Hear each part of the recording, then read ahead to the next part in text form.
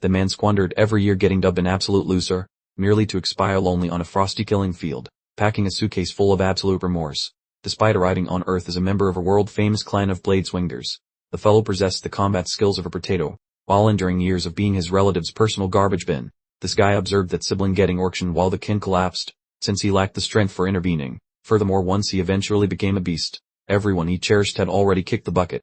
However, destiny provided our hero a fresh start to mend his blunders by chucking him into the past, at this moment wielding top-tier techniques from a blade god alongside some helpful spoilers for his biography. He intends to show his relatives precisely why poking the sleeping dragon was a massive mistake. Witness the total chaos when the clan's resident joke evolves into their most terrifying nightmare overnight. The tale begins beneath the crimson moon on a smoke-filled war zone, where our 30-something protagonist is questioning every single choice he ever made.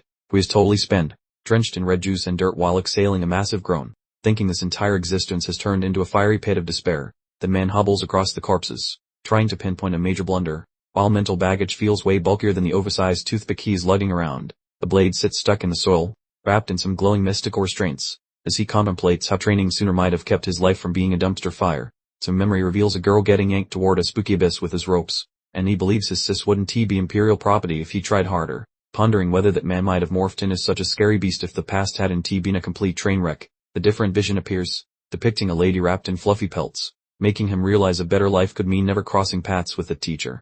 That female mentor rescued the man from the gutter while sharing all her wisdom, and frankly, she appears capable of bench pressing a mountain. The guy recalls her grin with warmth, labeling those times as peak existence, since the lady was far more than an instructor, actually serving as a guardian angel. Returning to now, he looks like he lost a fight with a lawnmower, feeling guilty for not being a nicer student when his boss was still around. He is clinging to life by a thread, using his weapon as a makeshift crutch, while inhaling oxygen seems like a chore he can barely manage. Surveying the pile of stiffs beneath the dim moonlight, a harsh realization strikes the man that such an outcome wasn't exactly his dream career path. However, the situation is spiraling further, as a sneaky figure creeps toward his blind spot, casting a pointy shadow that suggests he is about to get poked. That warrior detects some movement and spins around in pure disbelief, because despite being a top-tier fighter, he assumed he was the only survivor left in this graveyard.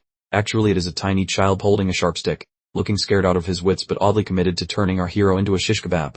The youngster's weapon is vibrating like a blender, while our main man thinks it pathetic that the pipsqueak can even keep his harbor steady. That fellow flashes a grim, red-stained grin while teasing the brat's courage, noting an attempt at saving those kids. Although here stands a youngster seeking some violent revenge, the child yells how he murdered his old man, aiming the pointy end directly at our guy's nose. While the vibes are incredibly awkward and intense, this blade expert merely gazes back using those exhausted, golden peepers, looking totally bored by the whole "you killed my daddy" routine. The man chuckles slightly, describing the situation as unfortunate using a creepy smirk, having fully accepted his status as the big bad within this youngster's life. That small fry bellows about beastly natures, his leaky eyes pouring salt water while his knees do a jittery dance of terror. Our blade expert finds that particular insult as refreshing as a lukewarm soda, considering beast is basically his middle name on weekdays. He begins decorating the floor with internal strawberry jam, gripping his ribcage as his physical vessel sends a formal resignation letter. A discarded toothpick rests in a crimson puddle, while his gray matter suggests that permanent nap time sounds like a fantastic plan. The juvenile is leaking like a broken faucet, whispering sweet lies about endurance while attempting to locate his missing spine for round one. Our main man flashes a gory grin and echoes the beastly title, preparing to serve a spicy plate of harsh truth to the youngster. He rattles off his resume of deleted dynasties and toasted kingdoms, proving that monster is actually a bit of a polite understatement here.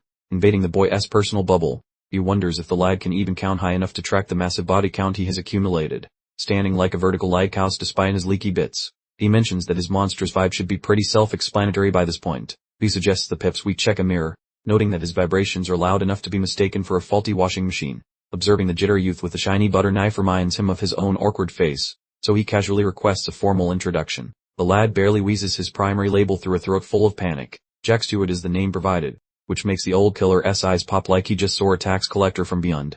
A wheezy laugh escapes since he also answers to Jack, proving that the universe has a real lazy sense of humor today. Luck and Gaze. He confesses that Stewart's father is just another forgotten tally mark in a very long and very crowded ledger of corpses. The boy's expression becomes a masterpiece of misery upon realizing his entire family history is basically just spam mailed to this old man. The youth screams that despite any flaws, the man was his hero, delivering a dose of sincerity that actually hits pretty hard.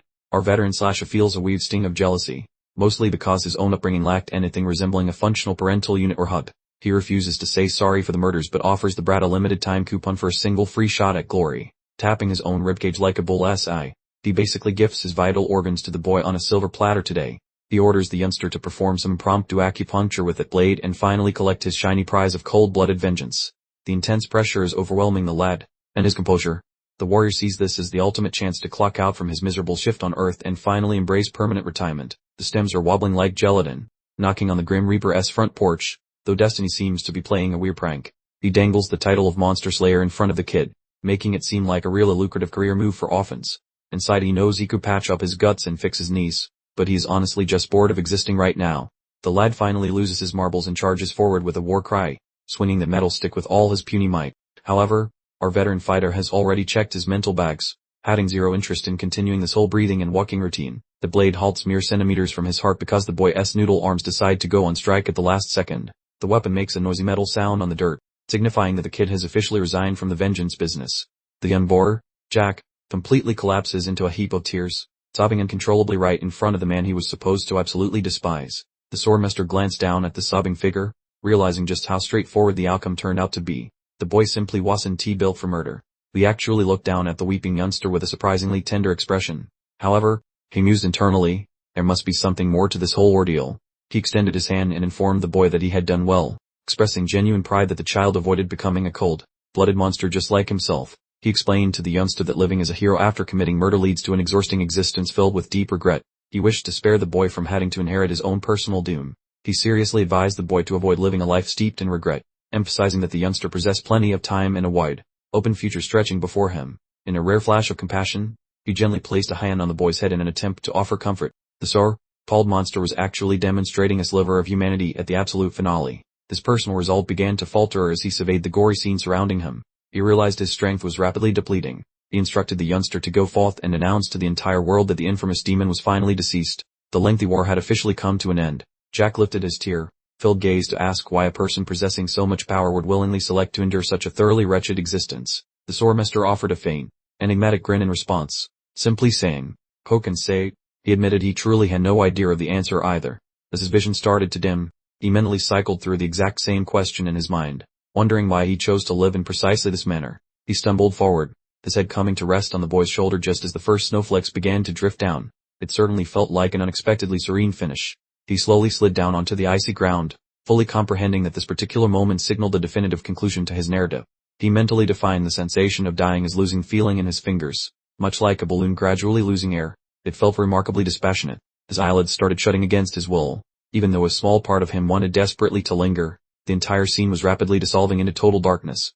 Just as he drew his final breath, the world immediately surrounding him fell into complete silence. The chaotic battlefield was finally completely motionless. In the very final instant, a surprising idea suddenly entered his mind. He began to ponder all the different possibilities that could have been.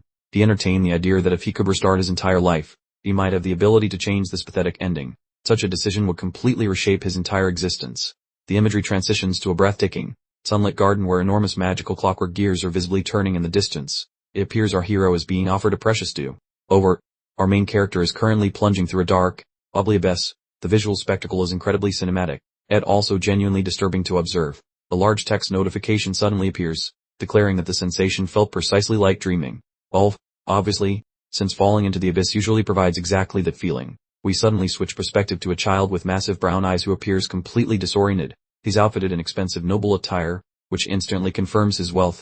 We observe portraits of his parents, who sadly passed away just as he entered the world. Now that's a truly terrible way to kick off a brand new life. Next up is his incredibly attractive sister and a middle brother who apparently behaved like a total bully toward him. He actually retains complete memory of his past existence though. Feast your eyes on this dramatically grim image of a person wearing a red cape, perched upon a literal mountain of bodies. After abandoning his given name, he became known as the Sword Ghost, which is undeniably a very cool title. He regains consciousness in a bedroom featuring an impossibly massive, ornate window. He instantly begins questioning if what he sees is reality or merely another bizarre nightmare. He looks at his reflection in the mirror and discovers he is back in his very small, childlike physical form. He ponders if he truly expired and if this entire scene is just his life flashing back to him. The confused child is grasping his head tightly and perspiring heavily. He believes he is completely losing his mind. And honestly, I would also freak out if I suddenly found myself shrunken down. The perspective flashes back to a majestic academy, immediately followed by a city reduced entirely to rubble. This was the very conflict he began in his past life, which is definitely no heroic action. Gory metal points leak fluid while on. Screen captions label him a savage despot. This man functioned as a beast amidst demons formerly. Mature Jack just loiters upon a massive collection of remains under a crimson moon. He decimated an entire kingdom plus every associate because he lacked mercy. We view a tight shot of his elderly, drained visage. He attained every goal and triumphed constantly but appears about as cheerful as a funeral. Subsequently we observe him resting there, mouth first in the mud. He was completely prepared to welcome the eternal slumber and quit everything. Real skeletal remains were tossed around his person. He possessed absolutely no motivation remaining to continue existing in that specific realm. Suddenly the visuals go black with captions mentioning that his pulse finally ceased. Quite the flair for dramatic storytelling. Returning to the present, small Jack is clutching his ribs in sheer amazement. He cannot believe he truly traveled back to his youth. His eyes are bulging while he perspires, questioning how any of this logic functions. Welcome back to the beginner level, friend. The viewer sees a massive wealthy manor behind a metal fence. Things look tranquil, however knowing this plot, it probably is chaos. Multicolor glazing exhibits a mythical combat in wielding steel. It transpires that Jack represented the final infant within that renowned Volunteer lineage. Little Jack is eclipsed by a gargantuan monument in the courtyard, possessing a noble rank at that age is quite a boast. Some attractive scarlet blooms appear while the narration notes he might have lived a cozy life if he lacked a hunger for control. The boy reaches out to pluck a blossom in the so-called rose garden. It looks like an expensive cinematic fairy tale sequence. He is perched solo in a pavilion at the manor, which is basically an elegant outbuilding hidden away from every other person. The greenery looks stunning, but the words drop a bombshell. The area is actually designated for banishment. This pretty sight is his jail. He is just a tiny juvenile in a massive vacant pavilion. The entire intent of this spot was to keep him isolated from his kin. He is slumped upon the ground gazing at the scenery. He is totally secluded, which is a fairly depressing way for a youngster to develop. Really ivory series showing captions. Specifically, this localized zone, the rose garden, effortless and extremely concise. Suddenly, a figure yells to him with a beverage. Jack looks up, likely startled that anyone is bothering with him. And everything changed. The footage transitions to a radiant, transparent sapphire atmosphere, offering a lovely deviation from those depressing historical segments. Jack stares at him with a slight grin. Assuming Ron was always rather cunning. He is already evaluating people with a mature perspective. He playfully asks Ron if the liquid contains poison. Ron looks completely terrified, as though he might experience a sudden cardiac event. Jack offers him a beaming smile and says he is forever grateful to Ron, which is a pleasant change of pace. Ron appears incredibly comforted and quite satisfied. In the background, you see Jack relaxing while his servant remains by his side. While taking a gulp, his gaze turns serious. He observes there are precisely 11 people in the yard, and just Ron. We see the walkway and discover that, besides Ron, 10 guards are lurking nearby. They are essentially his sitters and wardens.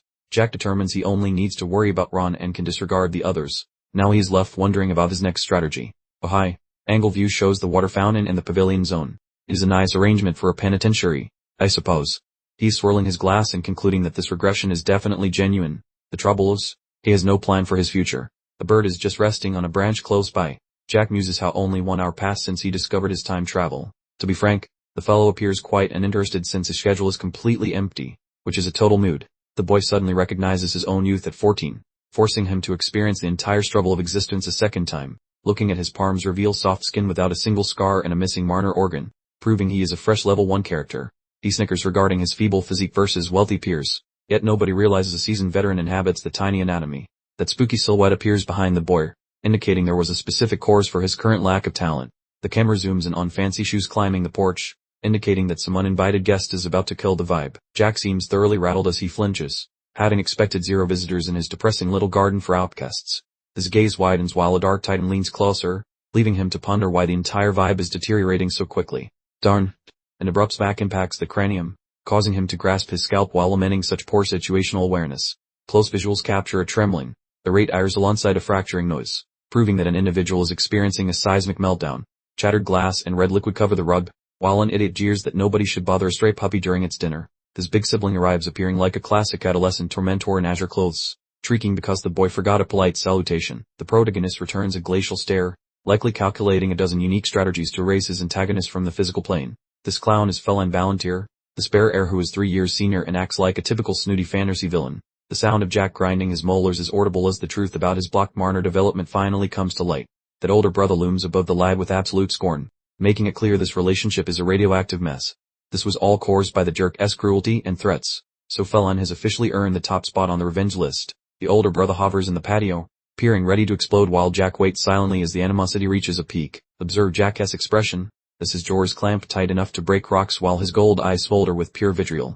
Feline stares with such nausea, inducing arrogance that Jack, despite living for decades elsewhere, still finds this man's face absolutely repulsive. The memory depicts a Hoth where the antagonist's insults repeat endlessly, as he nonchalantly mentions that their hand heartlessly dumps out a beverage, accompanied by Felon's voice echoing a promise to end Jack's life whenever he pleases. Little Jack looks miserable while soaked in tea and tears, as Felon tells him he is a useless failure at magic. The harassment never ceased. The scene when the sibling doused the helpless lad in beverages while threatening murder if he improved his station. Those heartless eyes watch as he orders the boy to live like Rokil, ensuring his brother remains an entirely microscopic and sad creature. The second son relaxes and chuckles while Jack sits hunched in agony, enjoying a truly pathetic and sick little power trip.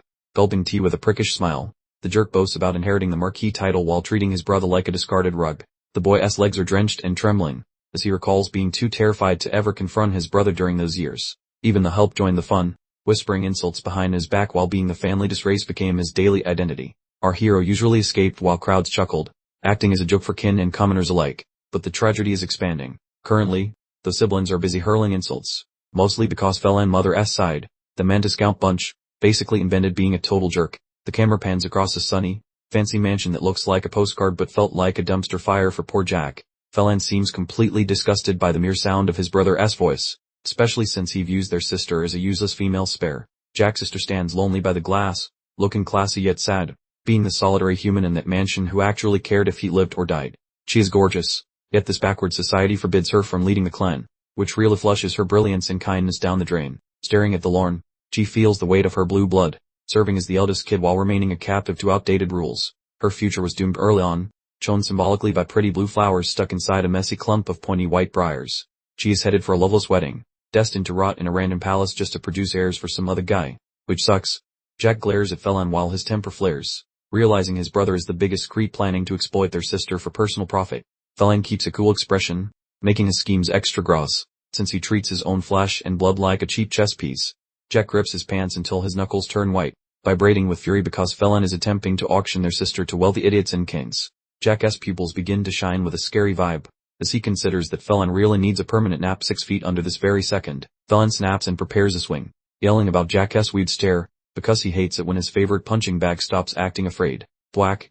Jack snatches Felon's arm out of the sky without sweating, and the confused look on Felon's mug is worth its weight in gold. The soldiers in the rear are totally speechless, having never guessed the puny baby of the family would resist, much less stop a bull. Felon is losing his mind, his features twisting while his limbs stays trapped, shouting bug-themed insults because he is no longer the boss here. Jack simply gazes at him with those bright, tubby eyes, remaining incredibly relaxed, which is actually much scarier than some loud temper tantrum. Jack shifts like lightning, snatching Felon and tossing him over his back, executing a perfect toss that sends the big brother airborne. Felon hits the tiles with a loud groan and immediate crash, ensuring he will need plenty of ice and ibuprofen tomorrow morning. Jack looms over his fallen foe, peering bored, while Ron stands behind them looking like he witnessed a zombie, his mouth hanging wide open. Jack offers a sassy little grin and wonders if he should have helped him up, showing a level of sass that breaks the scale. Felon gets up quickly, radiating magical energy, beyond ticked off that her supposed loser like Jack made him look stupid before the servants. He shows his fangs like a hungry beast, charging up his power, while the staff retreats knowing Felon is about to flip his lid. Jack looks utterly fatigued, exhaling deeply as if this fight is a boring errand, showing zero fear toward Felon's fancy light show. Felon collects a mountain of energy, spinning a glow around his body, though to a seasoned blade expert, it looks like beginner stuff. Ron sprints forward, waving his limbs to halt the violence, scared out of his wits that Felon might actually murder Jack today. Ron begs Felon to chill and stop using magic on his sibling, but Felon just looks hungrier for blood, his eyes turning bright red. Felon ignores him, slapping Ron across the jaw and knocking the butler aside, which makes Ron moan and turns this mess into a personal feud. Jack observes Ron collapsing, pausing his gaze to freeze over, caring nothing for himself but furious that his only pal got hurt by a jerk. He flashes a tiny, sinister grin at Felon, fully aware of what Ron can do, yet deciding to finish this little spat on his own. Felon hollers like a lunatic, labeling Jack a cocky jerk, all vowing to dispatch both the master and his high horse butler in one go. Jack squints his peepers, pondering how Felon runs his trap like a broken record, so he prepares to seal those lips permanently. We beckons Felon with a cheeky finger wag, mocking the guy by wondering if his fighting style relies entirely on hot air and insults. Felon loses his marbles and unsheathes a glowing magic toothpick, making Jack realize this shiny metal stick is actually meant for some very serious business. The camera zooms on a dusty boot ready to kick off, while Jack admits his current vessel has the athletic ability of a potato. Felon charges with a flashy sideswipe that looks like a neon disco light, but Jack is already hugging him before the swing finishes. Jack slips under the defense like a sneaky cat, letting the steel breeze over his hair because he already knows the script for this beatdown. He sidesteps the frantic hack with surgical precision, watching the magical buzzing butter knife whistle past his ribs by a tiny hair. Fallon boasts some tier 3 magic, but Jack views him as a mere toddler flailing around with a very overpriced and shiny kitchen utensil. Jack teleports behind the clown, leaving Fallon hitting the breeze, while Ron stares from the dirt with his jaw hitting the pavement. Jack snatches Fallon from the rear, contemplating a simple toss, but decides instead to give the boy a much-needed lesson in humility. He murmurs into the guy's ear that school is now in session, leaving Fallon looking like a deer caught in high beams. Jack seizes Fallon by the neck and shirt, immobilizing him, as the bullet finds that this petite parm is actually made of solid reinforced steel. Ron is completely flabbergasted, failing to compute the scene, while Jack muses that magic junkies really ought to invest in some basic common sense. Jack flashes a scary shark smile and agrees to proceed, getting ready to hand out the diploma of pain he previously promised. With a crunchy thud, Jack bounces Fallon's skull off the porch railing, effectively turning off the lights in that empty head of his. We see the guy's face folding under the pressure, leaking a pathetic squeal as he realizes his ego just met a very hard surface. Jack looms over his sleeping sibling, peering like a nightmare, figuring this is just a small refund for decades of being the family punching bag. Jack drives Fallon into the wooden fence with a wet smack, burping his windpipe like a discarded sock, done being everyone's favorite doormat today. Balin wheezes for oxygen, his complexion turning a lovely shade of tomato, as he stammers a shocked sound while witnessing his brother's terrifying new personality. Jack dumps the passed-out jerk like yesterday's garbage, peering down to see if there is any life left, though he honestly could not care less. He strolls off, bored by the carnage he created, whispering to himself that it is time to find the next item on his list. Ron and the Tin Can Brigade stand motionless, totally stunned, as one guard wobbles forward, debating if he should fight a kid who just dismantled a wizard. The camera shows a guard gripping his hilt so hard his knuckles turn white, terrified by a child moving with the grace of a professional assassin. Jack ignores them entirely, merely lifting a palm to signal a halt, projecting a vibe so bossy that even the grizzled veteran stopped dead. His pupils sparkle with a creepy yellow flame as he warns them to stay put, unless they fancy becoming a decorative floor rug too. The sentries swallow hard and start sweating under their buckets, realizing they definitely do not earn enough gold to mess with this pint-sized demon. Jack notes that it is splendid they found some common sense, before spinning around to yank a clump of Fallon's hair like a grocery bag. The boy hauls his sibling across the wood like a sack of laundry, actually having the nerve to moan about how much the big oaf weighs. Fallon emits a pathetic whimper while his scalp gets stretched, as Jack treats the future High Lord like a broken doll destined for the bin. Jack eyed the fountain, concluding it was a perfect location to finalize his plans. We asked with chilling politeness if Fallon wasn't feeling terribly sweltering today. Pip pulled the semi-conscious Fallon over to the fountain's edge, casually suggesting a head cooling session. This terrifyingly calm approach to public payback was only the first item on his itinerary. With a powerful shove and a loud splash, he plunged Fallon's head directly into the fountain. The time for pleasantries was officially over, replaced by pure, cold reality. Bubbles erupted to the surface as Fallon sputtered and fought underwater, the soundtrack of his struggles, entirely composed of gurgles, conveyed his feelings perfectly. Jack held Fallon firmly, wondering how the elite could be so surprised by the situation that he forgot to use his precious marner. It was truly a pathetic display. Jack reflected on the enormous misery the scoundrel had caused him in his past life. Every underwater second Fallon experienced was a tiny, satisfying bit of payback for years of abuse. Flashbacks detailed the family's ruin, the sister sold off, the father poisoned, and Fallon reigning as a tyrant. He recalled the shocking atrocities committed after this particular jerk became the Marquis. Fallon's greed led to the complete destruction of their home. We saw a cobweb-covered dining hall, utterly abandoned where all their family history used to reside. The self-proclaimed Marquis house eventually vanished without a trace. This empty, dusty room was the sad remains of their legacy, all thanks to Fallon's impressive incompetence. Addles Jack, now the legendary sword ghost, reviewed everything with cold indifference. He wasn't bothered by avenging his father or the house itself, but there was one thing he would absolutely never forgive. He remembered his older sister reading her books. She was the smartest person he had ever met, and she was the one who truly sacrificed absolutely everything for the family. Jack bared his teeth, snarling at the fools who wasted his sister's sacrifice. Fallon's arrogance essentially threw away the one single chance they had for survival. We see her during better times, descending the mansion stairs with her refined, elegant nature. She truly was the very soul of the house. She spent her days laughing and learning, entirely oblivious to the cruel fate her family would force upon her. Jack still struggles to imagine how she must have truly felt. He remembered her grand wedding, which was actually just her being sold for the glory of her house entirely undeserving of her. It was, in short, the beautiful present sentence. She looked desperately sad as she was led away, her eyes searching for help that never arrived. Someone politely asked if something was amiss, but she couldn't even speak the truth. Enter the fourth imperial prince, a man infamous for his disgusting and sadistic acts. He was a person Fallon and their father decided to hand her over to. The prince leaned close with a vile smirk, asking if she felt anxious. This particular fellow was essentially the working definition of a creep. He commanded her to keep her head bowed, not, and smile like a porcelain doll. Her life within the empire was solely mistreatment and misery. While the others feasted at home, she was suffering in silence for their benefit. The juxtaposition between this fancy dining table and her pain was truly sickening. She endured everything thinking she was protecting her family. Jack realized that even if his father or Felan knew her actual fate, they probably wouldn't have even cared. Back in reality, Jack pulled Felan's head out of the water before he actually drowned. He was so lost in anger over the past that he almost worried he might kill the guy too early. Felan was a total mess, gasping out pleas to spare him between coughs. He transformed from a tyrant to a shivering wreck in just a few minutes. Jack yanked him up by the hair, forcing him to beg for mercy. "Spare me," Felan cried. His pride completely shattered alongside his nose.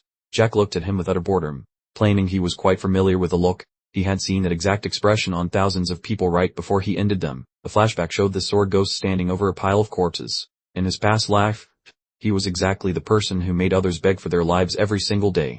The specific expression is made by those engulfed in the fear of death. They mused, "Piwas, after all, an expert at identifying the precise moment a person's soul breaks." He whispered into Felan's ear, telling him to reflect very carefully about everything he had done so far. The mental torture was clearly more effective than the water. He offered a sarcastic apology, claiming Felan probably didn't even remember the future crimes he hadn't committed yet. He asked chillingly what he should do to make him remember. Jack leaned in with a terrifying grin as Felan shuddered in pure terror. He wondered if Felan truly understood the value of family. The jesting maybe direct experience would help him learn. The elder brother bellows for a cessation of hostilities while descending into a panicked frenzy, though the protagonist watches the meltdown with the same interest one gives a dying net. The butler eventually regains his speech to plead for an end to the violence before irreversible damage occurs, feeling profound anxiety for the welfare of both siblings.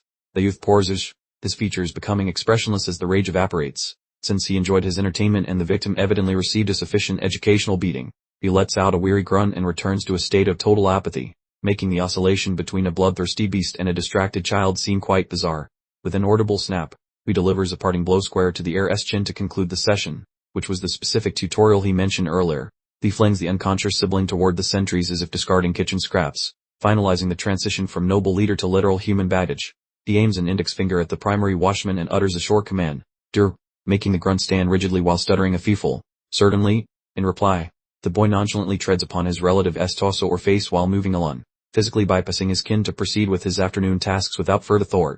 He instructs the security team to clear away this clutter, finished with the botanical scenery and this miserable apology for a family member. He glances over his shoulder once more to state that the victim is still breathing so they ought to fetch him and depart, exhibiting some incredibly feral conduct. The servant scurries forward to check on the boy's status, struggling to grasp how the formerly fragile child just pulverized a wizard using nothing but his fists. The lad simply dismisses the concern while remaining spotless, whereas the attendant is the one dripping with stress, proving the hierarchy of this dwelling has irrevocably altered. The butler observes as the men haul off the senseless victim, staring at the protagonist with a blend of reverence and actual dread, realizing the world has tilted. The youth remains poised while pink petals float around him, appearing like a genuine aristocrat who is tranquil, composed, and exceptionally lethal. News of his feats permeates the mansion instantly, with the entire social structure of the estate being upended while the boy firmly manipulates the mechanism of change. The elder son resembles a heap of laundry as he's dragged off, entirely senseless following the savage thrashing the protagonist administered among the shrubbery. The victim was no mere nuisance but the designated successor supported by the mighty Manhwa's dynasty, while the matriarch can be seen having a meltdown and shrieking for aid. General hysteria grips the property as the heir is deposited into an infirmary, since his anticipated path to becoming the next Marquis just crashed into a giant mountain. Bedridden with a fractured skull, the psychological shock gifted him a lasting phobia of bats, which is peak irony, so it is expected that the residence is in turmoil after those events.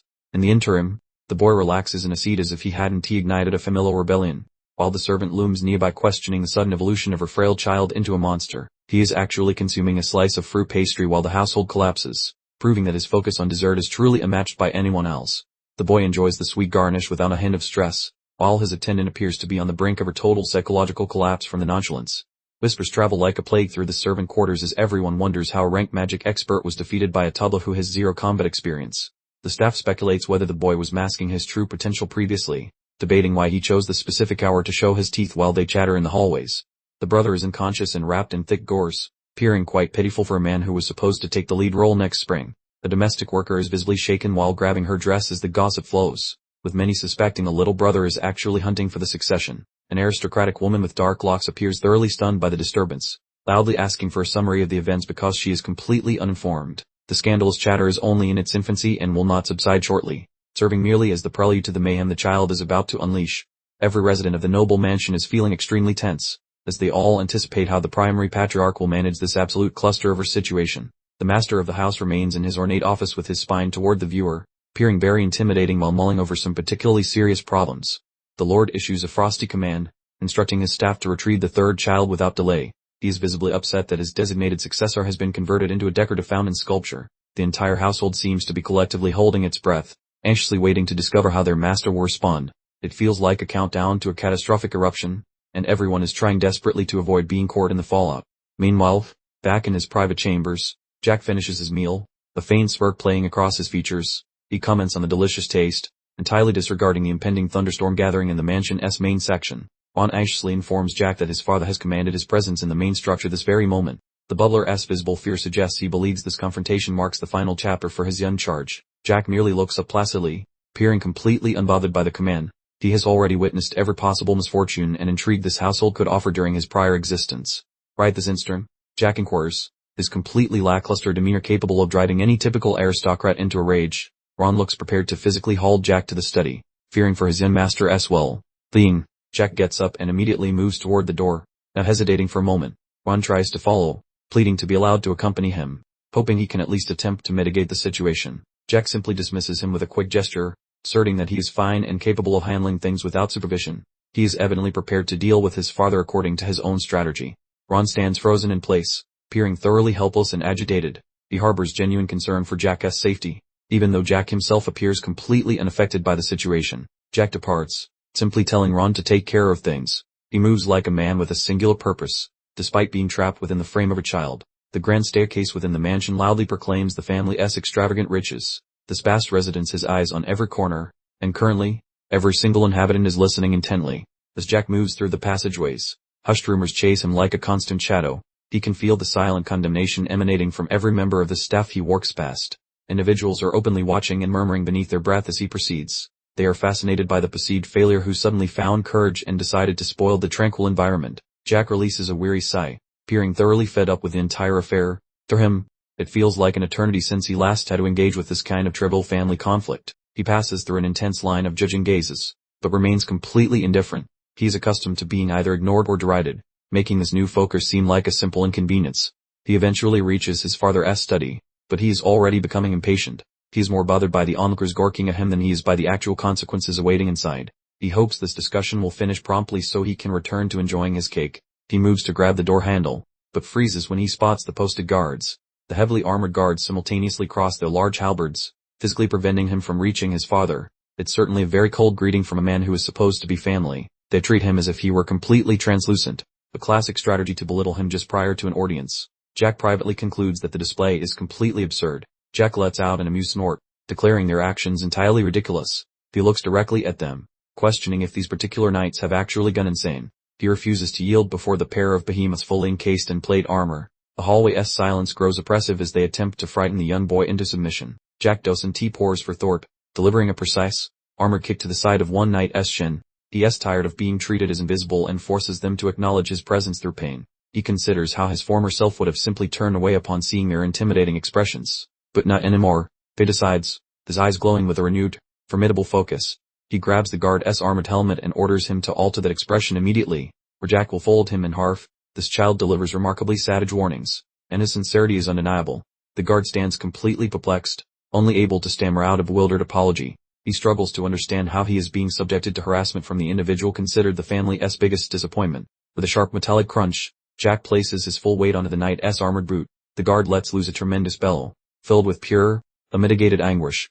The guard drops to his knees, clutching his foot as Jack simply continues forward. He declares that he will not request again, making it obvious who holds authority in this interaction. He turns back toward the sentinels and asks why they refuse him entry when he is the one who was called for this meeting. He has entirely subverted their attempted display of dominance. The second guard trembles visibly, stammering that he truly cannot reveal the reason why.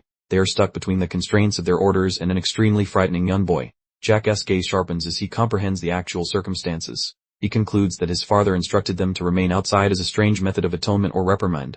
They sighed deeply, realizing his father was trying to make him wait in an attempt to assert dominance. He thought to himself that his old man truly hadn't changed a bit over the past several years.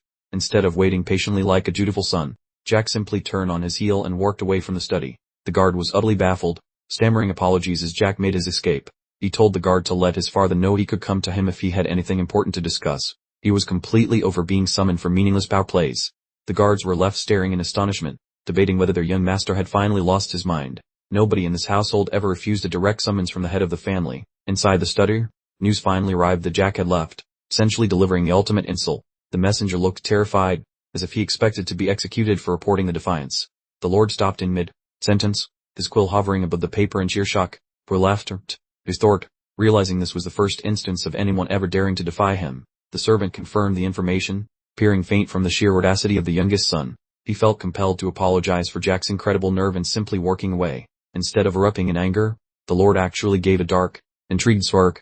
He simply said, "I see," genuinely fascinated by Jack's new personality. Standing tall in his vast study, looking imposing in his noble red cape, he noted that the youngest son had grown significantly. He seemed to actually respect the move, marking a shift in their dynamic. He tossed his writing instrument onto the desk with a sharp click, satisfied with the unexpected turn of events. The balance of power in the house had officially shifted, and the Marquis was ready for the next move. Jack was chilling in the garden, thinking to himself that his old man would probably show up soon. He had a great view of the huge estate, just waiting for the drama to commence. Suddenly, he heard movement and quickly whipped his head around, becoming instantly alert. His golden eyes were sharp, not missing a single detail approaching his direction. We get a beautiful view of the stone bridge during a magnificent sunset, with flower petals drifting through the gentle breeze. It looked peaceful, but a storm of family conflict was clearly brewing. A powerful figure stepped onto the bridge with a heavy thud, identifiable by their high-end boots. Jack could tell immediately from the footwear alone that this person meant business. Jack calmly took another sip of his beverage, totally unbothered by the arrival. He thought, speak of the devil, realizing his father had finally arrived for the showdown. There he was, the noble lord himself, marching into the garden with a whole procession of guards and assistants. He looked completely serious and ready to bring down the hammer of justice. Jack watched his father approach and thought his face screamed pure stubbornness. He couldn't help but inwardly chuckle, because despite everything he'd seen, his father hadn't changed one bit. The Lord stood directly in front of Jack, looking down at him with a commanding expression. Jack, however, remained comfortably seated. A massive power play in this hierarchical society. He looked at his father's profile and essentially considered him a non-entity. He remembered how this man literally attempted to murder him in a previous life, so any filial affection was completely gone. He recalled how his father sold out his own son to a lower-level thug just for a small boost in influence. He had zero respect left for someone who treated his own family like negotiating pawns. Jack noted that his father always hungered for more power than he could handle. Worst of all, the guy completely lacked the actual skill required to achieve his grand ambitions. Jack finally spoke up, asking in the most casual voice possible what brought him all the way over here. He wasn't even attempting to show the slightest respect a son should offer his father. The Lord was already losing his temper, demanding to know precisely what Jack had done. He was clearly referring to the rather brutal educational experience Jack had given his older brother. Jack simply gave him a blank, intense look and played completely innocent. Asking, did what? He was clearly a master at pushing people's buttons without breaking a sweat. The stepmother started shrieking at him for showing disrespect to the head of the household. Jack didn't even acknowledge her presence, internally dismissing her as nothing more than a yapping duck. He propped his feet up on the nearby table, delivering a blatant insult to noble etiquette. He then asked why they didn't just go inside if they had come all this way to converse. He stood up, drink still in hand, and began walking toward the main building. He casually questioned whether they really planned to conduct this important meeting right here in the dirt. Suddenly, a small saucer went flying through the air. Someone was definitely throwing a serious tantrum and taking their frustrations out on the fragile dinnerware. The entire group of attendants looked completely horrified by Jack's actions. They couldn't believe a commoner's child would dare to act so boldly in front of the Lord. The plate hit the ground and shattered into a million tiny pieces. The tension in the garden was so thick you could cut it in half with a very dull knife. The grumpy Marquis is throwing a glowing yellow tantrum, letting his magical stink fill the room just to make Jack feel like a tiny ant. Look at how he strangles that working stick, making mystical juice leak everywhere while the atmosphere gets heavier than a lead pancake. Jack reacts with the enthusiasm of a wet napkin, pondering if his pops is checking for a hidden battery pack in his chest cavity. The nobleman stares down and finally gets it, realizing the boy has absolutely zero magic engine inside, which actually leaves him looking shocked. He figures the kid must be a secret ninja instead, suddenly deciding that his supposedly trashy offspring might actually be worth the price of rent. Pops demands to know why he hid those skills, but Jack just chugs his drink, knowing the old man would never buy a time travel story. The wicked step, Mum is glitching out again, screeching insults about born peasants while vibrating like an angry cell phone in the corner. The boss tells her to zip it, confessing he used to think Jack was garbage but now sees him as a functional tool. Spoken like a true villain, Jack lets his peepers glow a spooky amber while staring back, evidently not thrilled about being treated like a useful kitchen appliance. He asks a chilly question about whether his son's status expires if he loses his utility. showing everyone that his father's heart is basically empty. The big boss fires back by asking if the boy even desires a family connection, proving he is a top-tier antagonist without any soul. Jack gazes elsewhere, having zero interest in that brand of validation. Since he's finished begging for scraps from people who suck, he spins around and struts off, leaving the whole crowd paralyzed while the help starts gossiping like they are on a reality show. The nobleman just says alright, pretending he doesn't care about being ghosted, though he's definitely updating his mental files on Jack. The crowd is scratching their heads, confused why the boy is ghosting them without a temper tantrum, as his chill vibes make no sense. He pauses to toss a glance back at his bonus mommy, preparing to launch a spicy verbal grenade right in her direction. He mentions her face is folding like an accordion and she needs a spa day, making her look like a ticking bomb of fury. He rocks a cheeky smirk while departing, realizing that watching her malfunction brings him pure joy, which is honestly a mood. He drops a fake polite farewell as he exits, leaving the group to simmer in their own saltiness while he claims the victory. He wishes them a pleasant night, and even asks them to say hi to his brother, the one currently getting patched up in the hospital. The scene fades to gray with a caption about their lovely family buns, dripping with enough sarcasm to drown a giant whale. We pan across the school roof-ups under a blanket of twinkly lights, indicating that the clock is ticking forward in this tale. Jack reads a flyer that puts him in time, out for nearly 3 weeks thanks to his recent armor. Though peace and quiet sound sweet, he doodles in his chamber, whining about the overreaction to his brotherly beatdown, as if assault is just part of a balanced breakfast. He thinks it is wild he gets punished now, when Felon used to treat him like a punching bag without anyone batting an eye. He draws pictures while wondering what prison life is like in this joint, showing he does not give a single hoot about the penalty. He figures he is already living the hermit life in the garden, so staying indoors is no biggie while he sketches some petals. Ron is sweating bullets while Jack works his charcoal, wondering if his pops is just using this as a way to ground him permanently. A light bulb suddenly explodes in his brain, and he shouts about the school, remembering he is actually supposed to be attending classes.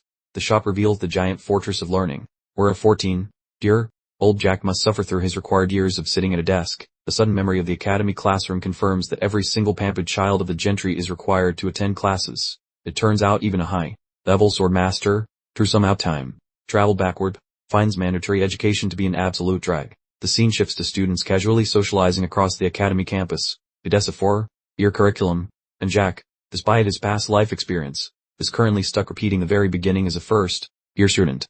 We observe a picturesque view of the academy building during sunset. It turns out the students are currently enjoying their summer break, which totally explains why Jack has been hanging around his family's manor. Jack chuckles to himself while sketching at his easel, finding immense humor in the fact that he has to be a school kid once more. The idea of being a student again is truly side-splittingly ridiculous to him. His expression quickly hardens as thoughts of his mentor, who has strong connections to the school, cross his mind. He concludes he must stop procrastinating and cannot afford to keep playing games with the ridiculous Marquis family. Upon finishing his masterpiece of reverse, he makes the firm decision that returning to the academy is essential. There are much larger priorities on his plate than dealing with the petty nonsense of his dysfunctional family. Crunching the numbers reveals he has 27 days remaining on break and 20 days of scheduled confinement. The 6-day journey means his father has essentially forced him into a direct, non-stop trip straight back to school the second he is released. Ron is standing nearby, looking noticeably ill at ease. Jack turns toward him and inquires whether he has finally wrapped up whatever mysterious chore he was supposedly performing. Jack rises to his feet, demanding directions to the solitary confinement cell. He is completely ready to serve his time and get on with the more significant mission that awaits him. Ron appears completely uncertain, refusing to make eye contact with Jack. Jack asks if Ron has been struck mute and insists on knowing the exact location of the confinement area.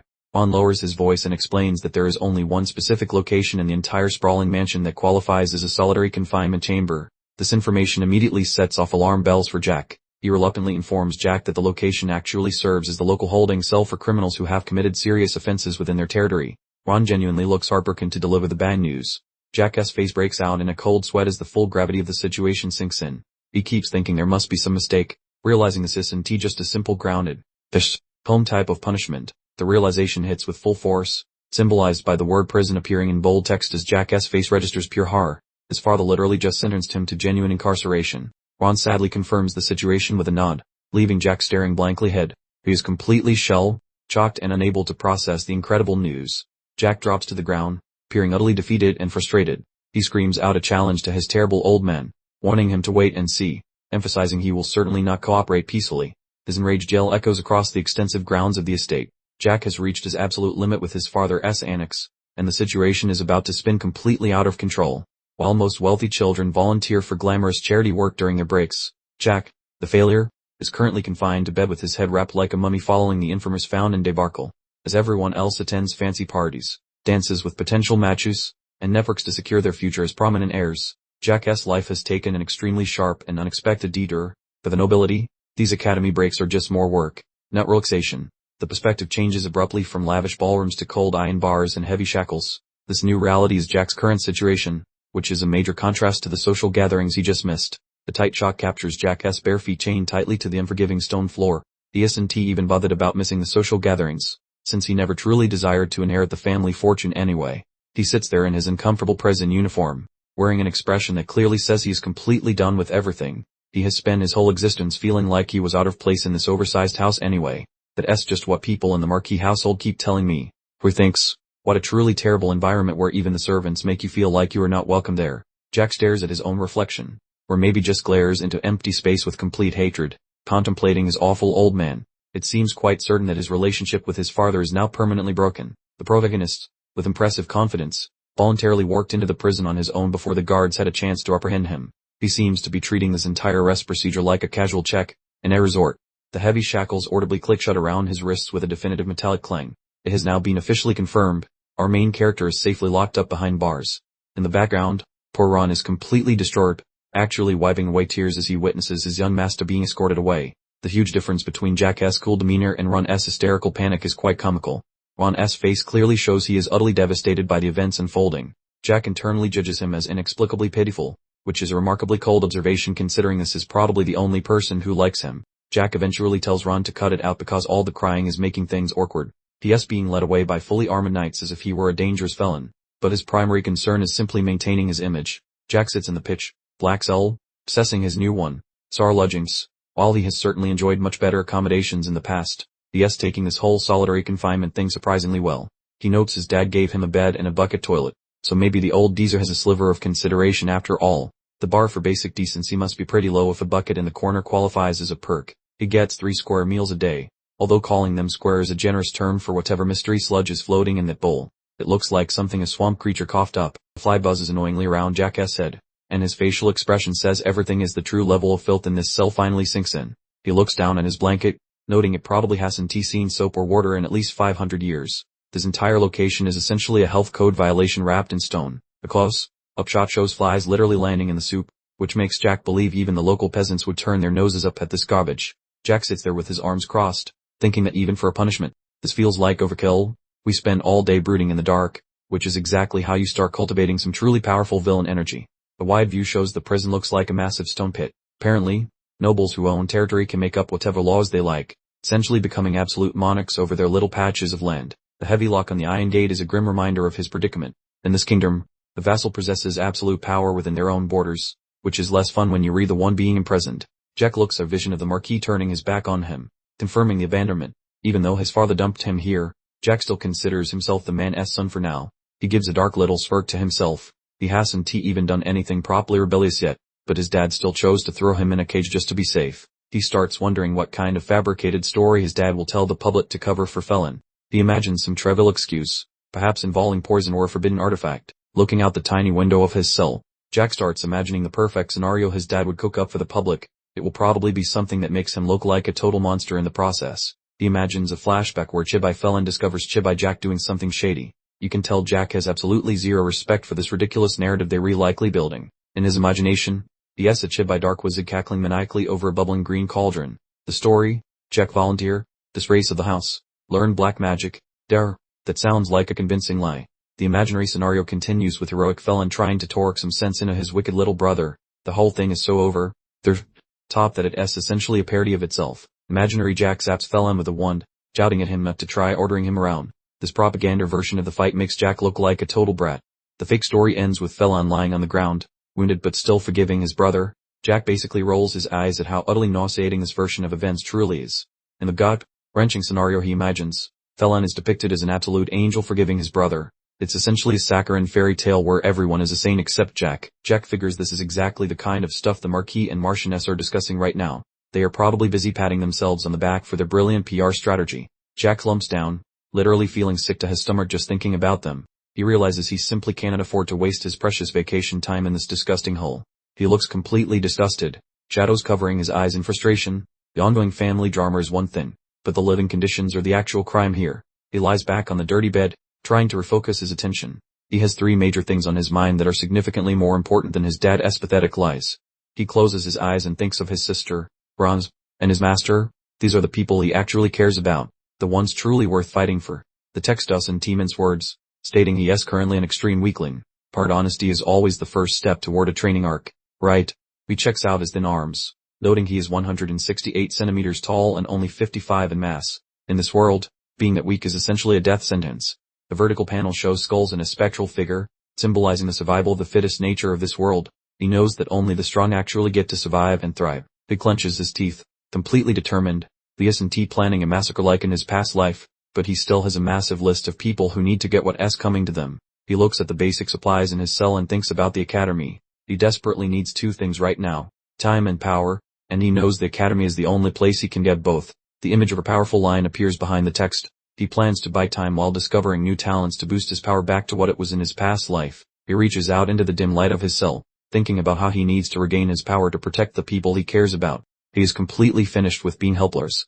He balled his hand up so tightly that his knuckles look like tiny white golf balls. He decided it was time to put his nose to the grindstone. He pushed himself up from the mattress edge, grumbling softly to himself about the task ahead.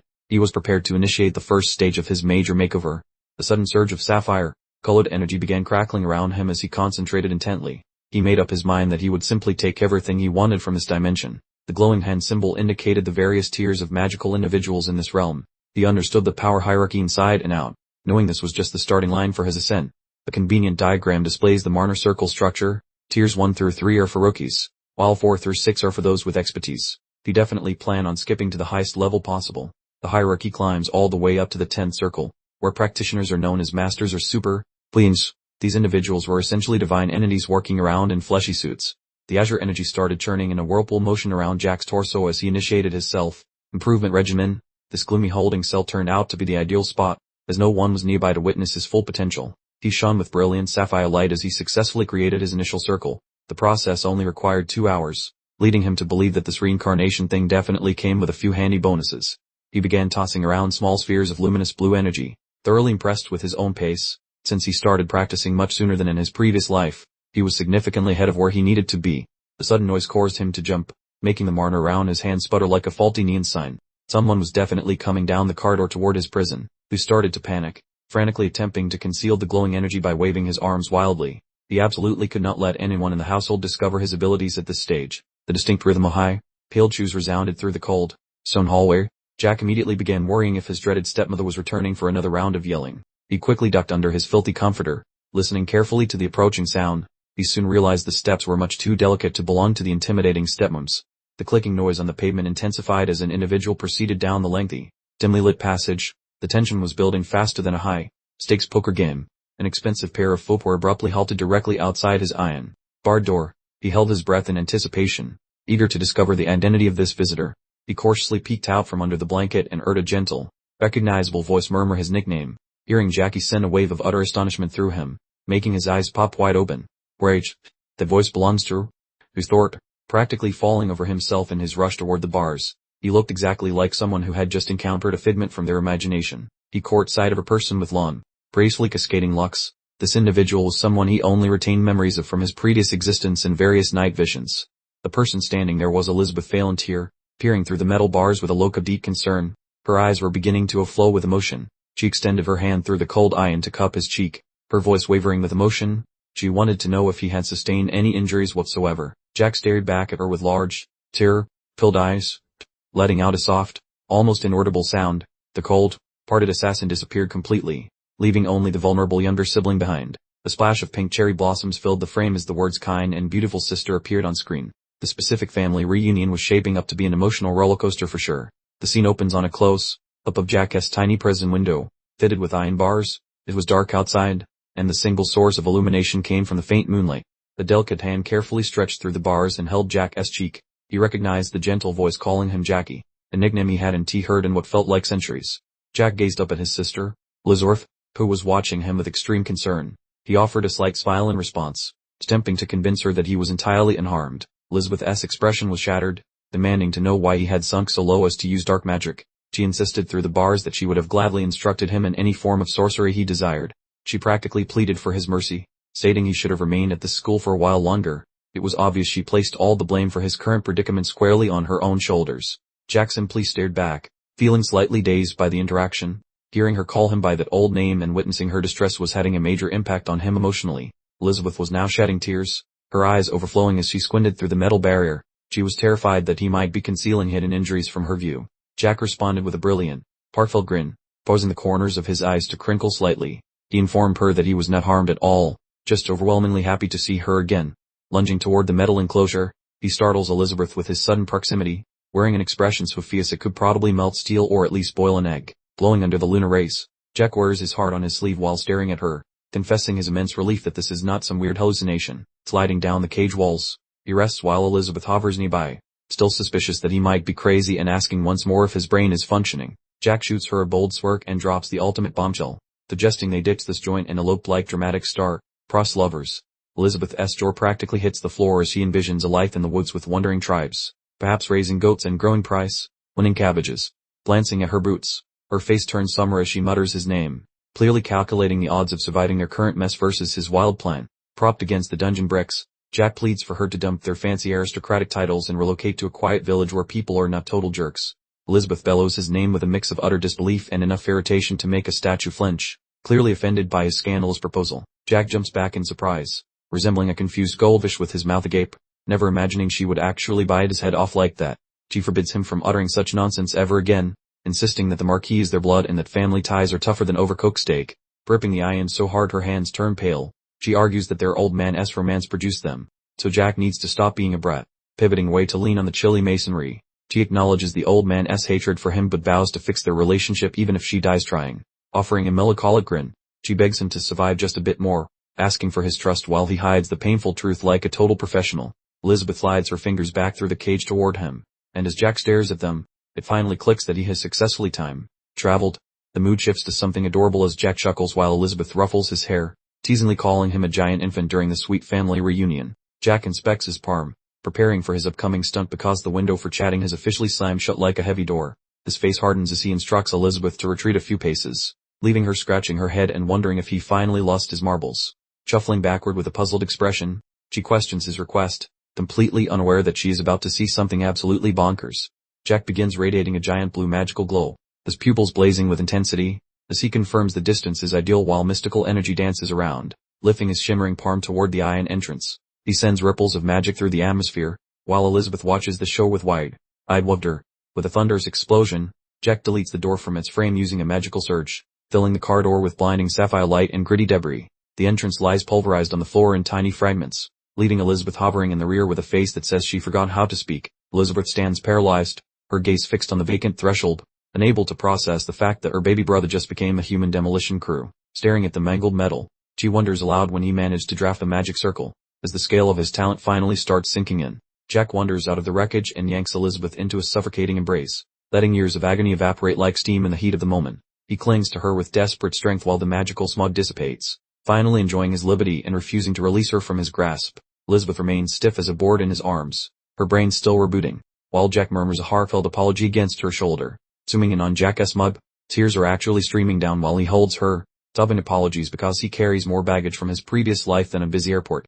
Elizabeth recoils slightly, wearing an expression of peak anxiety, as she asks if he is truly alright or if he ate some moldy dungeon bread. She stares directly into his soul with a face full of maternal worry, desperately needing him to confirm his sanity one more time. The lad offers a moist grin, murmuring that his current mood beats being a soggy biscuit by a long shot. Squeezing the woman in another embrace, he grips her firmly as if afraid she might evaporate like mist, peering toward the horizon with hardened eyes. The protagonist swears this attempt won't become a flaming train wreck. His features turn rigid while cuddling, internally pledging that his sibling will never again suffer for their messy relatives. With a gaze pulsing with focus, the brother promises to unlock her future, granting her total freedom to live lavishly. A quiet view from behind shows the pair hugging in that gloomy jail corridor, two figures against the gray stone. Suddenly, the man's face darkens with malice, recalling the foul secrets extracted from that fourth prince in a past life. The massive message box pops up, signaling that the lightheartedness is over and the real drama is starting now. The heavy iron barrier blocks the end of the rocky hall, peering about as friendly as a shark in a bathtub. Thinking back to his previous existence in the pit, he remembers uncovering a truth that flipped his reality upside down. The hero's fist clenches until the skin turns ghostly, vibrating with a rage that could melt lead upon remembering the event. Stomping through the masonry passage, the heavy clatter of his footwear resonates like a rhythmic march toward a final reckoning. The murky vision depicts a victim tied to a rack being questioned by a cloaked figure, showing the protagonist's old methods.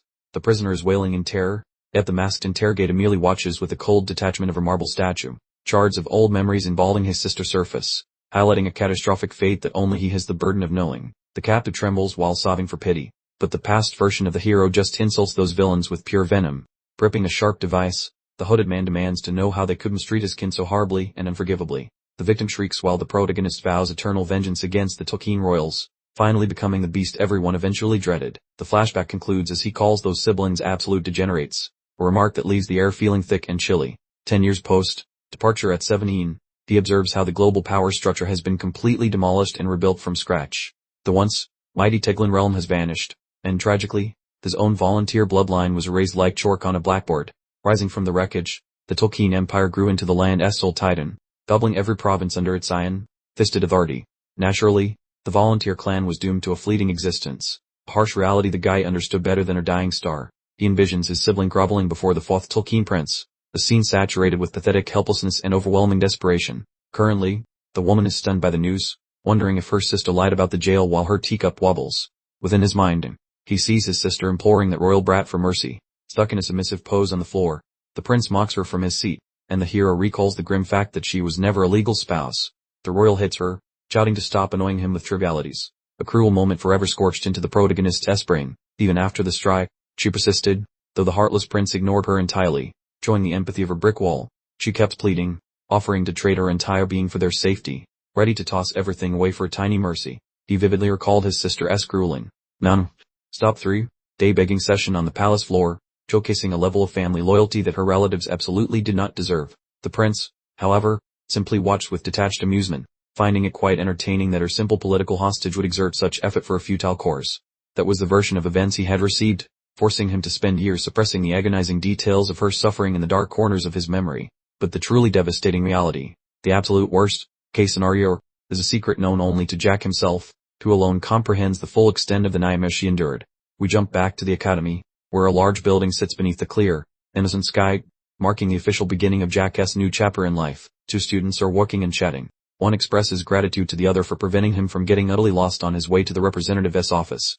Suddenly, Jack feels a distinctly malevolent presence, causing his eyes to widen considerably, and he instantly spins around, fully prepared for confrontation. The hand clamps down on his shoulder from behind, as a voice suggests he might be seriously misinterpreting a few things, causing Jack's eyes to glow with dangerous light. It turns out to be the fourth Imperial Prince, Ian, who grabbed Jack, telling him that while he could learn about the volunteer house, the timing just wasn't right at this very second. The prince leans in close with a chillingly smug smile, generously offering Jack permission to continue breathing, provided he agrees to follow every instruction perfectly. Jack knows what happens next in the future. His sister becomes the fourth Imperial Princess's personal plaything. Because for the prince, people were just disposable tools to be wielded like a sword. Given the desperate situation, Jack understood precisely what was inevitable, namely the powerful individuals taking complete advantage of the less powerful ones. What actually occurred was both simple and horrifically predictable, as he recalled witnessing his sister's state, thoroughly shattered and exploited by others. She was eventually prosecuted and summarily executed by the legal wife after the fourth Imperial Prince successfully ascended to the throne, sealing her unfortunate fate. Jack lets out a roar of agony, the memory of his sister's fate completely tearing him apart, a pain that stubbornly pursued him through death and back again. Roughly 1 year later, the volunteer Marquis house was utterly destroyed, leaving behind ruins of his family home that serve as a stark reminder of his failure to protect them. Every individual and object associated with the Tolkien name became a high-priority target, and as long as they retained even the smallest connection to the Empire, he eliminated them. After hearing the story and comprehending the full truth of his sister's agony, he transformed into a monster, which served as the official catalyst for his bloody rampage. And this was only the start. He made a vow to completely erase every single trace of their existence from the face of the earth. In the present moment, Elizabeth gently touches Jack's cheek, reflecting on how the previous timeline was far too horrific and agonizing to even truly imagine. She offers him a soft, reassuring smile and quietly asks if he is okay, genuinely trying to alleviate his tension and put his mind at ease. Jack mirrors her smile, telling her firmly not to worry, a man determined to safeguard that particular smile from any harm during this current timeline. He instructs her to not rush things, regardless of what occurs next, as they share a peaceful moment with the night sky visible just beyond the window pane. A close-up shot focuses on Elizabeth's feet as she takes a step forward, indicating a definite transformation in the girl who used to spend all her time avoiding everything and hiding. Jack holds Elizabeth carefully, with a newly hardened determination sparkling in his gaze. Elizabeth gazes outside the window, a pensive expression settling on her face. Internally debating whether this transformation truly counts as a positive development, she considers the gossip, finding it genuinely challenging to accept that Jack actually used black magic, especially since his current demeanor is so drastically altered. As a Sixth Circle user herself, she understands magical power well, and she cannot detect even the faintest indication of black magic coming from him. She determines that there is absolutely zero chance that her Seventh Circle user, much less a novice, could conceal something like that from her, meaning the story simply contains too many inconsistencies. Standing right outside the entrance to her father's study, she suspects the Martian's influence must be involved and steels herself for the upcoming confrontation. She strode into the study where her father sat by the hearth and, skipping all pleasantries, demanded Jack's immediate release from prison. The Marquis glanced up from his drink and, completely unfazed by her request, simply asked for a good reason why he should bother. Elizabeth pointed out that black magic was mostly just a scary story from ancient legends, making it entirely unbelievable that a child so young could possibly learn such intricate arts. The Marquis casually sipped his tea, considering how problematic it would be to explain the true state of affairs to the public, proving his thoughts were strictly political. Elizabeth remained perfectly silent, waiting for her father to respond. As the heavy tension in the room grew thick enough to cut with a dull knife, the Marquis accurately read her expression, stating she already knew Jack possessed zero talent for the heir's position, then waved his hand to tell her to continue. Elizabeth pressed on, her expression firm and unyielding, fully aware that this confrontation was a truly critical moment for her. The Marquis's hand clenched into a tight fist, a dark shadow passing over his eyes as he recognized her argument was actually a veiled warning directed at him. He gave a sinister smirk, acknowledging that her political maneuvering was impressive, and complimented her intelligence, admitting she played the game well. Elizabeth's thoughts drifted to the life of her porn. As the Marquis's illegitimate child, she knew her father fully expected her to accept her predetermined fate and silently fade into the background. The Marquis explained this served as a warning about what would happen to Jack if she tried to act foolishly or reject her destiny, essentially using him as leverage. Her hand began to tremble slightly as she realized this whole situation was never about Jack's misbehavior, but a calculated threat meant for her. The Marquis continued, explaining that when Jack reached adulthood, he would officially be declared dead, raising his identity entirely to allow him to live a completely normal life elsewhere. Elizabeth was stunned by the sudden admission, asking if it was truly possible, her voice shaking as she stared at her father for confirmation. The Marquis turned to pet his massive dog, reminding Elizabeth not to forget her own duty in the meantime, and assuring her that this plan also included her future. Elizabeth, her voice barely a whisper, told him to please not trouble himself, feeling completely trapped by his cold, meticulous calculations. She thought this whole setup was far too cruel to be mere coincidence, noting Phelan was a third circle magic user while Jack, the youngest, hadn't manifested even a single one. Her mind flashed back to the image of Jack blowing open his cell with a massive blast of magic, making her wonder exactly what she had witnessed earlier in complete confusion. The Marquis nonchalantly dismissed her concerns, stating that the past was irrelevant, then casually granted her request for Jack's release while taking a sip of tea. Elizabeth thanked him and requested permission to leave, exiting the study with a heavy heart, while the Marquis coldly replied, "Very well." As the heavy doors to the study closed, an oppressive silence descended, solidifying the terrifying agreement that had just been struck. The Marquis watched her go, the look of smug calculation on his face, convinced he had completely dominated this round of their complicated little game. Elizabeth stood outside the door, hands tightly clasped, attempting to comprehend the gravity of the exchange, as a sudden surge of pure dread washed over her. Her thoughts returned to Jack's desperate plea to abandon everything and run, his words echoing through her mind with a weight heavier than any physical burden. Clutching her chest tightly, she whispered, "That cannot be true, Jackie."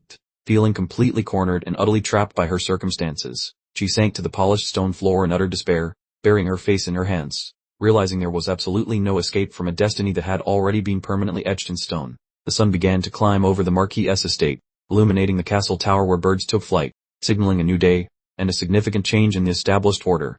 Inside his tiny cell, Jack let out an enormous yawn, finally feeling the full weight of exhaustion catch up with him after all the recent excitement and commotion. He rubbed his eyes, speculating if his extreme fatigue was due to the unusually vivid dream he experienced, where it felt like he was reliving a completely different, very long, past life. The jailer suddenly materialized at the iron door, sheepishly apologizing for disturbing his nap, declaring Jack was free to go, but Jack merely returned the news with a stony, unpressed glare, apparently not the type to throw a party about leaving. The washerman, who was inexplicably encased in clanking plate armor, reiterated his announcement, wondering aloud if Jack possessed functional ears, exhibiting an astounding amount of sass for someone addressing a peerage member, albeit one currently in timeout. Jack offered a subtle, knowing grin, mentally filing away the guard's casual, insolent address, but chose to overlook the offense this minute, deciding that dealing with such trivialities was beneath him. Honestly, finally outside the dungeon, Jack faced the knight, acidly commenting that the accommodations were charmingly snug, then quipped that for a person who once ruled empires, the knight's petty insolence seemed terribly short-sighted.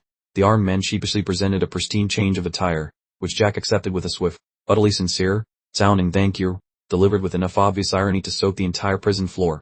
The knight appeared genuinely perplexed by the whole exchange, so Jack fixed him with a frigid, tearing gaze where his pupils seemed to emit actual light, remembering the echoing disapproval of his old teacher scolding a lack of basic manners. Completely rattled by Jack's menacing focus, the guard instantly started sweating profusely, prompting Jack to inquire why he was rubbernecking, ordering him to scoot unless he happened to be carrying some shiny new footwear. The armored man recoiled abruptly, sputtering an utterly bewildered excuse, internally struggling to grasp how the supposed prisoner, a mere youth he was assigned to watch, managed to be this incredibly terrifying and belligerent. Jack invaded the knight's bubble immediately, eyes lit like a suspicious cat, inquiring in a dangerous whisper if the guard believed they were suddenly best friends forever, leaving the poor sap only capable of senseless stuttering, his nerves utterly shattered. The soldier's mind was short-circuiting, totally unable to process the overwhelming authority radiating from this juvenile delinquent.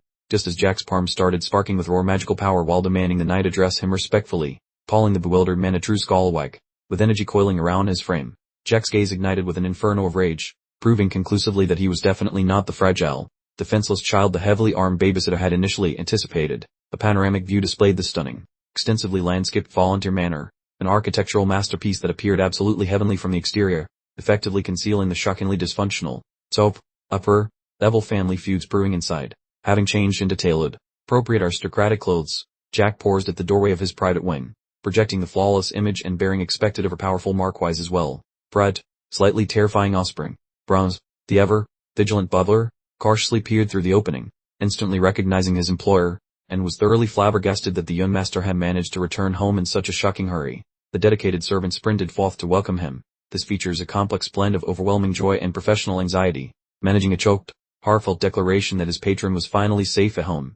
Ron immediately dove into a flurry of hovering, clutching Jack's shoulders and anxiously checking for scrapes or bruises, while Jack, clearly a little weirded out by the intense devotion, smoothly assured him that he was perfectly unharmed. The butler maintained his deep state of alarm, his sharp eyes meticulously sweeping over Jack, searching for even the smallest physical tremor, confirming that the poor, devoted man had likely skipped several nights of quality slumber worrying about the recent incident. Ron's hysteria escalated as he demanded an explanation for the unbelievable mess, immediately fixating on the suspicious splatters staining Jack's present garment, forcing Jack to quickly explain that the crimson stains were absolutely not his. Hoping to subdue the frenzied caretaker, Jack finally managed to cut through the noise, smoothly pivoting the conversation away from bodily fluids, mentioning casually that he sensed some unexpected company, and wondered aloud if the annex wasn't suddenly hosting a party. Naturally, Jack was spot on, finding a full detail of large infantrymen, maybe not 10 feet tall, and a fresh young squire from the prestigious Iron Blood Knights positioned conspicuously, indicating his father had gone overboard upgrading the security detail. A strikingly attractive knight with suspiciously golden hair advanced from the group, confirming his identity as the Iron Blood Knight page, who had apparently been designated to serve as Jack's extremely reluctant personal chaperone. Ron instantly regarded the handsome soldier with genuine sympathy, sighing about the unfortunate fellow, explaining that the knight's lifelong ambition was to join the esteemed order, only to be reduced to glorified young adult surveillance. The knight dropped to one knee before Jack, yet delivered an opening speech devoid of courtesy, stating clearly he harbored zero interest in playing caregiver and merely commiserated with Jack's pitiable position. A truly regrettable blunder, pal. The color instantly evaporated from the knight's features as a shocking, terrible truth clicked into place, mentally shrieking that Jack knew everything about the present incident. Realizing with dread that he was the exact same insolent jailer from earlier, he began to shiver violently, completely unable to stop the excessive perspiration that drenched his face, fully grasping that he had definitely dug himself a remarkably deep, ending hole this time. Jack and Ron simply stayed down impassively at the miserable, frustrated knight, who managed a belated, formal greeting addressing Jack as the third young lord, a formality far too late to undo the catastrophic injury he had already inflicted. The knight started incoherent blathering, desperately inquiring if the rumors regarding Jack's incarceration were false, causing Ron to shake his head in utter disbelief, convinced that the man had completely checked out of reality. The soldier remembered hearing gossip from the Mandy's clique, the very group backing Fallon, and had foolishly presumed that Jack, being the family black sheep, would just meekly accept his misfortune and keep his mouth firmly shut. Ron attempted a diplomatic intervention, gently suggesting that the knight's recent commentary was unnecessarily sharp, but the fool instantly escalated the situation, aggressively asking if there was an issue with identifying an idiot when he saw one. That disrespectful retort was the final limit, Jack's face freezing into a glacier as he addressed the doomed soldier, commandingly telling him to remain precisely where he was and perform his appointed duty of surveillance, which was the only task he was assigned anyway. Jack leaned in, his voice dropping to a dangerous whisper. We instructed the knight to simply do his job and stop discussing things he clearly didn't comprehend, offering a simple ultimatum: either dire, or shut up and obey. The knight was absolutely terrified. He had been sent to supervise Jack and genuinely believed he held all the authority. He expected Jack to grovel before him, not threaten to kill him. Completely humiliated and knowing his place, the knight finally gave up. He meekly apologized and agreed, his voice trembling uncontrollably with genuine fear. Jack completely lost his mind, bursting into laughter because the knight had actually shown a glimmer of sense for once. He mocked the guy relentlessly, calling him a disobedient dog who finally learned to think. Jack, already bored with the conversation, started walking away with Ron right behind him. He informed the knight that he was too lazy to keep talking and ordered him to go settle his business before coming back to report. He paused for just a moment to deliver a final, legendary burn over his shoulder. Jack told the knight that if he had an issue with his new treatment, he was more than welcome to go complain to the Marquis about it.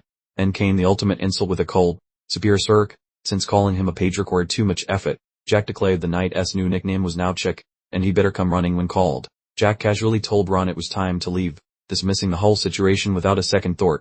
The newly christened Chick was left in total panic, scrambling and shouting in an attempt to keep up with his new master. The once proud knight stood there, utterly devastated by his new status. He repeated the embarrassing nickname Chick while surrounded by imaginary baby birds, having officially lost all remaining dignity. With the knight fully dealt with, Jack turned all his attention back to his loyal butler, patting Ron's hand on his shoulder. He turned to Ron with a warm smile, the menace completely erased from his expression. Ron's thin ounce, he was craving something exceptional today, ready to forget about the morning's drama. Ron was overjoyed, bowing respectfully in response. He confirmed that yes, then master, he would prepare the requested dish once Jack changed, thrilled to have the opportunity to serve him again. And what an incredible meal it was. Ron laid out a veritable banquet fit for royalty, complete with perfectly prepared steak and an assortment of delicious side dishes. Jack eagerly licked his lips, his mouth already watering at the sight of the amazing feast. He was definitely prepared to devour everything. A cute chibi version of Jack appeared, absolutely in love with the food. The text simply confirmed what was obvious. This meal was beyond delicious. Jack took a bite and was blown away by the taste. As expected, he exclaimed, Ron's cooking abilities were flawless. Ron simply smiled gently, saying he felt honored by the compliment.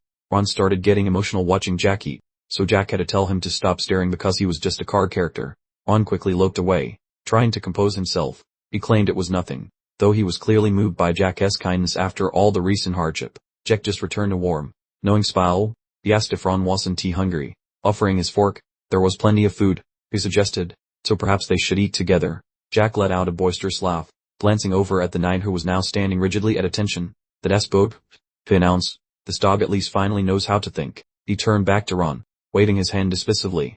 Anyway, he said, he was simply too lazy to continue talking, instructing Ron to report the incident with the knight to the Marquis on his own. Jack pushed a plate of food over toward his loyal butler. With a kind smile, he asked Ron if he wasn't hungry, explaining that there was plenty of food so they should eat together.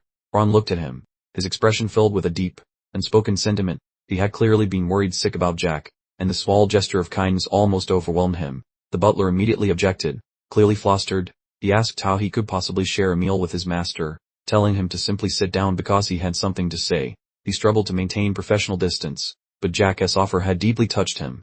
Ron bowed his head, finally surrendering to his young master's demand. He agreed, same, if you truly insist, finding himself unable to refuse such a heartfelt invitation. As they shared the meal, Jack turned serious. He casually inquired about his sister's current state. Though his eyes showed clear concern, Ron replied that Lady Elizabeth was doing as she usually did. Jack suddenly slammed his hand down on the table, anger flashing in his eyes. He furiously demanded to know if Ron was calling her on his behalf, completely catching the poor butler off guard with his sudden intensity. Ron was absolutely stunned by the accusation. Jack declared that Ron, more than anyone else, should understand how much his sister was suffering, leaving Ron to stammer out a confused pardon me.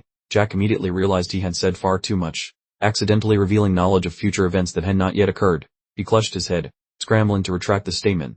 I don't know, he muttered. What could I have possibly meant? A heavy, awkward silence fell between them.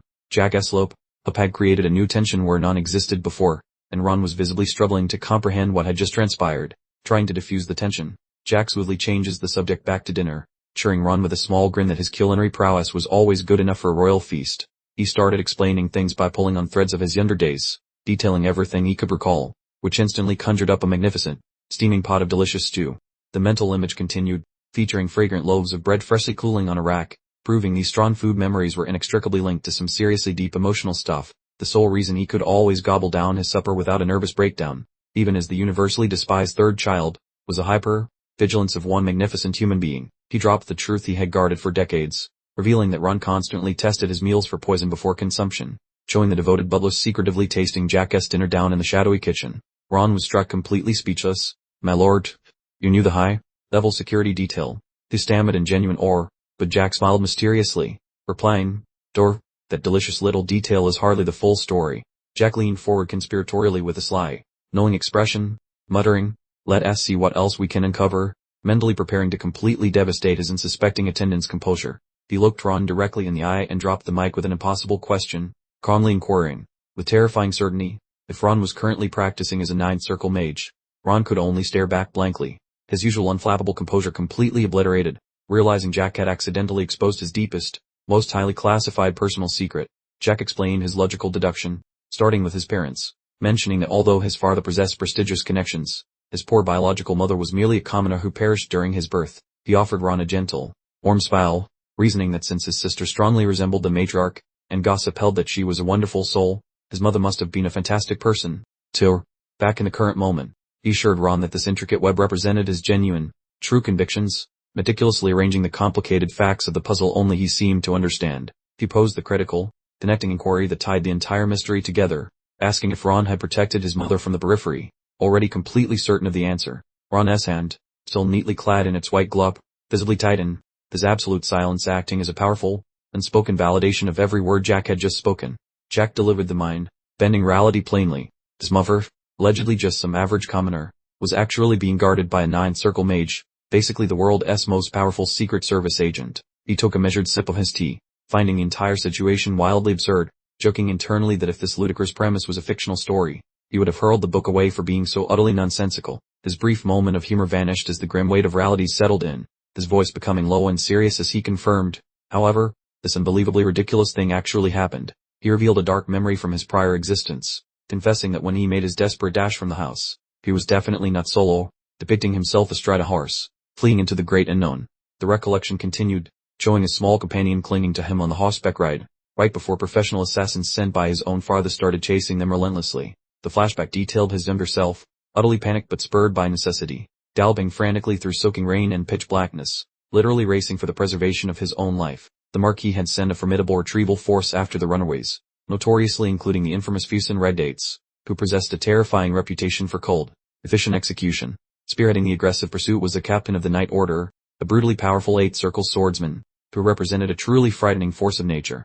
But Jack wasn't fighting the gruesome battle alone, as the memory showed Ron suddenly unleashing his spectacular power to fiercely defend his cherished young master, and the second rider with him, whom he had innocently called a child, was actually his future teacher, a loyal soul who willingly sacrificed herself during the catastrophic escape attempt. The horrific memory concluded with a desperate, echoic scream of Ron's name as the deadly conflict roared on, a crucial moment that permanently defined Jack's whole early lifetime. Back in the safety of the present, Jack explained his past reluctance, admitting he was afraid to question Ron about his secretive history, knowing the extent of his immense capabilities and his connection to the late mother. He briefly thought back to a time when things felt significantly less complicated, more accurately, when he was blissfully unaware of the startling truths hidden just beneath the surface. He unveiled the greatest family secret of all. His mother was certainly not a mere commoner, a highly important piece of information of which the Marquis was completely oblivious. In fact, it is highly likely that his mother never once saw fit to enlighten the Marquis regarding her actual identity, choosing instead to carry that weighty secret straight to the afterlife. Jack lowered his gaze to his cup of tea, a newly determined look etched upon his features, signaling that he was finally ready to move past all this historical drama. He decided figuring out his mother's whole deal wasn't really a priority at this very moment. Frankly, made things much simpler. He'd just keep going without a complete backstory, focusing instead on the future he actually had a shot at fixing. He eventually got around to making his big ask, admitting to Ron that he couldn't trust a single other soul within those walls. He then made one specific request. "Ron, please protect my sister for me." He gave a nod to Elizabeth's natural talent, mentioning that at just 18 years old she was already a sixth circle mage, which basically made her the definition of a prodigy. Ron, however, recognized her one major weak spot. "No," he countered, shaking his head knowingly. "She possesses an alarming amount of kindness, and self-sacrifice is just a minor inconvenience to her." Jack wholeheartedly concurred. He understood that his sister's excessive niceness would absolutely be her ruin if she were forced to navigate this nest of vipers all by herself. He then outlined his strategy, announcing that he planned to bolt for the academy first thing tomorrow and wouldn't be returning home unless the circumstances were truly dire. He gave Ron a timeline for the gig. "Just 4 years," he clarified, holding a steady gaze. "I need you to stick around with my sister for that entire duration." He glanced out the window at the estate, which felt more like a very expensive prison than a home. After those 4 years, he swore, Ron could finally go live his own life. Ron was completely floored by the proposal, his hand flying to his chest in disbelief. My life? He mumbled softly. The concept he had in really entertained in what felt like several lifetimes. Jack elaborated on the deal, explaining he wasn't just offering freedom from butler duties, but rather a chance for Ron to finally chase his own ambitions. He then pointed out that Ron would be protecting his sister for 4 years, and asked who Ron thought she would need protection from. Just as the discussion reached its most important moment, the knight previously known as Chick barged in, requesting permission to enter the room. Jack turned toward the interruption, barely managing to hide his irritation. He grumbled, "Door," naturally, under his breath in a sarcastic tone. The door slowly creaked open, completely shattering the heavy mood that Jack and Ron had so carefully constructed. The timing truly couldn't have been worse. Jack was visibly frustrated, clenching his hands tightly. He shouted that this conversation was important, then snapped at him to come in, having completely run out of patience. Tonight, James entered and immediately launched into his report. He informed them that the guard who sustained injuries earlier had received preliminary first aid and was currently being treated. Jack raised an eyebrow, clearly failing to be impressed in any way. They asked, with heavy sarcasm, if that was truly the extent of the news. James recited the official explanation, which was, quite frankly, absurd. The story claimed the guard had somehow managed to cut off his own fingers during practice, then clumsily dropped his weapon. Jack smirked, finishing the obviously fabricated tale himself. He added that the dropped blade just happened to stab the guard right in the eye, and because Jack was safely tucked away in the annex, that was how they conveniently closed the case. He slapped James on the shoulder with sarcastic approval. Fine effort, he stated. Once you fully trained as the Marquis' loyal laptop, I'll appoint you captain of the scraps. James just muttered something about being fine. Jack called out to him again. Hey Chick. The knight ground his teeth in frustration and corrected him immediately, saying it's actually James. James Cantor. Jack completely ignored the correction and cut right to the chase. He declared he wanted to practice swordsmanship, instructing James to fetch him one genuine sword and one wooden practice weapon. Jack stared at him intensely, then simply said whatever, showing zero interest in the knight's official job description or feelings. James attempted to regain some dignity by puffing out his chest. He defiantly stated that running errands was beneath his pay grade, drawing a firm boundary. Jack grabbed a fork from the table and pointed it at him menacingly. Hey Chick, he inquired, you don't care much for me, do you? He then questioned if James bothered to at least pretend to act like a human being.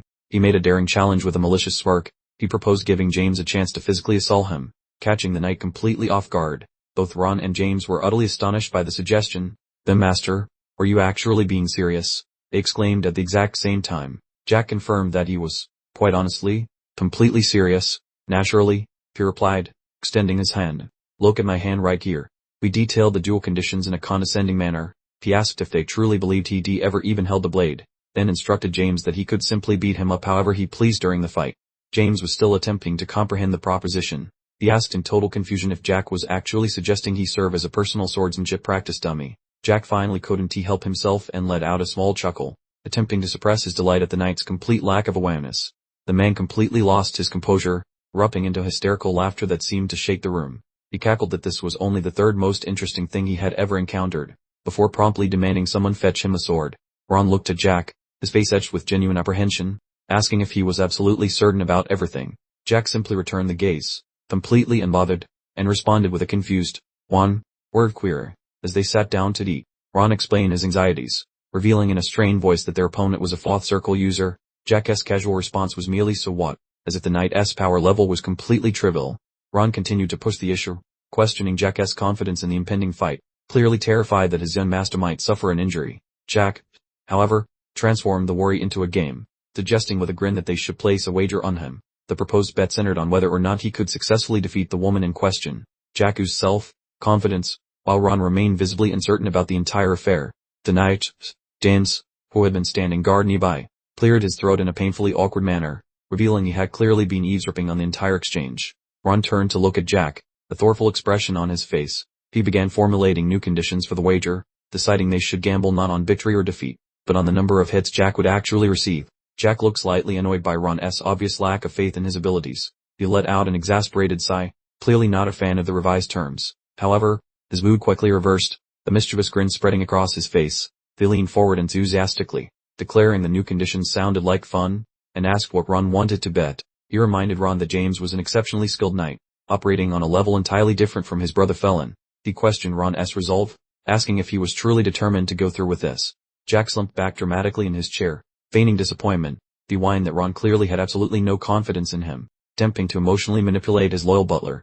Leaning forward once more, a playful glint in his eye, Jack proposed, "Then let us make this official." He finalized the terms. If he took even one blow during the duel, Ron would be the winner. Ron looked away, still visibly hesitant. He remained quiet for a moment before stating there was something he desired from Jack, and all the young master had to do was agree to that one condition. Jack was intrigued. He clarified the one-hit rule, then proposed adding another layer to the wager. The loser would be obligated to grant the winner a single wish. He offered a sly smirk, his eyes shining with a mixture of self-assurance and affection.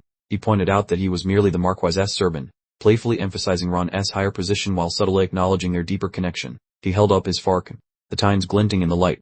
He stated that, as he mentioned before in a serious tone, he only truly trusted two people within the Marquis's entire household. He then revealed the identities of those two masters, the sister and Ron. Specifically, he meant Ron. Ron was completely blindsided by the heartfelt admission, his eyes widening in complete shock. He whispered, "Young master," his voice thick with unexpressed emotion. Jack continued, his expression earnest. He observed that Ron seemed to be avoiding something, sensing a hidden burden weighing heavily on his faithful servant. Jack looked at Ron with a soft, understanding smile.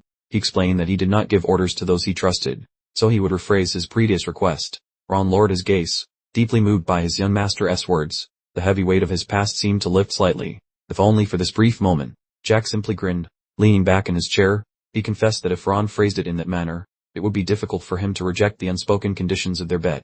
James, who had been forced to witness the entire conversation, clenched his fist in frustration. He was clearly furious about being the subject of their frivolous wager. He knelt down before Jack, his pride completely shattered by the circumstances. He realized he had no choice but to participate in the humiliating challenge. "Third young lord," who began, his voice laced with a newfound respect, "please accept my apologies for my earlier disrespect. If you require a training partner, I will gladly serve as your target." Jack waved a dismissive hand. He instructed James to retract his previous statements, explaining that countless people, like the woman he mentioned, had shown blatant disrespect directly to his face. He explained that while he could tolerate disrespect, physically assaulting him was an entirely different matter. James, he suggested, must be genuinely afraid of what would happen if he crossed that specific line. Jack leaned forward, a confident smirk on his face. He stated that James was kneeling because he wanted to observe him in action. He asked when James wanted to go somewhere private to see the fight, then quickly corrected himself. James looked up at him, a flicker of fear crossing his eyes. He considered the possibility. Perhaps Jack was afraid of being defeated by him. Jack moved right into his personal space, his eyes burning with intensity. He then voiced the knight's deepest insecurity. "You're afraid of losing to me?" James gnashed his molars, his ego thoroughly bruised, attempting to dismiss the obvious dread that, alas, was utterly plastered across his terrified expression. Jack reclined with an infuriatingly victorious grin, stating unequivocally that apprehension was utterly foreign to him, the declaration that certainly begged a skeptical eye. "Raoul," James finally cracked, then announced, embracing the confrontation, "I suppose you will simply need to discover personally whether my courage is genuine or just a theatrical performance. Is Yuri still destined to encounter this ancient gentleman's blade regardless?" Jack pivoted towards Ron, a mischievous sparkle dancing in his gaze, inquiring if Ron happened to be aware of any suitable practice area hidden within their cellar, to which Ron could only offer a bewildered, "What was that?" Ron vigorously rummaged through his mental attic, desperately attempting to conjure up recollections of such an area, possessing a nebulous remembrance that frustratingly refused to solidify. Abruptly, the mental snapshot of an obscure portal ignited in his consciousness, a long, dormant recollection excitedly resurfacing, prompting a startled, "Oh my." He guided Jack and James along a descending staircase into a concealed section of the manor, professing utter astonishment at the existence of such a sophisticated facility right beneath their noses.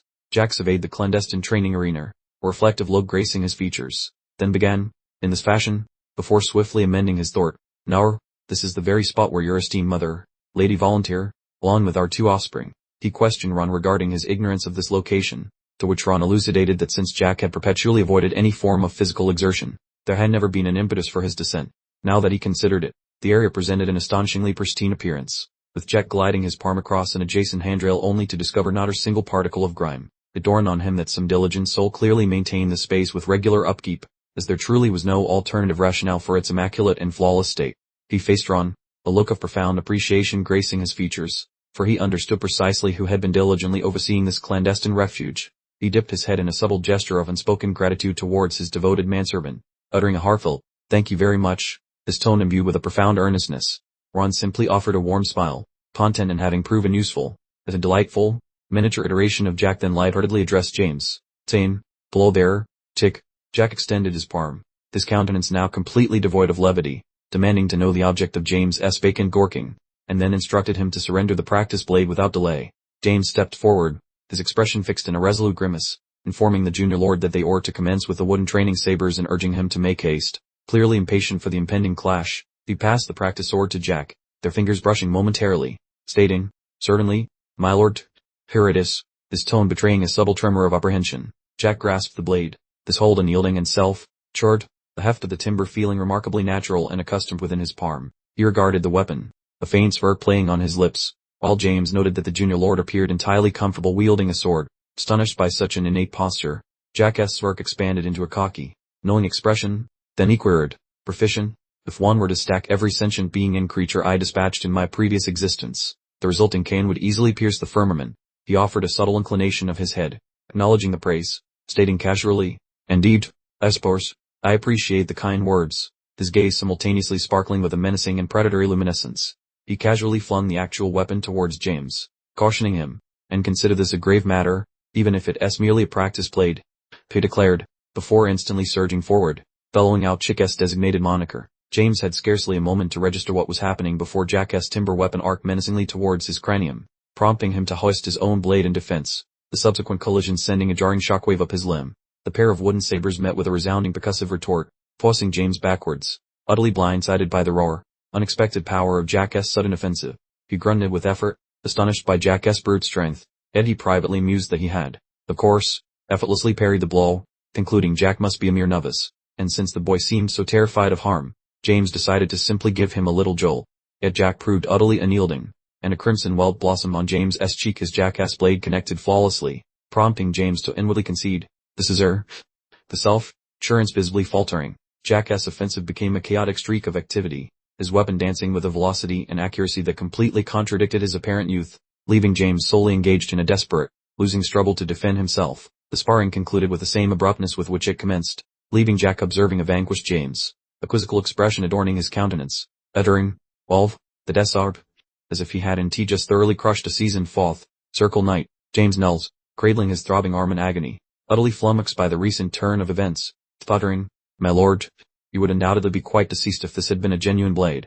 Jack merely flashed a wide, unnervingly self-assured smile, his gaze brimming with an ominous certainty, then inquired if he hadn't in fact, articulated this exact outcome previously, casually jogging the knight's memory regarding his initial admonition. James was absolutely frozen in stunned disbelief, trying to compute where this kid got his dazzling footwork, seriously questioning if this was truly the young lord's inaugural swing with cutlery. "Feast your eyes on this maneuver." Jack committed to a mighty, full-force lunge using the practice stick, yet James managed to swat it away like a pesky mosquito at the absolute last second. Despite this being a mere, casual redirection, James was already dripping sweat like a leaky faucet, utterly unable to comprehend how a scrawny 14-year-old possessed such terrifying force in one shot. The knight stood there desperately trying to collect the scattered remains of his dignity, realizing this whole spectacle should have concluded when he blocked the first time, sensing a dramatically harder battle looming. That sturdy wooden practice weapon slammed into the stone floor with a jarring bang and a terrible racket, bearing merely dropped, but in a formal combat setting, that usually spells immediate disqualification. "Hold on."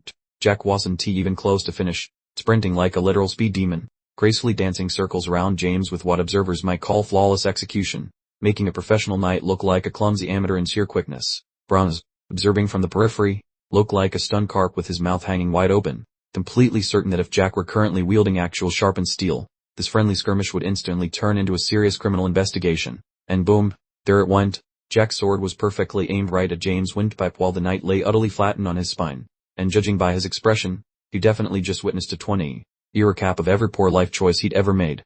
Ron was undergoing a massive, philosophical meltdown internally, recalling vividly that Jack had never handled a sword until this very morning, leaving him to wonder how on earth the boy was moving like a seasoned battle instructor. He gaped at Jack with an expression of utterly pure incredulity, debating if the term genius was substantial enough to fully capture the sheer absurdity of the martial talent he had just been forced to watch.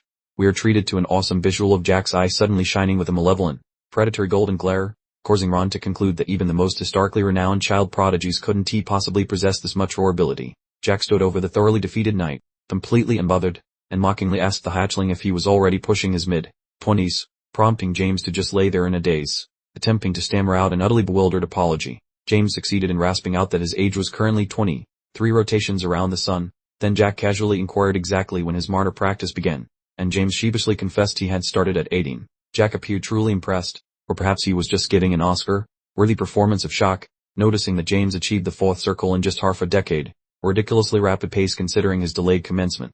Jack's gaze sharpened dramatically as he began meticulously evaluating James' hidden capabilities, one eye pulsing blue as he peered directly into the poor knight's character sheet, hunting for any latent gifts. He glanced around the dungeon at the battered training mannequins, concluding that despite beginning so late, James definitely harbored some genuinely helpful skill, quite the compliment coming from a guy who used to be the ghost of swordsmanship. Jack pictured a grand, influential shadow of James commanding troops, realizing this fellow could effortlessly ascend to the 7th or even 8th magic circle and take charge of an aristocratic knight corps if he maintained the pace.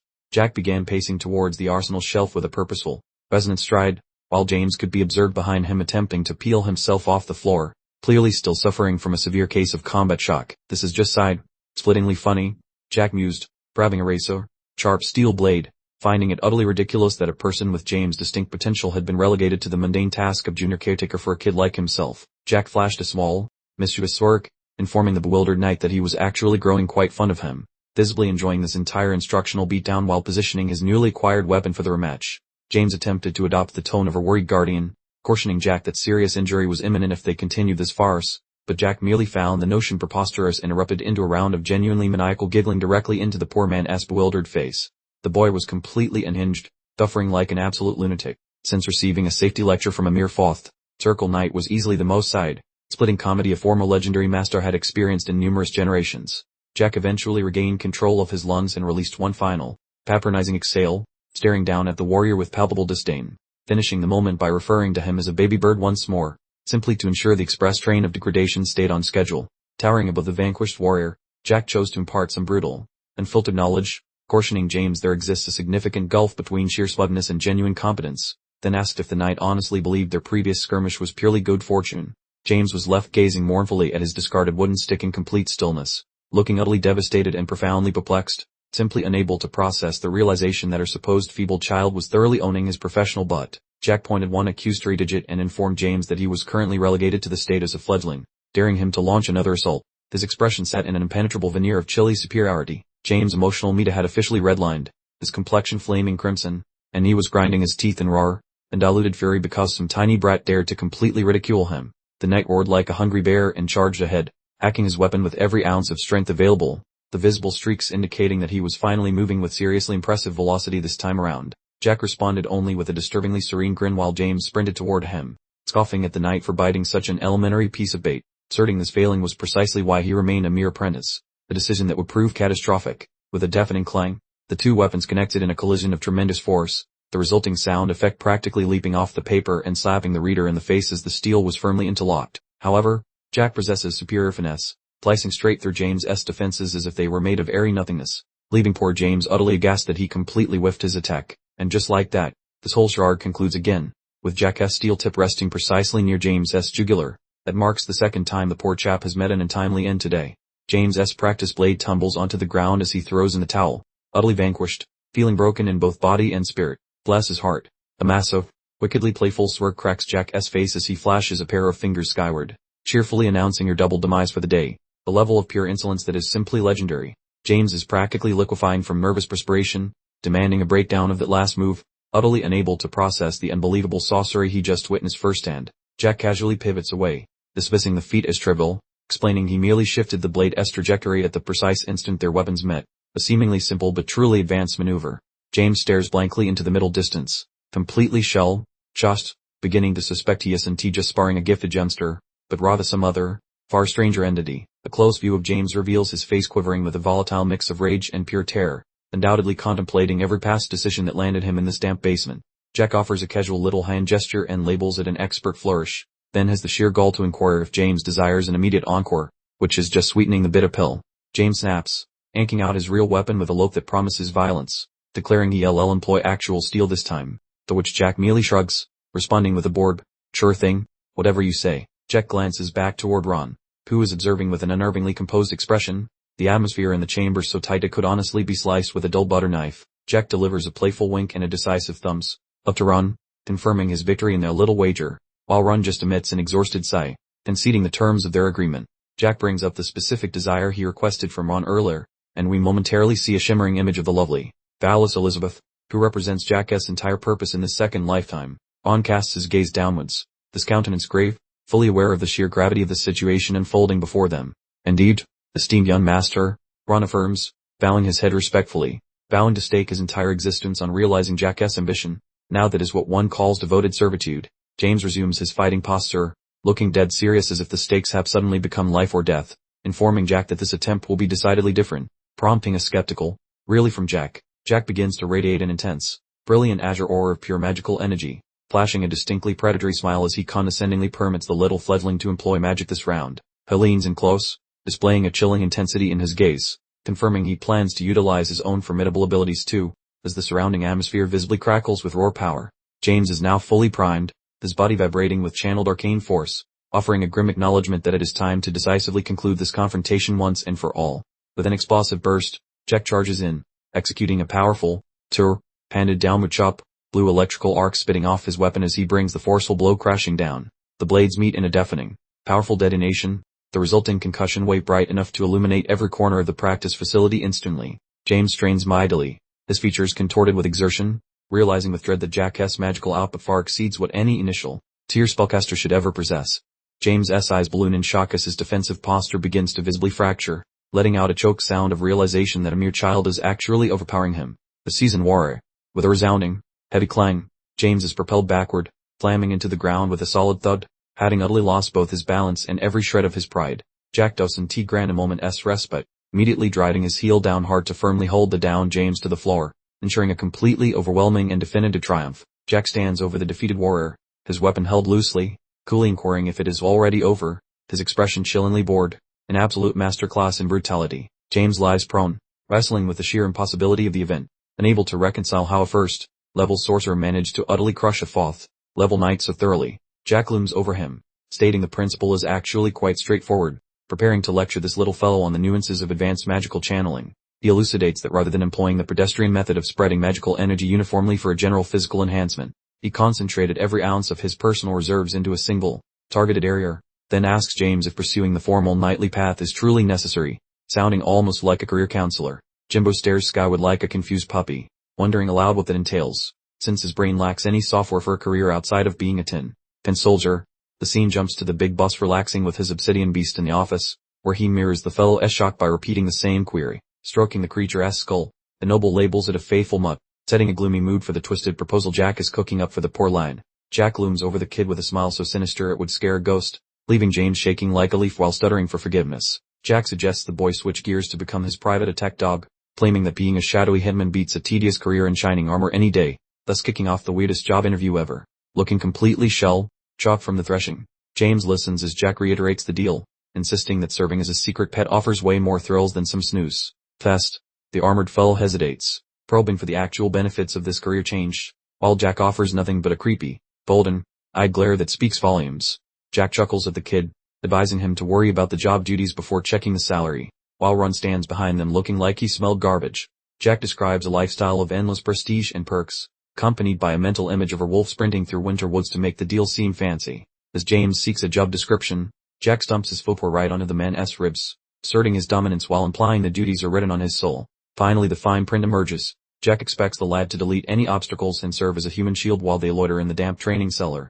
The kid's brain nearly explodes at the mention of professional murder, and he collapses on the tiles in a panic, wondering whose names are on the hit list. Observing from the corner, Ron looks like he is doing some high-level math, probably figuring out if the team budget covers another mouth to feed.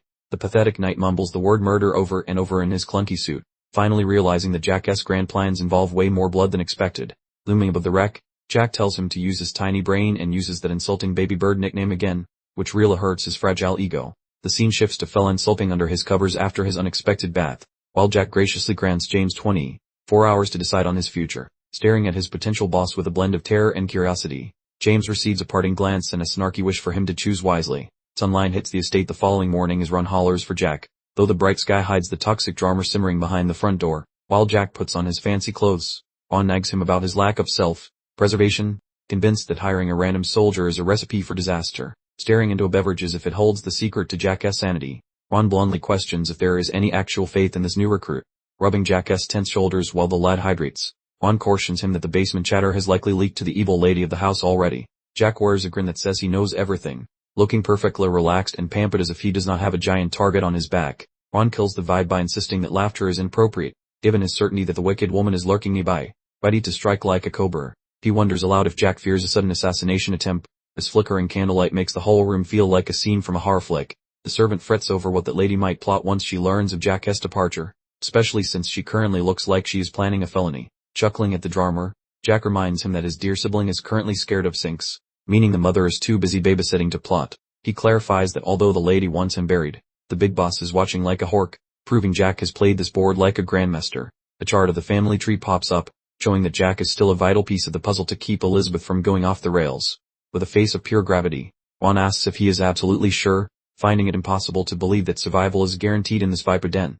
Relaxing into the massage, Jack asks if Ron truly believes the head of the house would permit his wife to commit filicide right at home.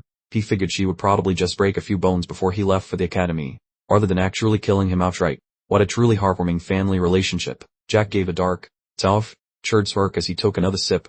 He knew precisely how far he could push these people before they truly snapped. The liquid swirled in his glass as Jack recalled his former life. He remembered quite clearly that absolutely no one in the entire world had ever managed to take him down back then. He thought about legendary adversaries like the Harpy Lord, Dork Lord, and even the fearsome Dragon Lord. All of them failed to kill him, as he was a seasoned veteran of countless battles. So, the mere notion that her simple Martians could possibly defeat him made Jack burst into uncontrollable laughter. To him, it was hands down the funnest joke he had heard all day. Jack finally thanked Ron for the massage, admitting he was slightly tender after all that intense exercise with the knight. One simply stared back with a completely dead, inside, over, expression. Ron called out to Jack as the young master began putting on his clothes. Despite the butler's constant attitude, his loyalty was clearly 100% genuine. Jack looked incredibly determined, proclaiming that unless he personally chose to die, he would simply never expire. That level of confidence is textbook main character energy right there. Ron asked if Jack was planning something extravagant for the following day. Jack merely gave a cryptic response, implying Ron was on the right track without revealing any specifics. Jack told Ron that if he was so curious about tomorrow's events, he was welcome to follow, provided he did so in complete and total secrecy. Ron looked completely blindsided by this revelation, asking if he wasn't meant to accompany Jack. The young master was already walking away, clearly intending to handle things solo. Jack shot him a sly, knowing look over his shoulder. He definitely had a complicated plan in mind that Ron was not yet fully aware of. Jack firmly told Ron, absolutely not. We explained that Ron couldn't come openly, making him promise to follow only if he stayed completely hidden. Jack put a finger to his lips, instructing Ron to keep the entire operation completely hush. He asked for agreement with his characteristically manipulative charm. Ron reluctantly agreed to the terms, bowing his head in submission. He was clearly unhappy about being left in the dark, but he knew better than to disobey. Jack closed the door cabinet with a sharp creak. He had already moved on, completely focused on the next phase of his intricate scheme. He suddenly stopped and turned back, asking, right, did you need something else? Acting as if he hadn't just dropped a major bombshell on the poor butler, Jack announced to Ron that he was going to advance to the second circle right now. He then gave a strict command to make sure absolutely nobody entered his room while he was training. Ron started sweating profusely, considering that reaching the second circle was supposed to be an incredibly difficult, massive ordeal. He couldn't believe how casually Jack was talking about it. He kept muttering second circle to himself in complete astonishment. It typically took most people years to achieve what Jack planned to do in a single afternoon. Jack internally reminded himself that this was laughably easy for him. When you've already been a master once, the initial progression levels become nothing more than a simple speedrun. Ron managed to choke out a weak acknowledgement as he turned and worked away. He was completely overwhelmed by the profound genius of the child he served. We see James' boots as he stomps forcefully through the mansion. This heavy gait clearly indicated he was deep in the middle of a major internal disagreement. The poor guy was still tightly clutching his scythe from the duel. He was convinced Jack must already be a third circle mage, given how powerful the blows he took felt. James was sweating and stressing out, acknowledging Jack's genius but insisting the hound proposal was absolutely ridiculous. He was desperately trying to torque himself out of considering it. We see Jack in a crisp red uniform, looking every bit the noble. The narration reminds us that he has no family backing or influential vassals to provide any support. James stood lost in the grand hallway, realizing that the third young lord possessed literally nothing in terms of resources except for his innate abilities. He recalled Jack's promise of a much more entertaining and adventurous life. It was an incredibly tempting offer, particularly when compared to the boring, restricted existence of a regular knight. James vigorously shook his head, trying to snap out of the trance he was in.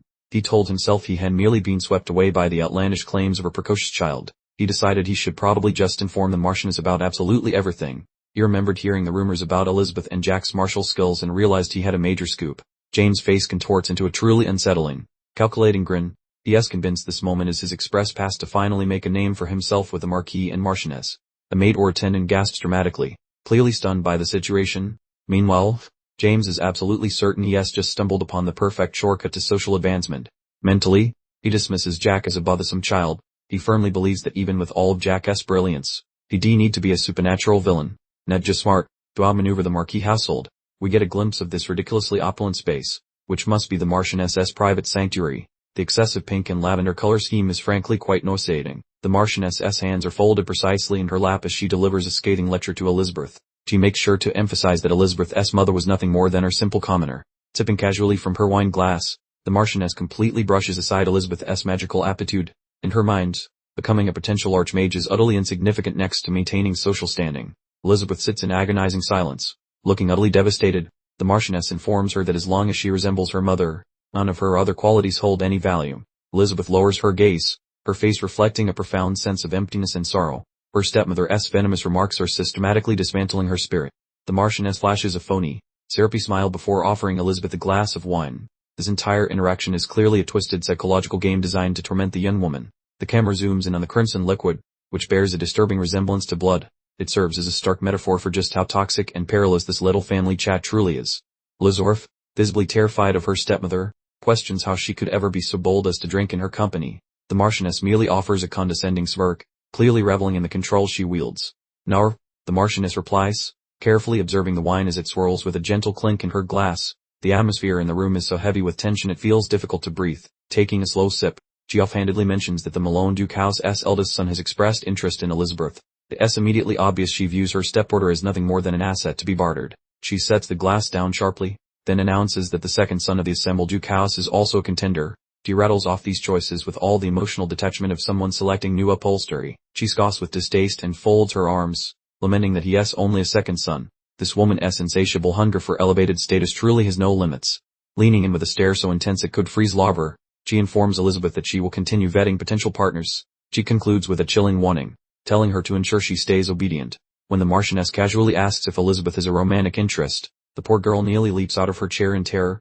She immediately denies it, absolutely petrified of the potential repercussions if she had admitted otherwise. The Marchioness simply smiles and expresses relief, explaining that anyone Elizabeth favored would mysteriously vanish without a trace. This level of casual evil truly belongs in a supervillain's handbook. She effortlessly shifts topics, observing that Jack appears to be contemplating something highly entertaining. Elizabeth immediately pales, her mind racing with anxiety over what her brother might be plotting. She manages a shocked gasp, her heart pounding in her chest. She understands that any situation involving Jack inevitably spirals into chaos at breakneck speed. The flashback shows James in the training area. The Marchioness mistakenly believes Jack attempted to sway a page, convinced he is unwittingly stepping into a carefully constructed snare. She firmly believes Knight remains loyal to her, with her son reinforcing that loyalty. She completely fails to grasp that Jack has already successfully turned that young man into his personal, devoted follower. Elizabeth grips her skirt so fiercely that her nipples drain of all color. She realizes she is stuck in a terrible situation, fully understanding its nightmarish reality. The Marchioness suddenly erupts into a high-pitched, mocking cackle. She considers Jack's effort to influence Knight utterly superficial and finds the entire concept incredibly funny. Elizabeth drops her gaze, her eyes weary and filled with unshed tears. She understands that all of Jack's actions are merely desperate attempts to cope with the abuse inflicted by their father and stepmother. Internally, she screams of herself to suppress her emotions. She firmly believes that if she refuses to comply, the burden placed on Jack will become even more severe. The Marchioness finally recovers from her laughter, claiming her stomach aches from the humor. She then tells Elizabeth she appreciates her understanding, a pretentious term for compliance.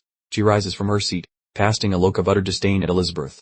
She instructs Elizabeth to continue her current behavior while she takes charge of finalizing the marriage details. As she starts to work away, she pauses to add one last thought, just for good measure. You can sense this final comment will be absolutely terrible. She rests a chillingly cold hand on Elizabeth's shoulder, causing the terrified girl to tremble. It feels exactly like a predator establishing dominance over its prey. A foreboding shadow stretches across the room as the Marchioness hovers over Elizabeth, making it clear that developing feelings for another man would be a terrible, life-altering mistake. She leans in close, whispering with a smile that promises pain. "You understand the consequences, don't you?" confirming that this woman truly is pure evil. Elizabeth's eyes are wide saucers of pure terror, and she is sweating profusely, barely able to breathe with the terrifying Marchioness standing directly behind her. The screen cuts to black, as Elizabeth manages to whisper a response. She realizes that, for now, she has absolutely no choice but to comply with the order. The Marchioness exits casually, acting as if she hadn't just mentally pulverized a girl. sweetly calling Elizabeth a sweet girl and urging her to hurry down to dinner as though everything were perfectly normal. Elizabeth remained sitting in the quiet room, looking completely broken, a devastating image of profound isolation. The scene shifts to a lovely sunset view over the estate. The colors are beautiful, yet the atmosphere feels anything but peaceful. The maids are frantically preparing an enormous feast in the dining room, clearly demonstrating this family's commitment to lavish, over their top living. The close-up reveals a perfectly arranged dish of fresh vegetables, looking like high-end restaurant food, which only highlights the toxic environment about to be served at this table. The family members are all gathered for the meal, and the silence in the room is so heavy you could cut it with a knife as everyone eats in quiet tension. Down, the dining room doors burst open with a massive, startling crash. This is certainly one way to make an entrance. Jack strolls in looking utterly bored, complaining Jesus if **** were the inconvenience party, leaving the Marchioness and Elizabeth absolutely stunned by his arrival at their formal dinner. Jack offers a worried, arrogant grin and immediately mocks the summer mood, asking why everyone looks so miserable, especially since the entire nation isn't doomed yet. Elizabeth jumps to her feet in total shock, gasping out his name, while the Marquis sits stone-faced, appearing ready to physically attack someone. Jack dramatically places a hand on his chest and demands a spot at the table, reminding them that he's the family's precious third young lord and deserves to eat with them. We quickly interrupt for a magic explanation. There are two methods for using Marnar, the first being physical reinforcement, where you spread Marnar to boost your strength and speed. The text box appears indicating a few minutes ago, taking us back to Jack's room just before his sudden dinner interruption. Marnar reinforcement functions essentially as a super athlete buff, enhancing senses, intelligence, and, most importantly, providing a massive increase in war strength. Then there's the more visually spectacular method, where mages like Ron utilize specific formulas to conjure fireballs and ice arrows. The second technique involves systematically pouring Marnar into precise formulas to materialize powerful magical effects into the real world. This difference explains why people are divided into mages and swordsmen based on their chosen Marnar application, establishing the standard power system for this universe. Jack sits near the window in his room, pondering that even though he identifies as a swordsman, he retains the ability to use actual magic whenever he needs to. He clearly declares, "I am a swordsman," focused entirely on rapidly leveling up the strength of his new body. We get a close-up on Jack's eyes as he centers himself, preparing to execute a feat that should theoretically be completely impossible. Jack is sitting on his bed, radiating an enormous, bright blue Marnar aura, having successfully formed his second circle in record time. He glances over at Ron and asks what he is staring at, while Ron stares back in unadulterated shock, muttering to himself, "It has been 2 months." Jack flops back onto the bed, completely exhausted by the rapid advancement, and asks, 2 months? What does that even mean? Ron looks down solemnly, explaining that 2 months was the time required for him to finally achieve the second circle. Still unable to process Jack's speed, lounging on his furniture, Jack admits that ordinary folks normally require a full 4-month duration to transition between those initial energy levels. Ron feels utterly bamboozled, noting that without time, travel and shenanigans like Jack's, ascending to that subsequent power rank so rapidly is a literal act of God. Jack merely offers a massive, joyful beam and hails Ron as legendary, completely clueless about the insane dominance he just displayed. Giggling at the insanity, Ron mentions he probably shouldn't accept praise from a brat who unlocked the second circle within a mere 5-hour window. Suddenly remembering his schedule, Jack asks what time it is, since he was so engrossed in his practice that the entire afternoon slipped away. Pulling out his antique timepiece, Ron calmly states that it is currently 5:40. Noting that their window of opportunity is closing fast, Jack springs up while shouting in disbelief, unable to fathom that his meditation session lasted so long or that the dinner hour is imminent. Isabella starts protesting loudly, and while Ron offers the standard steak, Jack is brewing a much more chaotic and spicy alternative. He brushes Ron aside, telling him to forget the cooking, as he is already mentally orchestrating a plan to torment his stuffy relatives. He realizes the arrogant snobs in the main wing are likely dining right now, which causes the mischievous cogs in his brain to start spinning. Jack leaps from his duvet with an unhinged expression while Ron fruitlessly tries to intervene, but the boy has clearly chosen the path of violence. Standing before his reflection to straighten his clothes, he ensures he looks perfect before delivering the news of his departure in the most grating way. Inside the banquet hall, the servants appear truly petrified because Jack suddenly plucked a greasy drumstick directly from the communal plate. The image zooms onto Jack ruthlessly destroying that poultry, where the crunching noises are nearly audible to everyone present. He crams his gullet without an ounce of embarrassment, remarking that this wing of the estate serves gourmet meals while his kin watch in shock. After a satisfied grunt, he insults the house staff by claiming Ron is the superior chef, causing the Marchioness to practically combust with anger. Jack lets out a heavy breath and offers a sarcastic thanks for the food, while Elizabeth stares at him with eyes as round as saucers. The patriarch eventually finds his voice and barks Jack's name, catching the boy with a confused grunt mid-flurp and a chin glistening in poultry fat, wearing a face as cold as a tombstone. The Marquis demands to know if there is actually a significant reason for this unannounced visit. Jack nonchalantly cleans his fingers with his tongue, asking why else he would ever step foot in such a boring dump while showing his father zero respect. A creepy shadow close up shows Jack's mouth twisting into a sinister grin just as he prepares to drop a massive truth bomb on them. The lord of the house is absolutely seething with disappointment, having expected a quiet son but now concluding that the boy has lost his marbles. Jack flashes a cheeky and deceptively sweet smile, asking why his father is making such a scary face and ruining the pleasant dinner atmosphere. Observe the hilarious difference, with a smug Jack having the time of his life while his father on the right looks medically unstable. Elizabeth is freaking out and pleading for a private chat, but Jack just shushes her with a hand, keeping his grip on the chaos. The old man finally yields and crosses his arms to listen, although it is obvious he is just waiting for an excuse to explode. Jack wears a wicked grin that is way too scary for a teenager, preparing to detonate a verbal grenade in the middle of dinner. Jack reveals the update, stating he is returning to the academy tomorrow, while the noblewoman nearly vibrates with fury over his bold attitude. The patriarch immediately agrees and tells him to get lost at sunrise, looking relieved to finally get this massive headache out of his sight. Jack shoots him a cunning, disrespectful smirk to signal that he never required authorization. Successfully seizing control of the social environment, Jack finally stood up, giving his father a thank you so sarcastic it could peel paint off the walls. Any other parent would ground their kid for a decade, but Jack was just happy to escape the main dining hall. But hold your horses, we wasn't finished yet. Jack turned his attention to his brother Felon, who seemed to be suffering from a severe case of looking like absolute garbage since their last run. And Felon was literally sweating bullets and shaking like a leaf, visibly traumatized by the unfortunate water feature encounter. Jack leaned in close with a perfectly artificial, friendly expression, asking after his brother's health. Jack pulled out a wine bottle and began pouring. The jesting he heard Felon couldn't even stand a glass of water due to his new, specific phobia. He then mocked him mercilessly, saying how parched he must be feeling. Jack fixed Felon with an icy stare, recalling how Felon had beaten him up whenever boredom struck. He then twisted the knife by reminding Felon that they were still technically family. A truly cold-blooded observation. A close-up shot revealed Felon's hands trembling violently on the tabletop.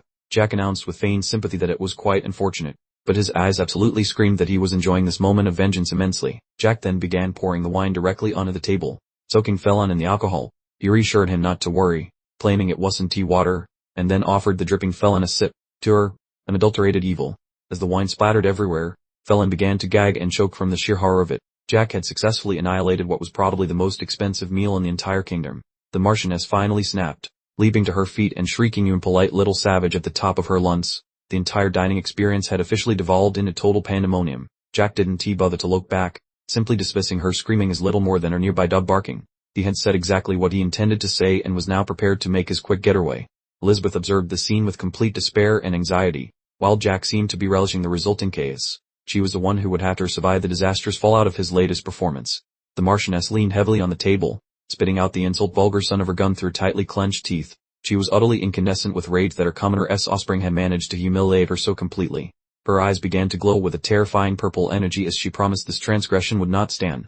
It was clear she was already devising a dozen different methods to make Jack pay for this moment. Jack paused for a fraction of a second, feeling the murderous intent radiating from behind him. He wasn't scared. If anything, he simply looked like a man who had anticipated this very moment. He gave a final smirk over his shoulder, casually mentioning that he'd be looking forward to her next move. He was essentially extending a personal invitation for her to try something, fully prepared for any attack she might launch. The dialogue box showed the household staff, all chattering amongst themselves about the disrespectful kid who totally trashed the dining hall. The gossip was going to spread faster than a wildfire through dry kindling. The Marchioness was still shrieking from off camera about ripping Jack's throat out. The terrified maid simply stood frozen, listening to her complete and total meltdown with increasing dread. The gossiping continued in the hallways. One maid wondered aloud if Elizabeth had been giving Jack lessons on how to infuriate the madam so thoroughly. No one could comprehend the significant transformation in his personality. The maids came to the conclusion that cleaning up was probably the smartest course of action before they became targets of the Marchioness's explosive rage. A very wise decision. Honestly, the next morning arrived, looking bright and cheerful. The narration informs us that, against all expectations, absolutely nothing out of the ordinary happened throughout the night. This fact stood in stark contrast to the Marchioness's threats, implying her promises of vengeance were, for the time being, just empty noise. Behold this amusing panel. Elizabeth is giving Jack a solid smack across the face while he apologizes, crying because she was so worried sick about him. We simply accepts the punishment like a well-behaved younger sibling. Jack stared out the carriage window at the rapidly passing forest. He was finally escaping that living nightmare of a mansion and putting it squarely in his rearview mirror. The carriage rolled along the road accompanied by a small escort. The narration noted that while the preparations seemed straightforward, they were surprisingly extravagant for the departure of someone in exile. Inside, Jack appeared profoundly bored. To him, this carriage wasn't a symbol of wealth or status. It was just a nice, comfortable place to ride while traveling. Outside, we spot a knight riding alongside the vehicle. His rigid posture indicated immediately that he wasn't just some run or Mulv, ordinary guard.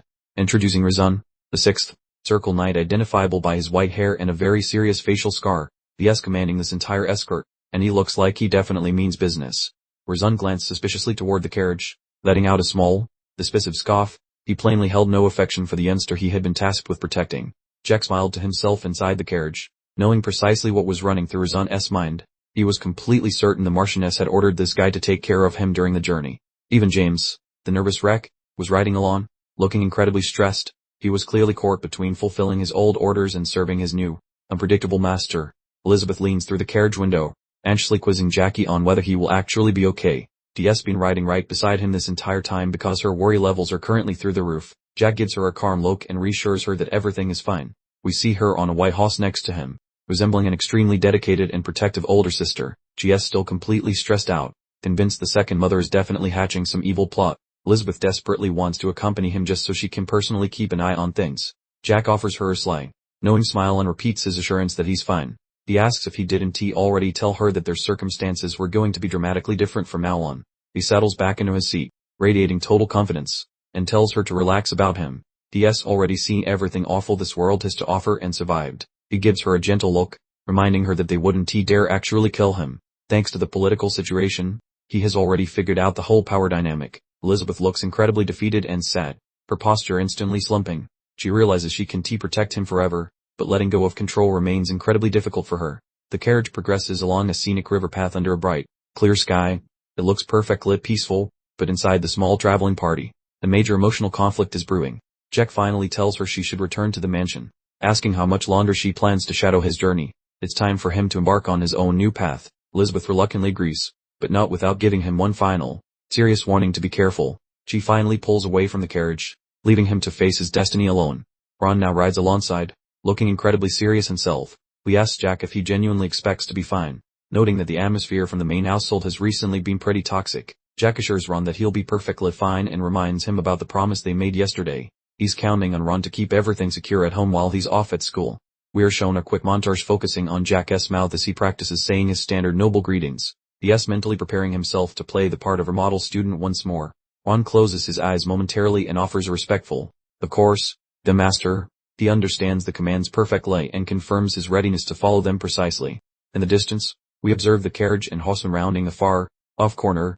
The official departure from the volunteer estate is finally completed. Ron turns to Razan and confirms that he remembers the specific request. The secret plan, the vital part of the operation, has officially been set in motion. Jack glances out the carriage window one last time, telling Ron to head back and look after Elizabeth. He absolutely doesn't want her left alone with those deceitful snakes. Ron turns his white horse around and begins riding back toward the mansion in the distance. The trusted guard heads home, while Jack continues forward with his new escort. The narration informs us that Ron will be following the march from a discreet distance, just to observe exactly what kind of chaotic mess the Marchioness faction attempts to start.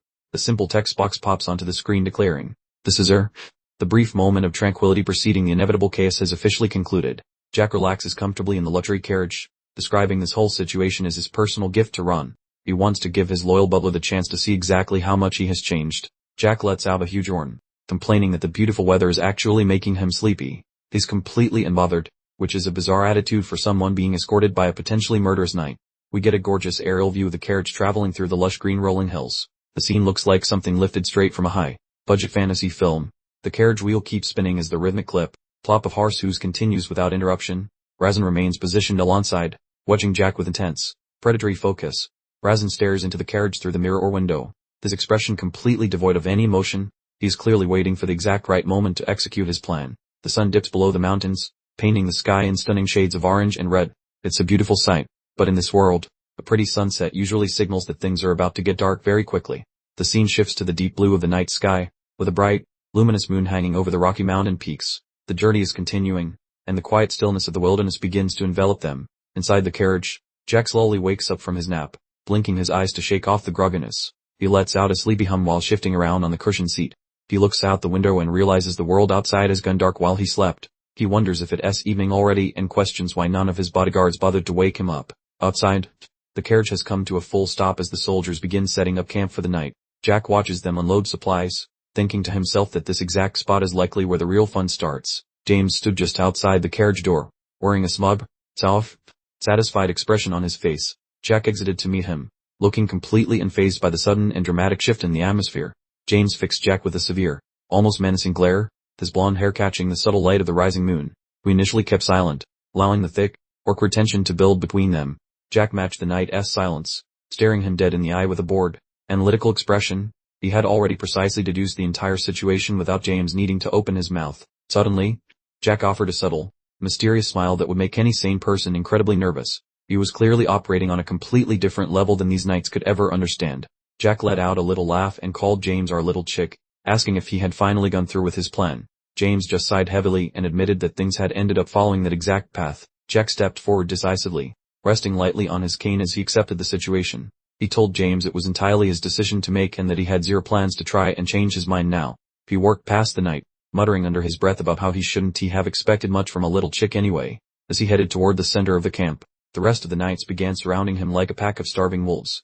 Rasen, the captain with white hair, stood at the front of the group looking incredibly cocky. He informed Jack that since he'd already figured out the scheme, they didn't need to waste any more precious time torquing. Jack simply tightened his grip on his cane and told the captain to keep torquing, explaining that he wanted to hear the official version of his execution. This kid had truly unbelievable guts to provoke a sixth circle knight in such a casual manner. Rasen started explaining that for the next 4 days of travel, they would set up camp every night, exactly like this. Jack just gave him a dry look, urging him to get straight to the point. Rasen developed a truly twisted, malevolent grin, his eyes lighting up with malice. He was clearly looking forward to this particular part of the job with sadistic glee. We get an intense close-up of Jack's glowing yellow eyes just as Rasen dropped the devastating news. The plan involved breaking Jack's limbs every single night, and healing him with potions, only to repeat the entire ordeal the very next day. Rasen hovered over the boy, confirming that he had indeed ordered this brutal treatment. Jack simply looked up at him and calmly asked, "Do what?" As if he hadn't just heard a horrific torture plan. Jack tightened his grip on his cane, the distinct thud of his hand connecting with the wood echoing in the quiet camp. He wasn't scared. He was just patiently waiting for the captain to finish his overly dramatic monologue. Rasen revealed that they knew all about Jack secretly forming a Marner circle. He stared at the boy with total contempt, convinced he had court him dead to rights. "We're going to destroy it." Rasen sneered, leaning uncomfortably close to Jack's face. Destroying a Marner circle was generally regarded as a fate worse than death itself in this world. The entire camp fell silent as Jack stared back at the small army of knights and asked what, with a tone of pure disbelief. "It was a classic. Are you guys serious right now?" Moment. The narration explained that shattering a heart-located Marner circle was functionally a death penalty. Even if you survived, trying to reconstruct it was 1,000-1 shot that usually just resulted in endless misery. Jack looked down at the grass, realizing they fully planned to leave him as a permanent cripple for the rest of his existence. He couldn't believe they were actually plotting something so vile against their own family member. Jack placed his hand on the hilt of his sword as Rasen mocked him, claiming James had told him about Jack's talent. He casually dismissed Jack's skills as nothing impressive compared to a seasoned veteran, with deep shadows covering his eyes. Jack listened as Rasen called his talent completely unremarkable. It was a truly catastrophic mistake to underestimate a man who had been known as a genuine monster in his previous life. Rasen drew his sword with a sharp, metallic ring and ordered Jack not to put up any resistance. He claimed that fighting back would only make the impending limb-breaking session significantly more painful. Hidden deep in the bushes, a couple of commoners watched the entire scene unfold in sheer terror. They decided it was far too dangerous to interfere in a fight between nobles and resolved to just remain concealed. Jack thought to himself that this entire atmosphere felt surprisingly reminiscent of home. He reminded himself of his true identity, known as I and the Sword Ghost. Jack held his ground in front of the carriage, drawing his own blade. He wondered internally if Ron was still watching from the shadows exactly as they had planned. A quiet shot of the wildflowers in the camp provided a brief moment of tranquility before the impending explosion of violence. It was the absolute calm before the storm hit. Jack began telling a story, mentioning that he once spent 10 years stranded on a mountain. Rasen and his men stared at him like he had finally lost his mind from the immense pressure. Rasen paused for a second, completely confused, and asked for clarification. He had absolutely no idea that Jack was referring to the training from his previous life. Jack continued his monologue while slowly walking toward the knights, explaining how he met his master on that mountain. He admitted that by the time he came down, his family house in the kingdom had already fallen, but he genuinely didn't care back then. Rasen and the other knights simply burst out laughing at Jack's bizarre nonsense. They mocked him, demanding to know what in the world he was talking about, convinced he was simply babbling hysterically out of fear. Jack confessed that even though he pretended not to care back then, one specific thought remained etched in his mind. With a swift flourish of his blade, he unveiled the sole concern that truly occupied his thoughts, the fate of his sister, and the deep-seated regret from his previous existence now served as the potent fuel for his present might. Jack recalled Elizabeth gracing the mansion's balcony, a picture of intelligence and natural flair, musing that even if her family connections were less than ideal, she was surely destined for a most advantageous marriage. He envisioned her gazing wistfully out the window, a pang of loneliness in her heart as she worried if her little brother was faring all right, firmly believing that her happiness with a beloved partner would be his own peace. The image of her tear-streaked face was utterly heartbreaking, and he reflected that for her sake, he would have overlooked any other transgression, signaling his decision to unleash his full potential without reservation. Grayson continued to taunt him, inquiring if sheer terror had muddled his senses to the point of wielding such a pathetic excuse for a sword, wanting that the pursuit of vengeance was a delight that would inevitably lead to his mental undoing. Jack casually concurred with Grayson, admitting that mere talent or swordsmanship alone wouldn't cut it. And then, a colossal surge of azure mana began to emanate from his being. Jack flashed a chilling grin as crackling arcs of electricity danced across his features, confessing that while he could have tolerated physical harm, any attempt to sabotage his mana circulation was an unacceptable transgression. Gripping his sword upright, the cerulean energy spiraled skyward, forming an immense pillar, and he sarcastically commented that while talent was certainly a factor, they were about to witness the true definition of overwhelming strength. With mana practically bursting from his temples, Jack projected an aura akin to a divine deity of conflict, declaring his intention to showcase his ultimate capabilities right at that very moment. Jack moved with the speed of a whirlwind, unleashing a tempest of azure energy that violently reshaped the terrain. The sheer force of his mana so potent it could steal one's breaths. The assembled knights stood utterly dumbfounded, their countenances contorted with sheer dread, each instinctively recognizing in that fleeting instant that they were hopelessly outmatched. Jack charged headlong with a furious cry, his weapon radiating a deadly luminescence, and the narrative unequivocally stated that if these knights failed to vanquish the child immediately, their own demise was assured. Jack hoisted his sword aloft for a decisive strike, proclaiming the name of his technique, the violently churning gales, as the very atmosphere seemed to shriek in agony around him. Everything dissolved into a mesmerizing spectacle of motion and sapphire light as Jack achieved a state of absolute concentration, his glowing blue eye betraying an unyielding, icy resolve.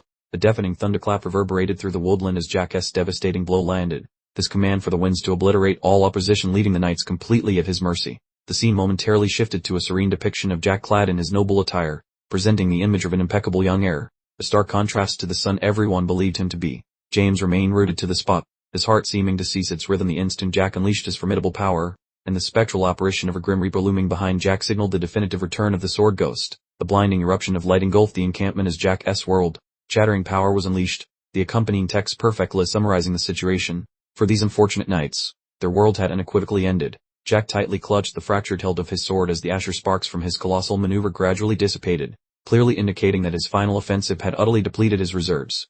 The ground was a gruesome tableau of blood and fallen bodies, and amidst the carnage of slain knights, the solitary sword lay abandoned in a crimson pool, marking the definitive conclusion of the battle. Jack stood solitary in the epicenter of the devastation, enveloped by a thick, luminous haze of mana, resembling a diminutive harbinger of death surveying the aftermath of his own brutal onslaught. Sensing an approaching presence, he called out to Ron, urging him to cease his clandestine observation and reveal himself, while the remnants of azure energy still flickered around him as the nearby shrubbery began to rustle. Ron emerged from the foliage, his expression one of utter aghastness, his face conveying his sheer disbelief at the catastrophic level of destruction wrought by a mere 14-year-old.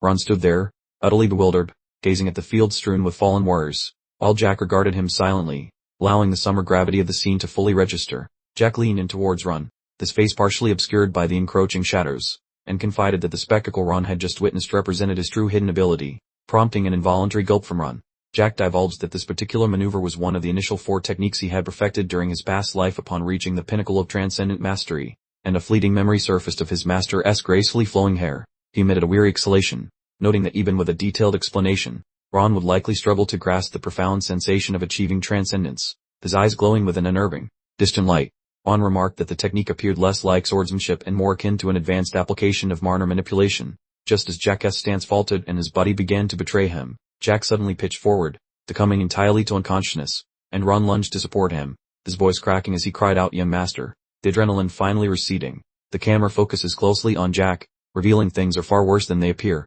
Yes, violently coughing up massive quantities of blood. This tiny 14-year-old body was simply not equipped to handle that much raw magical power simultaneously. Even while literally dying, he attempts to maintain his facade, telling Ron this minor internal bleeding is nothing to worry about. He manages to choke out a request for a healing potion, assuming Ron has one lying around. Ron doesn't waste even a second, immediately reaching into his vest to pull out the life-saving medicine. When it comes to preserving Jack's existence, Ron is completely focused and efficient. Ron props Jack up and helps him carefully drink the potion. Jack leans heavily on his butler, looking like a total disaster area after performing such a reckless stunt. Take a look at this expensive vial. Ron is pouring the glowing pink liquid directly into Jack's mouth. The stuff probably costs more than the annual income of an entire kingdom. Jack desperately gulps it down, attempting to prevent a complete organ meltdown. You can almost see the vitality returning to his face as the magic potion starts working its wonders. Ron lets out a relieved sigh, informing Jack that he would have been completely finished if Ron hadn't happened to have that potion. Jack's body is actually steaming from the internal repairs completing themselves. Jack smirks, fully aware that Ron would never let him fail. He knows Ron always reserves a spare potion specifically for Jack, rather than saving it for himself. That's a true ride. Die relationship. Jack stares up at the sky, remembering a nearly identical situation from his previous existence. He is covered in blood, but he finds himself smiling at the memory. We get a dark flashback where Ron carries a battered, unconscious Jack through a torrential rainstorm. It turns out Ron has spent multiple timelines basically functioning as this kid's personal savior. Back in the present moment, Jack sits beside the carriage and confesses he never had a proper chance to say this before. Ron listens quietly, appearing visibly affected by the emotion. He looks Ron directly in the eye and offers him a genuine, heartfelt thank you. It's an exceptionally rare display of vulnerability from our usually edgy and cold protagonist. Ron is taking the revelation about time regression surprisingly well, but you can see the mental gears grinding in his head. He is processing the fact that his master is essentially a time traveler. Jack holds the now empty vial and reflects that his past self was such an idiot for concealing everything. He recognizes he should have trusted Ron right from the start. The word regression hangs heavy in the air between them. Jack has officially laid all his cards on the table, meaning their relationship dynamic has changed forever. Ron helps Jack get back on his feet with a sturdy heave. He asks if Jack is feeling better now, still fulfilling his role as the world's best guardian. Jack checks his hands and notes that the medicine must have been top grade because the burning pain has already disappeared. He declares himself ready to get back to work. He begins working through the camp, his white coat heavily stained with blood. He moves with renewed purpose, heading back toward the main carriage. Jack starts examining the bodies of the fallen knights. He is searching for any loose ends or potential problems before they pack up and depart the area. Jack stands tall among the corpses, looking completely unaffected by the gruesome sight. He murmurs that this level of damage should be more than enough to deliver a very clear message to his family. He looks down at a particularly blood-drenched patch of grass. He calls out for Ron once more, his yellow eyes glowing with a sinister intensity. Ron stands next to the luxury carriage and confirms the bad news. The little henchman is finally dead. James ultimately received precisely what was coming to him for betraying Jack. We see Jack's boo position right next to James' lifeless head. Jack casually admits he intended to mold the guy into his personal errand boy, but apparently, the plan is now cancelled. Jack surveys the scene of destruction from a distance, deciding James' death was a wise outcome. He notes that he really didn't have high hopes for the guy in the first place anyway. Jack turns back to Ron, who looks totally prepared for whatever strange question is coming next. The bond between them strengthens with every passing minute. Jack asks Ron if he is genuinely not surprised by the whole returning from the future revelation. He is trying to figure out if anything can actually shake this unflappable bubbler. We get a hilarious chip by Ron looking absolutely bewildered, with question marks floating around his head. He is definitely curious on the inside, but he is playing it incredibly cool on the outside. Jack starts listing all the future secrets. He talks about what happens to his sister and how the entire volunteer house gets completely wiped out. He's dropping some serious spoilers for future events. Ron starts sweating profusely now, hearing that his entire world was destroyed in the previous timeline. The horrifying reality of the situation is finally hitting him in full force. Jack's eyes turn cold as he mentions that the process of their destruction was not exactly enjoyable. He has seen things that would certainly give even Ron terrible nightmares. Jack leaned in and whispered that he knew every single detail about Ron's future, but he genuinely didn't feel like sharing. He gave Ron a choice to listen, but cautioned that this particular chapter of history wasn't exactly a cheerful read. Jack became annoyed and jabbed Ron repeatedly, grumbling that talking to him was a total waste of conversational energy. Look at this little chib I seen. It's hilarious. Jack is having a full-blown tantrum, pointing fingers and shouting while Ron just stands there apologizing for existing. That boy is a menace to society. Jack spun around and casually asked Ron if he ever wondered about the tragic fate of his older self. He flashed a mischievous grin, which typically indicates impending disaster. Ron asked if his future iteration at least made it out alive. He desperately hoped for a decent ending, or possibly just a faint pulse. Ron tried to suggest he wasn't exactly prone to an early demise, but Jack immediately shot him down with a blunt. You're totally died. The lack of tact was truly savage. Jack looked absolutely serious as he repeated the claim. You died an untimely death. He wasn't joking. This was a cold, hard piece of information retrieved straight from his memory bank. Ron looked completely defeated after hearing about his eventual demise. Chibai Jack patted his shoulder reassuringly, telling him not to let a little thing like death ruin his entire day. Jack hopped back into the carriage and casually mentioned he needed a nap. He acted completely normally, as if he hadn't just dropped the most devastating piece of news in history on poor Ron. As Jack slept peacefully, Ron stayed outside to survey the dead. He was studying the devastating results of Jack's attack, Trying desperately to understand the precise technique, Ron reached down and gently closed the eyes of one fallen knight. He was extending a small measure of mercy to the soldiers with whom he had once served. The deceased knight's eyes were finally closed. It was a quiet, summer moment in the absolute chaos of a violent evening. Ron surveyed the 24 corpses before him. He realized that this entire massacre was a result of a single attack from Jack. He couldn't even bring himself to call it a regular sword move. He noticed that every single person had their heart pierced in exactly the same spot. It was definitely not a standard stab wound. It was something far more precise and terrifyingly efficient. Inside the carriage, Jack was sound asleep with his hand covering his eyes. He was finally getting the rest his severely battered body desperately required. Ron watched the scene from outside, his expression filled with genuine concern. He was trying to reconcile the image of this sleeping child with the monster who had just slaughtered 25 trained knights. He looked down at the deceased white-haired captain. Ron was completely lost in thought, wondering exactly what kind of traumatic life Jack had lived to achieve this horrifying level of skill. The camera pulled back for an overhead shot of the clearing. Ron stood by himself amidst the wreckage, silently acknowledging to himself that he was seriously worried about what was going to happen next. Ron was absolutely desperate, screaming for his young master to wake up immediately. Jack's eyes snapped open, glowing brightly with the creepy yellow light as he finally regained his senses. Jack gasped for breath, jolting upright in the carriage as the adrenaline finally began to dissipate. Ron was right beside him with a concerned look, checking to see if the kid was actually alright after gulping down that ridiculously potent healing potion. Jack looked completely drained, sweating and admitting that he still felt terrible despite the healing effects. Ron stood nearby with a sack of stolen goods, probably thinking his master was completely crazy for pushing himself so hard. Take a look at the haul. Ron thoroughly searched the pockets of every dead knight and recovered 5 high-grade potions, 3 gold pieces, and 40 shillings. If you're going to go through all the trouble of surviving an assassination, you might as well make some profit from it. Jack managed a tired smirk, finding it laughable that even the Marquis' minions carried such a hefty amount of pocket change. He was already thinking several steps ahead while still covered in his enemy's blood. Jack handed the money bag back to Ron as if it were no big deal. He told Ron that drinking more potions was pointless since the immediate danger had passed, which greatly confused the butler.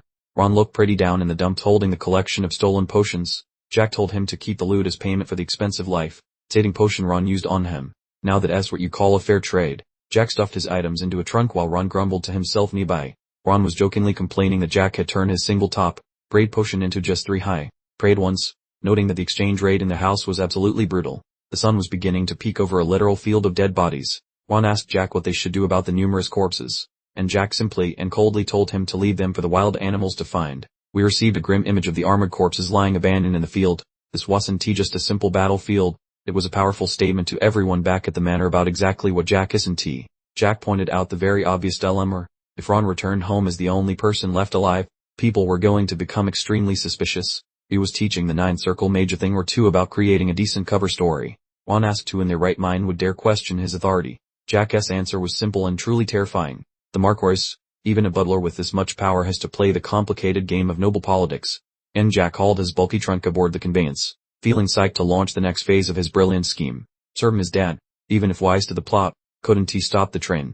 Ron, observing Jack's antics with an expression of almost gravity, dryly mentioned that if he held the head honcho's title, Jack would be instantly teleported back home the nanosecond the uproar began. Jack simply chuckled inside the conveyance, complimenting Ron's crystal ball skills for anticipating the move, knowing his paternal unit wasn't crafty enough to spring a snare he couldn't escape. With a competitive gleam in his eye, Jack dared Ron to place a wager, radiating the aura of a fearless high-stakes gambler, completely unfazed by the implied paternal displeasure. The pair shared a brief, taut silence as the vehicle rested amidst the wreckage, Jack's low conveying an instruction for Ron to simply trust the blueprint he was sketching for the years ahead. Ron dropped to one knee, his face softening as he urged Jack that he absolutely must anchor himself to a bedrock belief, the central tenet to drive him through this surprising second act of life. Jack flashed a cunning, almost savage smile, inquiring if Ron was 100% certain that no other living soul had witnessed him tailing the coach, ensuring their clandestine partnership was hermetically sealed.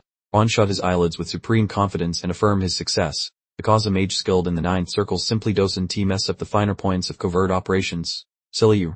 Jack leaned in closer, pressing the matter again, needing utter, unreserved faith, as the strategy he was about to unleash demanded nothing less than total allegiance. Our tireless helper, little Chebag, Brown, explained he skillfully laid down an arcane illusion back at the estate, crafting a perfect phantom replica diligently carrying out his typical dusting routine.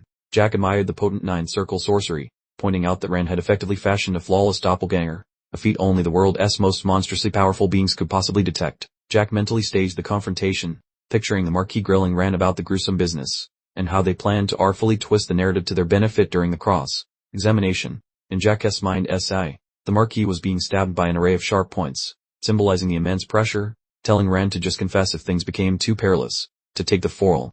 Rand blinked, politely startled, demanding Jack repeat that instruction, clearly bracing himself for whatever wild directive the young master was about to issue next. Jack's gaze burned with a fierce, chilling light as he made his solemn oath, commanding Rand to deliver the message that if either he or Elizabeth perished, it would instantly trigger the extermination of the entire volunteer household. A profound quiet descended upon the interior of the vehicle following that chilling declaration, as Jack was essentially drawing a massive, hostile line in the sand against his own family legacy if his wards were harmed. Breaking the thick tension, Jack suddenly barked out a laugh, claiming it was merely a hypothetical scenario, telling Rand to stop looking so gloomy. Though everyone sensed he held those words as gospel, Jack gazed outward with a gentle expression, admitting he could only hope, wishing dearly his patriarch wasn't foolish enough to test the depth of his conviction. We observe a framed picture of the Marquis alongside Elizabeth, framed by blossoms, serving as Jack's final, unspoken ultimatum, offering his father one last window to behave like a respectable human. As the pair walked beside the vehicle, Rand inquired about the contingency plan if the Marquis decided to summon Jack back to the ancestral home while he was immersed in his academy studies. The setting shifts to the vast educational fortress, where Jack clarified that once the term commences, a return trip to the manor becomes virtually impossible unless a direct family member kicks the bucket. Jack's eyes narrowed sharply while discussing the stringent school regulations, counting heavily on those rigid bylaws to afford him the 4 years of undisturbed solitude required to amass true might. Rand paused his steps and performed a gesture of deep respect, fully grasping his assignment. Remain here, act the devoted valet, and keep meticulous watch over all matters for Jack's sake. Jack playfully ribbed Ron to keep an eye out for rogue beasts on his return journey, prompting Ron to sigh, probably musing that the most dangerous creature present was a 14-year old who was currently teasing him. Ron regarded Jack with a complex mixture of devotion and sorrow, evidently not keen on separating from his young employer, especially after witnessing the raw power he now possessed. Jack pondered whether he would ever cross paths with Ron again in 4 years, offering a cryptic, "Who knows?" The map isn't finalized, though he was dead set on redrawing this year's history. Jack delivered his ultimate, non-negotiable command to Ron: make sure to protect my sister, emphasizing that this singular task outweighed all others, and Ron was the sole person he trusted with it. Ron dissolved into the surrounding woods, leaving Jack standing alone near the coach and the grim reminders of the conflict, marking the temporary conclusion of the partner plotline, signaling Jack's solo mission launch.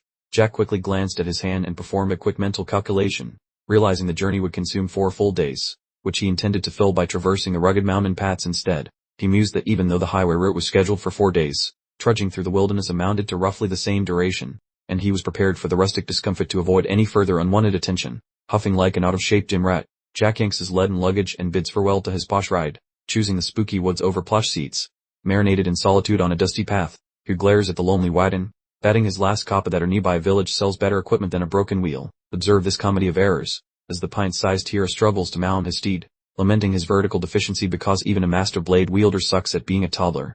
Our grumpy protagonist eventually starts traveling, though he looks like he swallowed a lemon, whining about how tiny limbs make scaling a giant horse a miserable Olympic sport. A picturesque view shows him trotting over a bridge under a dying sun, trading his predictable past for a future as mysterious as a cheap mystery box. Darkness blankets the trees in a suspicious calm, making it difficult to imagine the absolute bloodbath that recently painted these leaves redder than a strawberry patch. Wearing his best brooding face while navigating the shadows, he mentions that taking a detour sounds much better than rushing straight to that boring school. Glaring at the oversized space rock in the sky, he crunches the numbers, assuming his old teacher has finally swapped her current look for her vintage model. Introducing the formidable Valentine Milos, a fur-clad beast of a woman glowing with Marner, whom Jack confesses is the only person on his current to-do list. He recalls her saving his neck and gifting him the strength for vengeance, transforming him from a total village idiot into the legendary Spectre of the Blade. This lady was the undisputed champion of the dark arts, the mythic titan who reached the peak of influence before the history books deleted her. She remains the only shadow Jack worships with total fanboy energy. Halting his mount on the stone path, his chest thumps like a drum because meeting the legendary woman who built his entire soul means the actual training starts now. Guided by lunar brightness, he enters Arbaloer, a quaint settlement where he likely just wants to find a pillow and pass out for 12 hours, targeting a decent tavern for a snooze. He notes the bustling crowd, perfect for a kid who wants to vanish like a ninja in a circus. The interior is disgustingly adorable with children chasing a massive canine, offering a sharp contrast to the gore and mayhem he just escaped from earlier. Flashing a rare grin, he figures the happy brats prove the neighborhood is decent, since even an ex-demon enjoys some serenity without people screaming in terror. Stepping into the dining area, he finds the usual medieval pub scenery, featuring aromatic barbecue and a cloud of fur pretending to be a security guard.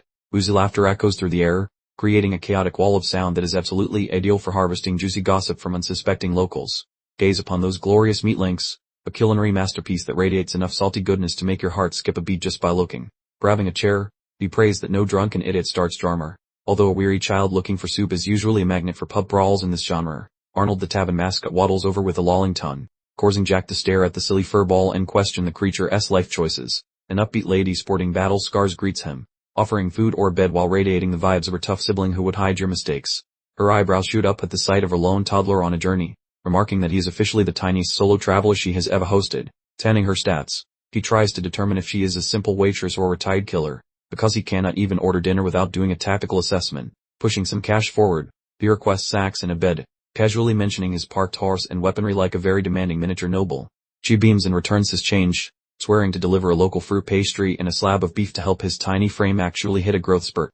Inquiring if he prefers calcium or a pint, he gets a professional request for the white stuff from a kid who looks insulted by the booze offer, telling him to entertain the dog while she cooks. The tiny hero agrees reluctantly while the canine enters a state of absolute, unbridled wiggly chaos. Scrubbing the pup-ass ears, he muses in the tranquility of the moment. Realizing this is the quiet part before the inevitable explosions and flying arrows start, he noticed the innkeeper didn't bother ripping him off, even though he was clearly an obvious target, in a realm overrun with cutthroats. Discovering an honest businessman felt like a major victory. He glanced at the dark, calling him a carefree simpleton. While fully aware of the upcoming horrors, he definitely had that regressor S1000-yard stare from having seen too much.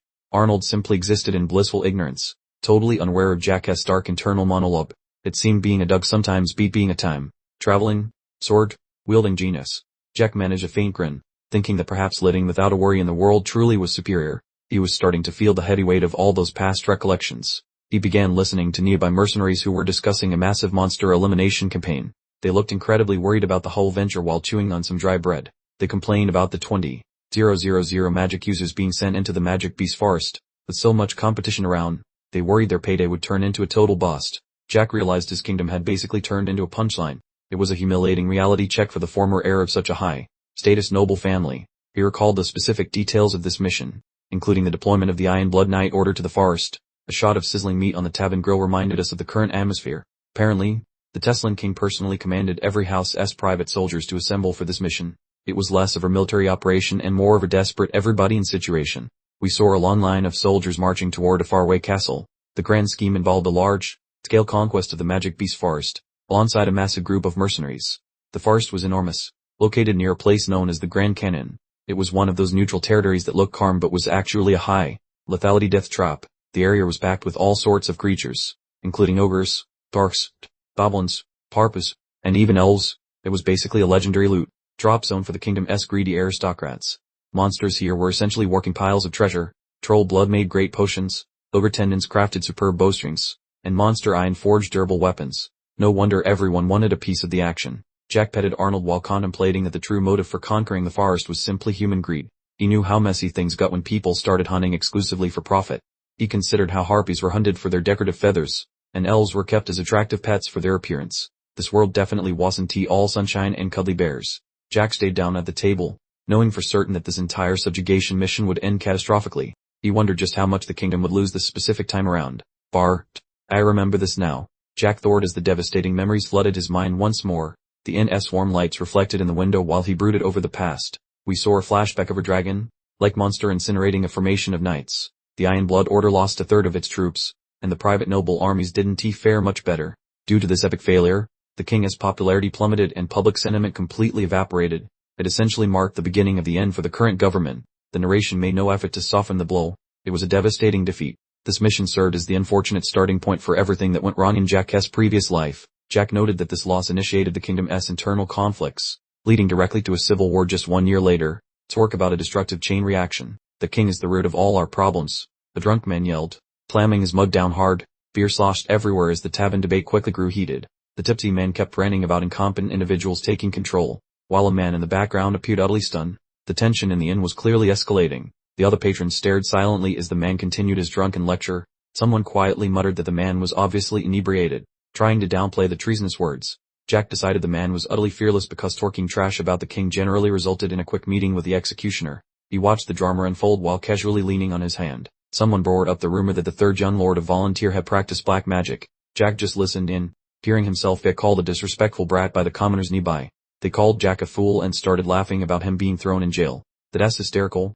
one man shouted, sitting just a few tables away from Jack himself. The blonde man ridiculed Jack, asking how such an idiot could possibly learn black magic when black mages had been extinct for ages. He had a smug, highly punchable expression. The red-haired woman joined in, labeling Jack as the idiot of the Marquis family. She guessed he probably just found some dusty book and assumed he was a wizard. The innkeeper looked over at Jack and asked what he found so amusing as he sat with Arnold. She had clearly caught him enjoying all the mockery. Jack was vigorously assaulting his plate, a peculiar cartoon light bulb flickering above his head, attempting to remain invisible despite the loud chorus of character assassinations surrounding him. Clapping a palm over his grin, he understood he found the verbal attacks hilarious. Realizing stealth is difficult when the heckling is genuinely great material. The realization dawned that his face muscles were working independently. He murmured slightly shocked to discover that being insulted was proving quite entertaining. The proprietor slid onto the bench beside him, bemoaning the lack of patrons tonight because she was dreadfully bored, though Arnold the canine seemed delighted by her presence. She recounted the gossip about the third noble's son being an absolute simpleton, offering Jack a knowing glance, unmistakably probing him to gauge his forthcoming reaction. Jack confessed his wibbler, citing the absurdity of the hearsay as resistible entertainment. Observing that folks consistently relish critiquing matters sight unseen, he inquired how she felt regarding individuals forming definitive opinions solely on hearsay.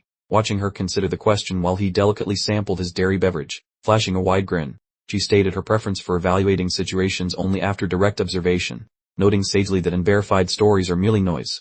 Jack returned the wry expression, suggesting that occasionally those outrageous whisperings are totally factual, projecting an intense, brooding protagonist energy right then.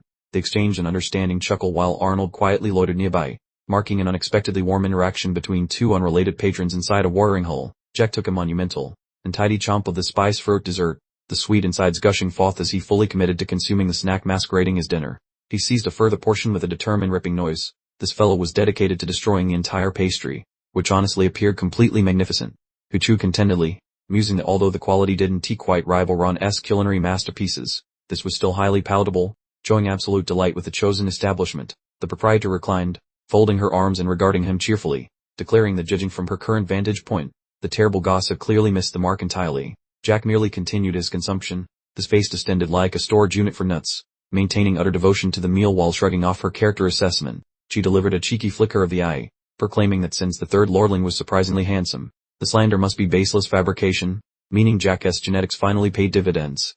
Jane playfully fluttered an eyelid at Jack, needling him regarding the tall tales, suggesting that considering his unexpected good looks, the yarns claiming he was dull must be complete popcock. Jack simply kept demolishing his pastry, utterly unperturbed by the flattery, maintaining those chipmunk cheeks throughout the conversation while she rattled on. Jack commenced a professional assessment of the woman, registering the facial blemish, her athletic physique, and the tough hired soldiers frequented the place, concluding she was far more than her simple manager. Jane fussed over him, slicing his rations for simpler digestion in a rather maternal fashion, but Jack countered with the absolute truth, asking whether she truly ran the local Adventurers Guild outpost. Jane's expression became instantly invaluable, momentarily displaying sheer shock before melting into an expansive, "Please grin."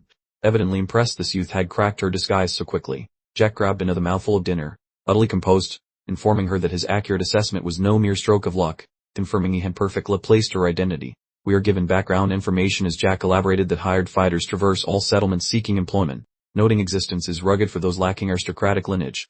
These professional warriors are recruited for tasks ranging from full-scale property disputes to locating missing house pets or slaying mythical beasts, meaning if the treasury is full, they handle the messy business.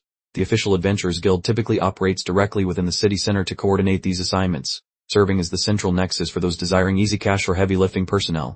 Jack grinned knowingly, pointing out that organizational offices practically always sprout up adjacent to hospitality locations, suggesting Jane must possess an unbelievable surplus of leisure hours. He exposed her dual role as a high-ranking executive who secretly managed a tavern, commenting that for someone considered a dunce, he was certainly utilizing substantial brain power.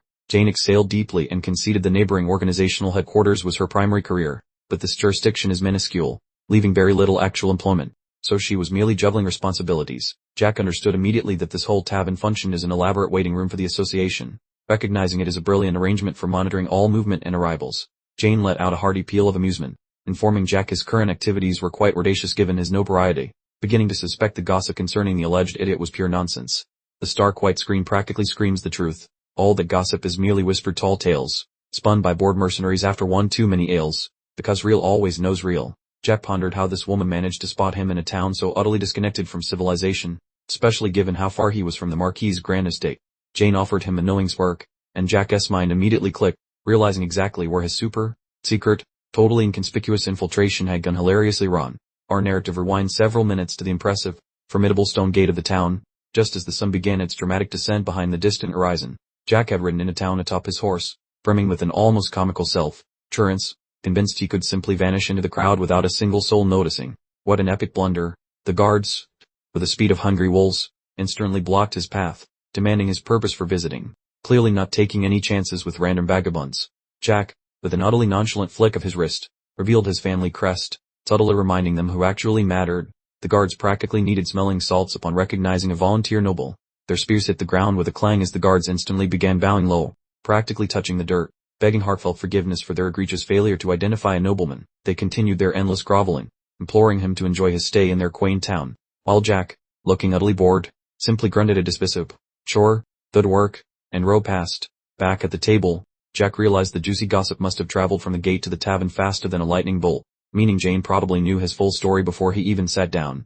Jane suddenly adopted a serious expression, cautioning him that engaging private soldiers without the Lord's direct blessing was extraordinarily perilous. The genuine concern Jack found surprisingly refreshing. Jack simply shrugged it off with an arrogant grin, finding immense amusement in the stranger's unexpected kindness, which remarkably surpassed any affection his own relatives had ever managed. He momentarily mused about his utterly worthless brother and those sketchy knights from the forest, concluding that compared to them, this mercenary lady was practically a canonized saint. Jane offered him a truly genuine smile, her eyes softening considerably. She seemed to genuinely appreciate that Jack wasn't behaving like a typical, insufferable noble brat.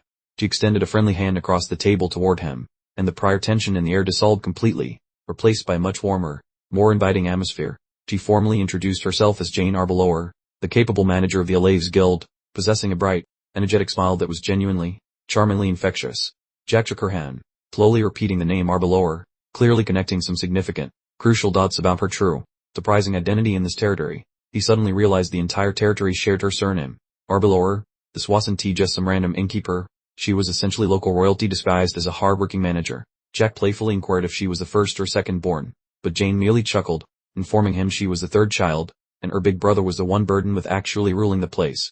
Jack felt a surge of genuine admiration, finding it utterly amazing that a noble woman would willingly engage in mercenary work, a profession typically relegated to mere commoners. Jane enthusiastically stated her love for the job, while Jack inwardly noted how most noble families cruelly peddled their daughters off for strategic, joyless political marriages, making this town incredibly progressive. She simply laughed, adding that no one in her family had ever harbored thoughts of selling her off, suggesting she enjoyed a robust, supportive network Jack could only sadly dream of. Jack's eyes momentarily clouded, a sharp pang of envy slicing through him. Her family was so refreshingly normal, so profoundly different from his own toxic disaster, that it truly stung. We witnessed a charming scene of Jane playfully interacting with Arnold, clearly illustrating that she was absolutely thriving, living her best life out in the delightful boonies. Shifting back to business, she quizzed Jack about the whereabouts of his escorts, expressing disbelief that a high-ranking noble would choose to travel completely unchaperoned. Jack calmly continued eating, casually remarking that herself, respecting Morin certainly didn't require an escort, actively leaning into his terrible reputation as a clever way to stay incognito. Jane simply stared at him, her face a perfect mask of blankness, genuinely unsure how to process or respond to that astonishing level of self-inflicted comedic genius. She finally let out a peal of laughter, declaring him both amusing and utterly unexpected, now 100% convinced that all those terrible rumors about him were nothing but utter balderdash.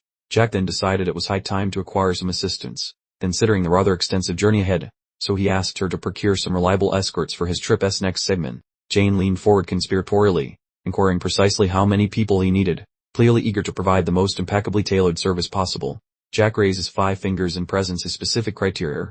He wants veteran travelers with wilderness experience, but the most crucial requirement is superior cooking talent. Apparently, priorities shift when food is involved. The payment offered, 2 pieces of gold immediately, with 3 more upon completion of the journey. Jane's pupils actually glittered with avarice. This was an astonishingly large sum for a simple protection detail. Jack realizes he is significantly overpaying. Since typical merchant security missions only cost 30 shillings, he is essentially purchasing their absolute, unquestioning loyalty with this generous gold infusion. He dabs his mouth with a napkin and offers thanks for the meal. In under 20 minutes, he finished his dinner and successfully enlisted a small private army. The miniature version of Jane celebrates enthusiastically with Arnold, clearly hyped about the sudden payday. She guarantees that all preparations will be complete by tomorrow morning. Jack rises to go to his room, peering deep in contemplation. Despite the productive negotiations during dinner, he still carries significant burdens on his mind. He gives her 3 additional gold pieces and asks her to arrange a carriage and horses as well. The man spends money as if he possesses an endless supply of it. Jane offers a mischievous, predatory smile, calling him an exceptionally generous client. She promises to ensure he receives the absolute best, most comprehensive treatment. She hands him the key to his chamber and advises him to rest well. She pledges to assemble only the most skilled veterans available for his upcoming expedition. As Jack works away, he privately reflects that Jane is an amusing individual. He is glad he decided to stop in this town. He has provided a pleasant respite from constant bloodshed. The scene shifts to the now quiet hallway of the inn. The commotion of the evening dining rush is finally beginning to subside. The heavy wooden door to Jack's room groans open. He finally has privacy to process the multitude of events that have occurred. Jack immediately flops backward onto the bed without bothering to remove his boots. He is thoroughly exhausted after everything he has endured. He stares at the ceiling with heavy eyes, internally admitting just how completely drained he feels. Returning to the past takes an extraordinary amount of effort. He knows he really should clean up before sleeping, but his eyelids already feel like solid lead. The physical struggle is profoundly real, and that's all for Jack. He is sound asleep the moment his head finds the pillow. Though night to the most lethal 14. Dear, old on the entire continent, the perspective shifts to a powerful flashback of Jack's original timeline. The small Jack appears completely shattered, weeping uncontrollably. He sits in a dark, cold cave, where water steadily drips from the ceiling. His heartbroken sobs echo through the oppressive silence, amplifying the feeling of profound loneliness. The view changes to show a bright moon visible through a crack in the cave's roof, encircled by massive chains. A mysterious voice labels him a pitiful child, gazing down upon his misery. The voice poses a brutal question, asking if he will accept living so helplessly forever. Little Jack looks up with wide, haunted eyes, his small hands trembling fiercely. Behind descends, adorned with heavy links of chains. It marks a moment of destiny as a loud clatter sounds, signifying the final breaking point of his former existence. Narv, Narv. Jack frantically shakes his head, tears streaming down his face. He has reached his breaking point, refusing to continue as the weakling he has been. The enigmatic woman stands over him among a pile of skeletons. She notes that while possessing a kind nature isn't necessarily a fault, incompetence certainly feels like one in this world. She leans in with a wicked grin and asks the life-altering question, do you truly wish to change? Jack's desperate face is clearly reflected in her eyes. Jack drops to his knees, his voice all but resolute. I want to change, he whispers. This exact moment marks the creation of the spectral swordsman. She reaches out and they clasp hands, sealing a dark covenant. She gives a simple, very well, accepting him as her new pupil. She pulls him into a hug, informing him that from this day forward, he will refer to her as master. It is a cold, heavy embrace that permanently alters his fate. Jack's eyes snap open in the present, glowing intensely with that yellow light. He is sweating and gasping, the memory of his master still fresh in his mind. He sits up in bed at the inn, struggling for air. He is attempting to separate the terrifying nightmare from the confusing reality of his regression. Outside, the town awakens to a beautiful morning. The contrast between the bright, cheerful sky and Jack's dark, lingering memories is truly jarring. Jack collapses against the cushion with a miserable groan, grumbling about how it is dawn already, and he is totally unprepared for reality after his mental marathon of misery. Out of nowhere, the entrance gets booted wide with a loud bang, suggesting the visitor lacks any concept of boundaries or early bird manners. It is Jane, barging inside with a noisy greeting while declaring the travel preparations are finished, though Jack just yells that she should knock like a regular person. Arnold the Prush zooms inside as well, pouncing on Jack with an enthusiastic woof while a giant screech echoes during the canine wrestling match. Eventually he stumbles out, appearing exhausted while hauling his luggage, as Jane observes him with a grin, since she is obviously a terrifyingly cheery early riser. The duo moves down the lodge stairwell, noting the environment is far more hushed compared to the boisterous pub madness from the evening prior. Jane feels fantastic, guessing that Jack rested wonderfully, unaware that he actually spent his night starring in a personal mental thriller film. The lad provides a faint, civil grin and expresses appreciation for the top-tier wagon she secured, returning to his performance as a polished young noble.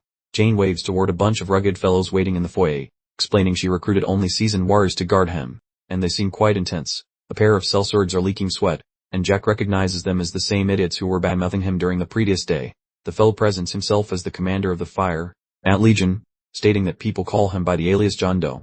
The boy mentally echoes the title John Doe, feeling instantly dubious since that is clearly the most unimaginative false identity on the planet. John Doe simply offers a relaxed beam, mentioning his moniker is usually reserved for nameless dead bodies, barely attempting to mask his obvious pseudonym. The pair grips hands, and while Jack expresses pleasure, John finds the name hilarious, but the boy is already internally dissecting every twitch the man makes. John Doe maps out the path, noting the trek to the Stone Peaks takes time and requires 2 nights of camping in the middle of nowhere. Jack releases a massive gape, questioning if these guards were once professional cooks, as he cares way more about dinner than dangerous beasts.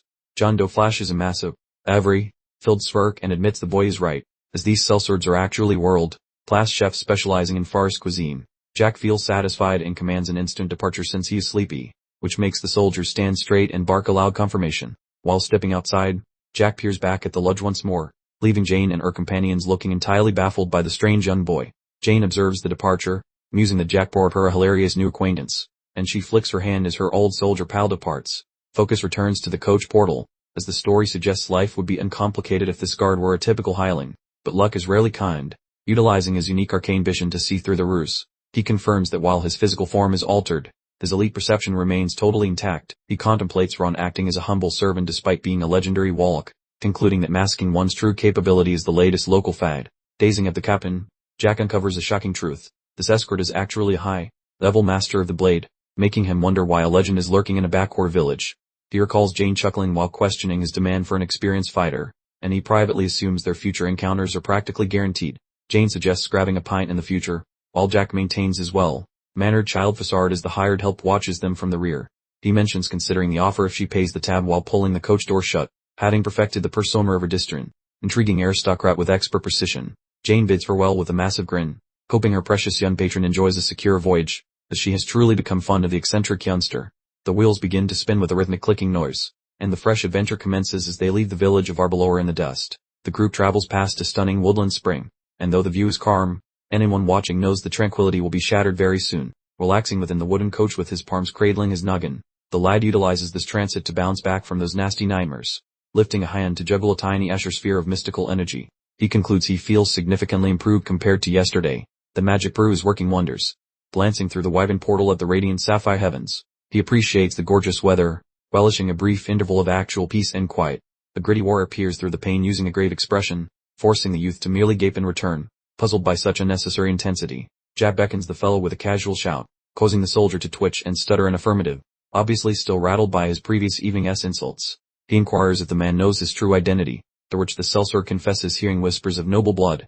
Jane claimed he was a mere globetrotter, embodying his liquid. The lad invites the man to query whatever he wishes, displaying an unexpected calmness toward those who mocked him merely a day prior. Probing deep into his waistcoat to locate an unknown object, he is watched intently by the guard who wonders what kind of surprise the youth will reveal. Producing a shiny metallic trinket and offering it over, the boy wears a disinterested look that suggests he considers the valuable item to be utter garbage. Clasping the item as his pupils dilate, the fighter falters, questioning if this is the emblem of her grand family while acting completely dazzled.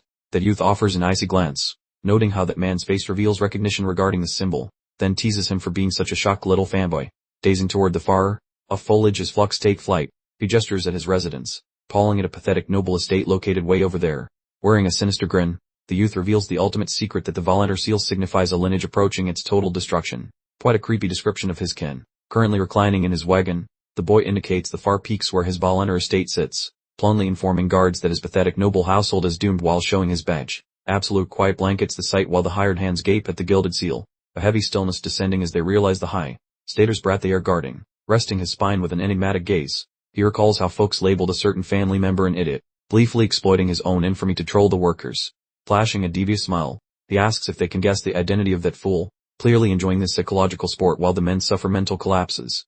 One particular sellsword quivers like a leaf, his hands wobbling upon realizing the kid he mocked yesterday is the terrifying noble sitting before him. Sork about a catastrophic blunder. His orbs shimmer with a wicked, hunting glint while he chuckles at their fright, finding it comical they finally understood the situation after his blatant hints. Focusing on the shiny Volunteer seal, Jack references the gossip following his incarceration, specifically the tales regarding his use of forbidden sorcery, which is quite scandalous. The panicked soldier grovels for mercy, met only by Jack's icy gaze as he nonchalantly confesses the whispers of his dark wizardry are somewhat accurate. After a brief vision of his mythical mentor, the Master of Shadows, the line notes that despite being a duelist, his education naturally included some sinister hexes. A momentary vista reveals a tranquil cascade pouring under the sun, providing a short respite before Jack resumes terrorizing the poor souls protecting him. Proximity increases as Jack taunts the quaking men, questioning the need for complex spells when Knuckles solve problems faster, showing his mastery of mental bullying. Abruptly gesturing a digit toward the pair, he scares the guards senseless, causing them to shriek their agreement simultaneously as if expecting a magical execution. Challenging the tavern trash server, the lad wonders why the man mocked him so boldly yet remains silent regarding the monarch, highlighting their double standards through pure intimidation. Suddenly feigning sorrow, he claims it hurts to see them so frightened, leaving the guards utterly confused by his erratic behavior and questioning his sanity. John Doe, the legendary bladesman masquerading as the leader, remains stoic, pretending ignorance of any gossip to maintain his facade as a common hired hand. Observing John with sharp eyes, Jack deduces the scheme, Guessing the administrator only briefed the captain while leaving the grunts ignorant for their protection. Placing a palm upon the shivering guard's arm, the youth suggests they simply forget the past, although his seemingly kind motion masks a definitely lethal warning. Wearing a grin so radiant it feels like a looming threat, he mentions they will be inseparable for the next few days while staring at Wright with an expression that makes nodding the only way to keep his head attached. The mercenary manages a trembling affirmation while Jack maintains his terrifyingly normal behavior, basically treating these paid employees like prisoners who happen to negotiate a decent salary. Night blankets the mountain camp, turning the forest into a gorgeous yet spooky sapphire-lit scene that provides the perfect atmosphere for sharing deep secrets or embarrassing campfire stories. A close-up of the bubbling stew over the roaring flames shows the group relaxing, while Jack reflects on how gossip is usually just worthless noise that fails to capture the actual reality of things. The hired swords huddle around the heat looking remarkably awkward, until Jack lets out a soft little noise that makes every head turn to see what the young master wants this time. The guard notes that Jack is a complete anomaly for a nobleman, mentioning that while most elites avoid filth like a plague, this kid is scrubbing greasy dishes like he was born in a kitchen. Jack looks genuinely baffled by the remark, clutching a cup and blinking rapidly because he never realized that basic hygiene would make him such a bizarre social outcast among his own kind. Look at this incredible spread featuring savory meat pies, fluffy batter puddings, and sausages in dough, leading Jack to admit that his bodyguards are actually Michelin-star chefs moonlighting as killers. The tiny version of Jack looks like he is experiencing a religious epiphany from the flavor, proving that hiring mercenaries who can actually season their food was his most brilliant plan yet. He feels a quick pang of guilt thinking about Ron, who is likely drowning in family drama while Jack lives his best life eating five-star outdoor cuisine in the middle of nowhere. Jack suggests they consider his dishwashing as a fair trade for the amazing dinner, proudly identifying as a dedicated foodie while showing off a rare and surprisingly cute side of his personality. He asks about their usual night watch routine, and the guys explain they typically just pick straws to decide who suffers through the shift, which is the classic way to stay fair in the woods. One fighter smirks at Jack while appearing much more relaxed, telling their tiny employer to go ahead and dream of sugar plums since he has finally decided the kid is alright. When asked if he wants to gamble for a shift, Jack rejects the idea with hilarious logic, claiming a growing boy needs his beauty sleep and asking who will pay for his therapy if he ends up short. Jack mentions his extreme boredom and proposes they swap legends to kill the time, volunteering to go first, which usually indicates a massive amount of historical lore is about to be dropped. He sits by the glowing embers looking incredibly thoughtful as he chooses a starting point, while the mercenaries watch him with genuine curiosity about what kind of city tales a rich brat might know. Jack kicks off with a massive inquiry regarding the total population of dragons in existence, immediately diving into heavy fantasy world building before anyone has even finished their tea. The soldiers remain skeptical, pointing out that the founding monarch supposedly wiped those lizards out centuries ago, but Jack just offers a mysterious look as if he knows the hidden truth. We see images of historical figures while Jack explains that the legend of the First Kingdom is mostly just corporate marketing fluff, and you have to ignore the flowery babble to find the facts. An epic mural shows King Julius and his two buddies wrestling a titanic dragon, which is the sanitized version of history that every school child is forced to swallow during their boring lessons. A crumbling statue depicts the nation's slow decline, showing how a massive empire shriveled into a kingdom that eventually became a helpless puppet for the Tolkien regime, which is quite a gloomy update. Jack flashes a small unknowing smile, labeling his previous summary as the official story that everyone knows while hinting that he is about to reveal the top secret version nobody knows. Here comes the massive revelation. Jack claims there are 2 elder dragons in the Black Sea, a hatchling in the palace, and 5 more hiding in the woods like he read the world's cheat codes.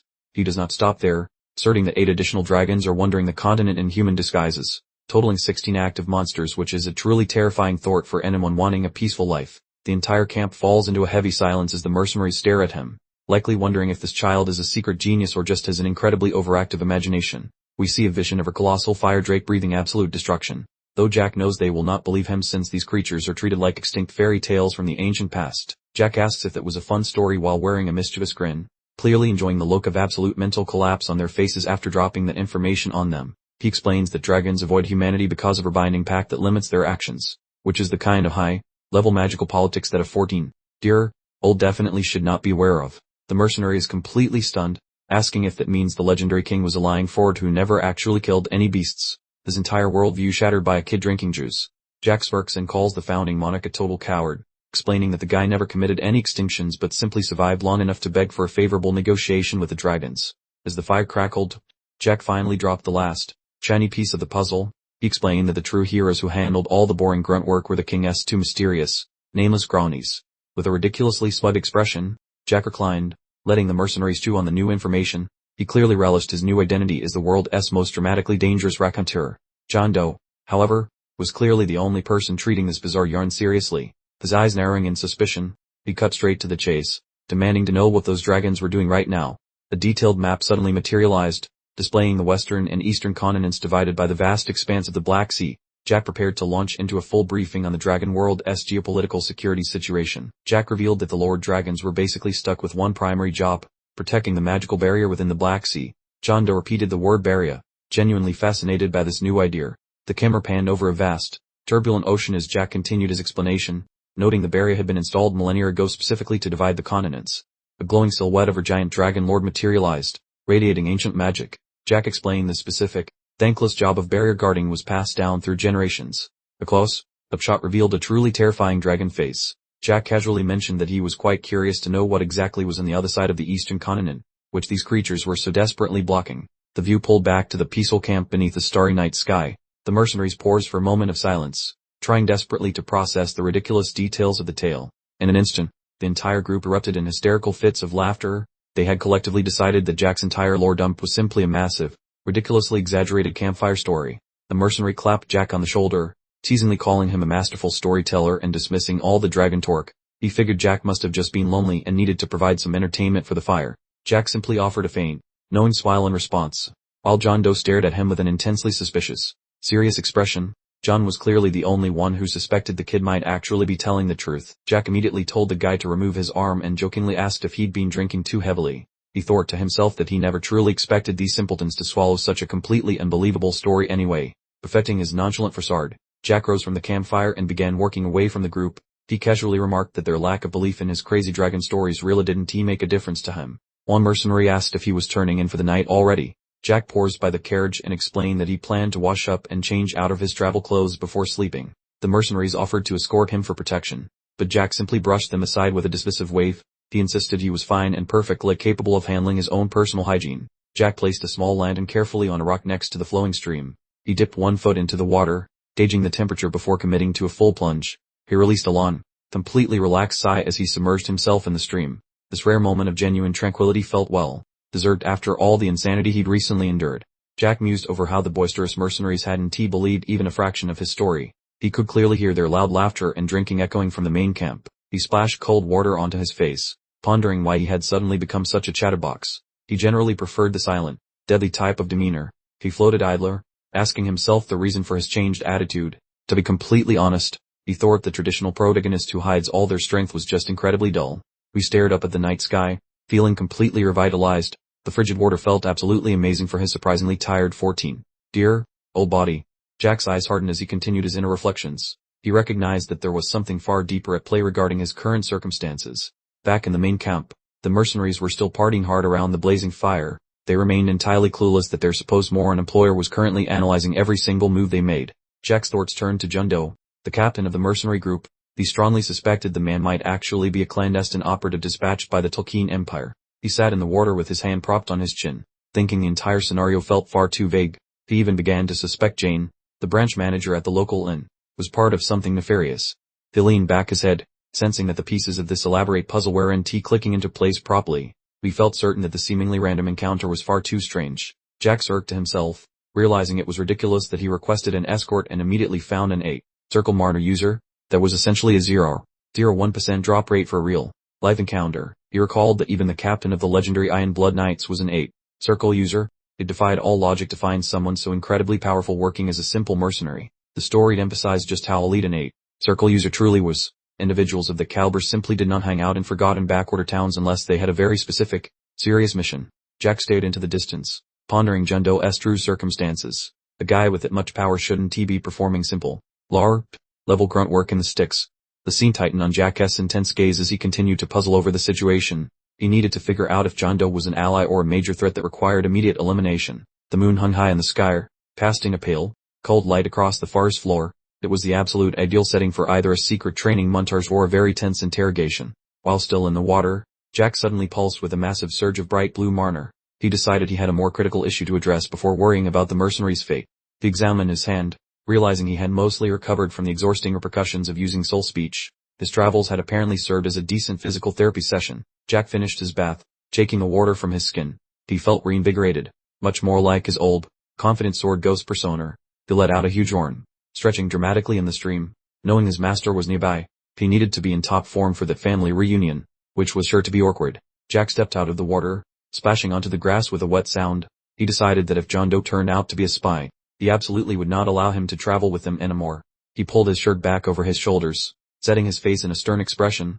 He realized he had no choice but to confront the man face and demand answers directly. Back at the campsite, the campfire still crackled cheerfully under the cooking pot. The mercenaries were unwinding, completely oblivious that their tranquil evening was about to be interrupted. Jack strode back into the ring of firelight. The mercenaries looked up, slightly stunned that he had finished his bathing ritual in such a short amount of time. Jack approached John Doe, casually gripping his sword. He stated that something had been nagging at him too much to let the situation go. Jack's eyes flared with an intense yellow glow as he fixed John with a sharp stare. He asked, without hesitation, if the captain was seriously going to pretend he knew nothing. In a flash, Jack had a dagger pressed right against John Doe's throat. He informed the captain that he had officially become an annoyance and needed to start spilling the beans immediately. John Doe didn't even flinch. Maintaining perfect composure, Jack demanded to know why a powerful 8-circle Marner user was wasting his immense talents on basic mercenary work in the middle of nowhere. Jack stressed that his ultimate destination was extremely vital to him. He would much rather continue the journey alone than travel with someone clearly concealing their real background. One of the other mercenaries completely lost his cool in the background, horrified that his boss was actually an 8-circle master. John Doe simply told him to keep quiet and avoid interfering. John Doe stood up slowly, facing Jack without the slightest trace of fear. He accepted the challenge, telling Jack to assume he was an 8-circle master, then asked what exactly the kid intended to do about it.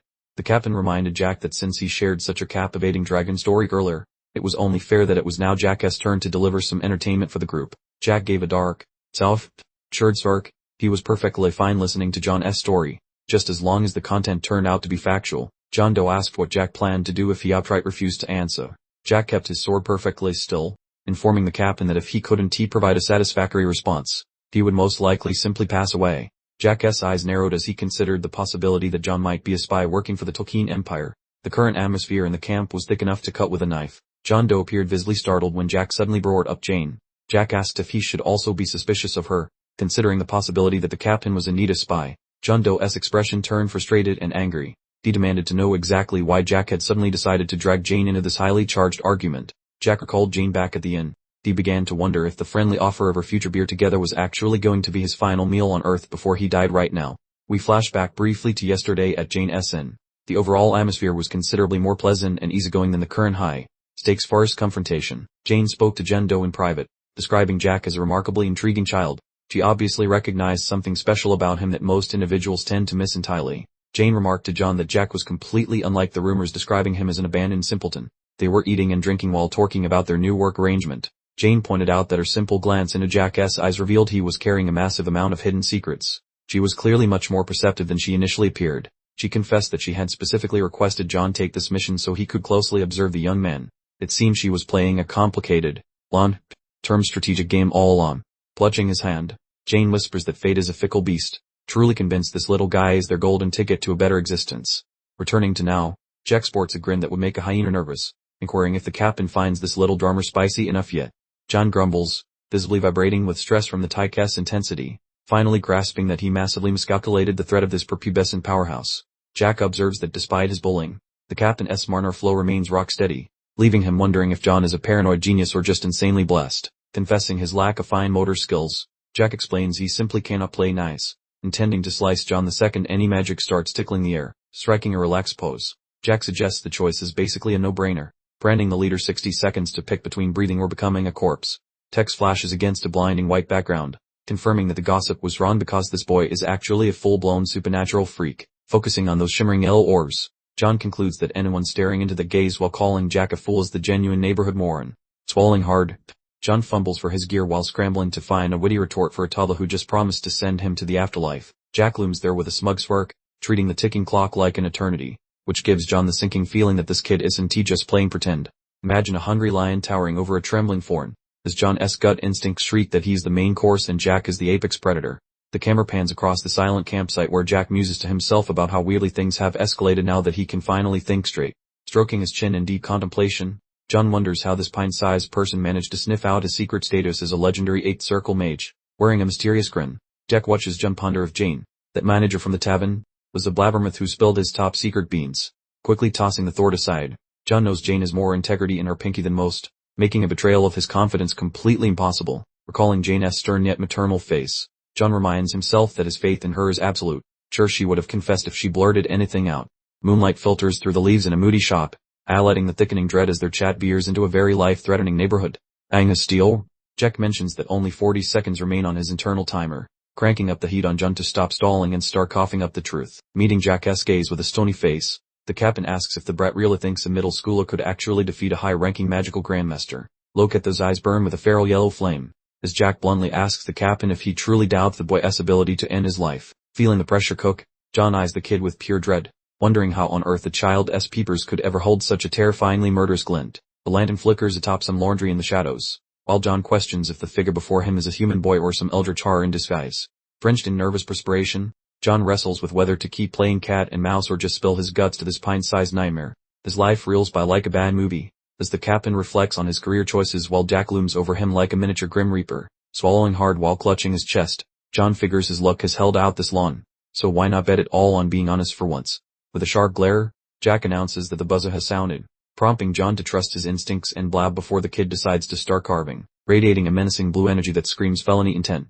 Jack admits he is unimpressed and concludes that the captain's expiration date has officially arrived today. Raising a hand in a desperate peace offering, John asks if the boy wants the tea on Jane's situation, hoping to find some shared interests. Standing firm as a glowing palm approaches his face, the captain finally cracks, asking Jack if he is actually prepared for the truth about the manager. Tucking his blade away with a surprised blink, Jack offers a shrug and a simple fine, deciding to hear the man out for the time being. Starlight base their bivouac as John Doe prepares his yarn, urging Jack to pay attention while he spills some intimate background details. The floral clause of accompanies the narrator's claim that John Doe's account was brief, proving to be a typical cliché heard throughout the realm. The dreamy memory depicts a buff dude and a gorgeous fair-haired lady, pitting an overused trope of a wealthy girl falling for a broke peasant. The past shows the protagonist gazing at Jane on her terrace, suggesting they endured endless theatrical nonsense to maintain their spicy secret bond. The narrative explains that John Doe met 19-year-old Jane during his early magical development, falling for her instantly in a moment that feels unusually heartwarming for the series. Affection blossomed over decades while John Doe stroked Jane's hair during her naps, acting as her invisible guardian since the dawn of time. Returning to now, Jack sips his drink while connecting dots, realizing why a high-status lady remained single all these years. The youth observes that despite the class gap, an 8th-tier wizard is legendary here, questioning why such a titan settles for being a low-rent hired sword. The leader looks sheepish and rubs his scalp while his hired thugs faint. Chalk their cap and had a spicy fling with an office boss. The tiny cartoonish Jane giggles with Arnold the pup, letting Jack conclude that her relatives likely saw no political profit in such a goofy girl. Jack simplifies the situation, describing Jane as a local administrator and John Doe as her undercover elite guardian, the top-notch disguise for hidden heavy hitters. The weary John Doe admits the reality, confirming he only approached Jack to see if there was some coin to be made. Finally behaving like a greedy sellsword, staring at the wagon, Jack wonders if he should trust this account, knowing how simple it is to invent a tragic romance to manipulate a child. Jack pivots to the lizard legends, inquiring if John recalls the royal infant beast, steering the chat toward massive global conspiracies. John Doe acts genuinely perplexed, asking how he could possibly know anything about that, while playing the part of a regular citizen who doubts myths. Jack wears a smug grin, loving that he possesses intel that even elite masters lack, preparing to unload some truly earth-shattering information on his companion. Jack defines true mastery as having 10 magical circles etched on the heart, mentioning the diva realms of power that even elite wizards have never discovered. Jack whispers about the transcendence, divine entities using the power of souls rather than magic, describing a tier of strength omitted from every dusty history book. John Doe pays close attention with a stern frown, attempting to deduce how a pampered brat acquired such highly classified, world-ending data. The boy rummages through his pockets with a nonchalant air, chatting about the apocalypse as if he were just discussing a casual lunch menu. The portrait of Heinke Beckerman appears, while Jack predicts this Imperial Guard will soon shatter the wall of master to become the continent's most powerful swordsman. Hankus stares downward solemnly while the youth claims he will revive the legacy of godhood that was once thought to be just mythic fluff. Look at those girls celebrating in a floral park, though Jack adds a grim twist, claiming the man relied on shady secrets rather than his own inner strength. Jack asks if the sellsword is entertained yet, and John Doe, now totally obsessed, begs his young companion to continue providing the juicy details. Jack spills the gory tea, revealing how Hankus swapped his blood and bones for dragon parts, becoming a freakish hybrid that is neither man nor beast. Wearing a stone-cold face, the boy notes the man's shock, knowing he has successfully melted the soldier's brain with these spoilers from the future. James is sweating buckets while looking utterly petrified, just a normal square attempting to survive a trek with a kid who talks about human dragon mutations. John Doe mulls over the info, wondering why these wild tales matter during their little forest confrontation, seeking the missing link between the two. Jack clarifies that the Tolkien Palace currently holds only one dragon for science, arguing that despite its immortality, the solo subject limits their research potential. Pointing upward, Jack outlines the Empire's twin goals of spying and hunting for more lizards, basically revealing the royal family's secret international hit list. John grins slightly, looking quite amused by the intricate fairy tales Jack is spinning, though he remains skeptical about whether the boy is actually full of it. The hired goons in the background erupt in giggles, suggesting the kid write a novel since his edgy fantasies are impressively twisted and weirdly creative for a teenager. John chuckles and shrugs, joking that the guild would swallow those lies whole, but Jack merely snorts in frustration and spins on his heel. Clearly done with them, Jack exhales deeply, concluding from the goofy response that John lacks the brains to be a secret imperial spy, finally allowing himself to relax a single muscle. Jack saunters toward the wagon, teasing John about his future domestic bliss with Jane and demanding an invitation to the wedding. What an absolute savage he is being. While retreating, he fixes his messy collar and puts his blade away, having reached his limit for social interaction and craving some quality shut-eye in the coach. Without warning, Jack's iris flares with a menacing amber hue as his instincts scream danger, prompting his limbs to snap into a sudden blur of violent motion. A streak of steel flashes faster than a human sneeze, and suddenly a chunk of their campsite is reduced to splinters and regret in less than a single instant. Jack flickers like a pale phantom, his white cloak dancing behind him as he strikes with a speed that absolutely nobody in this dump could have ever anticipated. Boomer! Jack has John pinned down with a sharp blade pressed against his windpipe, flipping the script so fast the captain probably needs a neck brace and some immediate therapy now. John gulps in utter disbelief while cold perspiration drenches his brow, unable to process how a mere child just managed to outplay an elite 8-circle powerhouse like himself right now. Jack appears ready to harvest souls, his gaze smoldering, as he explains that John only keeps his head because Jack feels guilty for being the one who doubted his story first. Jack clenches John's chest plate with terrifying force for such a little guy, making the seasoned soldier look like a helpless puppy while he completely dominates the veteran fighter. Jack towers over the fallen leader, casting a dark shadow while promising that he won't be so polite if John leaks any more of that hidden murderous intent again. He leans close to whisper a bone, chilling warning that if John leaks even a drop of bloodlust once more, every person in this camp becomes dust, because he is officially finished. The rest of the crew is losing their minds, pleading with the tiny terror in their boss to use their words, stuck between two absolute freaks of nature. Jack stomps back to the coach while grumbling about how his attempt at being a social butterfly failed miserably, so he is officially resuming his edgy loner phase. The camera pans over the carriage resting beneath the twilight sky, as the atmosphere finally cools down following Jack's casual and terrifying display of godlike combat skills. Within the carriage, Jack is flopping around trying to find a soft patch for a nap, looking like a normal youngster for once, which is a massive lie considering his recent threats. We return to the popping logs of the fire, where a dazed mercenary watches the sparks and finally voices the question on everyone's mind. What the heck is even happening here? John looks incredibly summer while chatting with his teammate, as they are both struggling with the fact that their employer is a monster and their leader is an undercover legend. The panic-tired sword lets out a massive groan while struggling to comprehend all the deception. So John reminds him that they have been together for years and he even saved his neck. The poor guy is having a total mental breakdown while John observes him, as it seems the team's sense of loyalty just took a very heavy beating tonight. The soldier manages a pathetic little grin, noting that having a demigod on the payroll is quite comforting, and wonders if they might actually become the strongest mercenary group around. John remains stone-faced, asking if the man thinks being the mercenary king is some easy joke, because raw power alone won't keep you alive at the top of the food chain. John gulps his booze while staring at the horizon, mentioning that with 4 other masters roaming about, being an 8-circle master feels pretty unimpressive in the grand scheme. The rookie of the group squeaks out a concerned noise, asking the boss if all that wild talk from Jack about ancient dragons and empires is actually true. John gazes at the dirt, moisture dripping from his chin as he grunts a confirmation, finally accepting that Jack is a working encyclopedia of terrifyingly accurate secrets. The lad tries to brighten the mood, suggesting it is fine since everybody hides things, and lets out a shaky giggle to cut the very thick tension. He questions why John did not bother to fight back during the scuffle, wondering why an elite 8-circle master would allow himself to be pinned down by a teenager. A rapid memory pops up showing Jack basically giving John a free shave with a dagger, and the move was so lightning fast that even a pro would have blinked and missed his own funeral. John Doe emits a weary groan while looking like he just saw a ghost, as he is definitely trying to play it cool, though his soul is clearly still doing backflips from fear. The camera zooms in on John Doe fumbling with some dried meat like a nervous wreck, and he confesses his digits are vibrating because he almost took a permanent vacation to the afterlife. Scrubbing his mug, he realizes that admitting he nearly ruined his pants in front of Rotubla would absolutely murder his reputation, making it a massive hit to his cap and pride. As the wagon wheels spin past the sleepy stream under the dark sky, the voiceover agrees with Jane that Jack is a fascinating little gremlin, but he could also end your life. The map of the Lions reappears, showing the Tolkien Empire melting down over royalty issues, so Jack entering the scene is basically tossing a lit match into a room full of dynamite. Finally catching some ZS in the back of the transport, Jack looks like a little angel for once, and although he senses doom on the horizon, he knows even geniuses need a nap first. A notification pops up fast, forwarding the journey by several days, showing the squad now wandering through a leafy paradise under a sunny sky, getting closer to their new spot. Hanging out of the window with a sneaky smirk, Jack offers to kill the boredom with a spicy tale, as it is officially time for more history lessons that nobody asked for. The hired swords look like they would rather fight a dragon than listen to him, and John asks what the topic is, looking like he already needs 3 aspirin. Jack mentions the big green boss of the monster woods, and when someone bets the beast is a level 9 threat, Jack smirks and says it is actually a level 10 nightmare. Everyone goes quiet as the kid prepares to drop some ancient knowledge, as they are totally hooked on his words, even though they are pretending to be bored out of their minds. John echoes the word history with a blank stare on his face, while Jack scrolls through his brain archives and chooses a juicy event from about 23 years back. The boy tallies numbers on his hands as if he is remembering grocery prices instead of world-changing events, and is all energy is currently off the charts. We asks if they knew the arrogant orc king was actually dating the queen of the bird people, which is basically the magical equivalent of a messy tabloid scandal.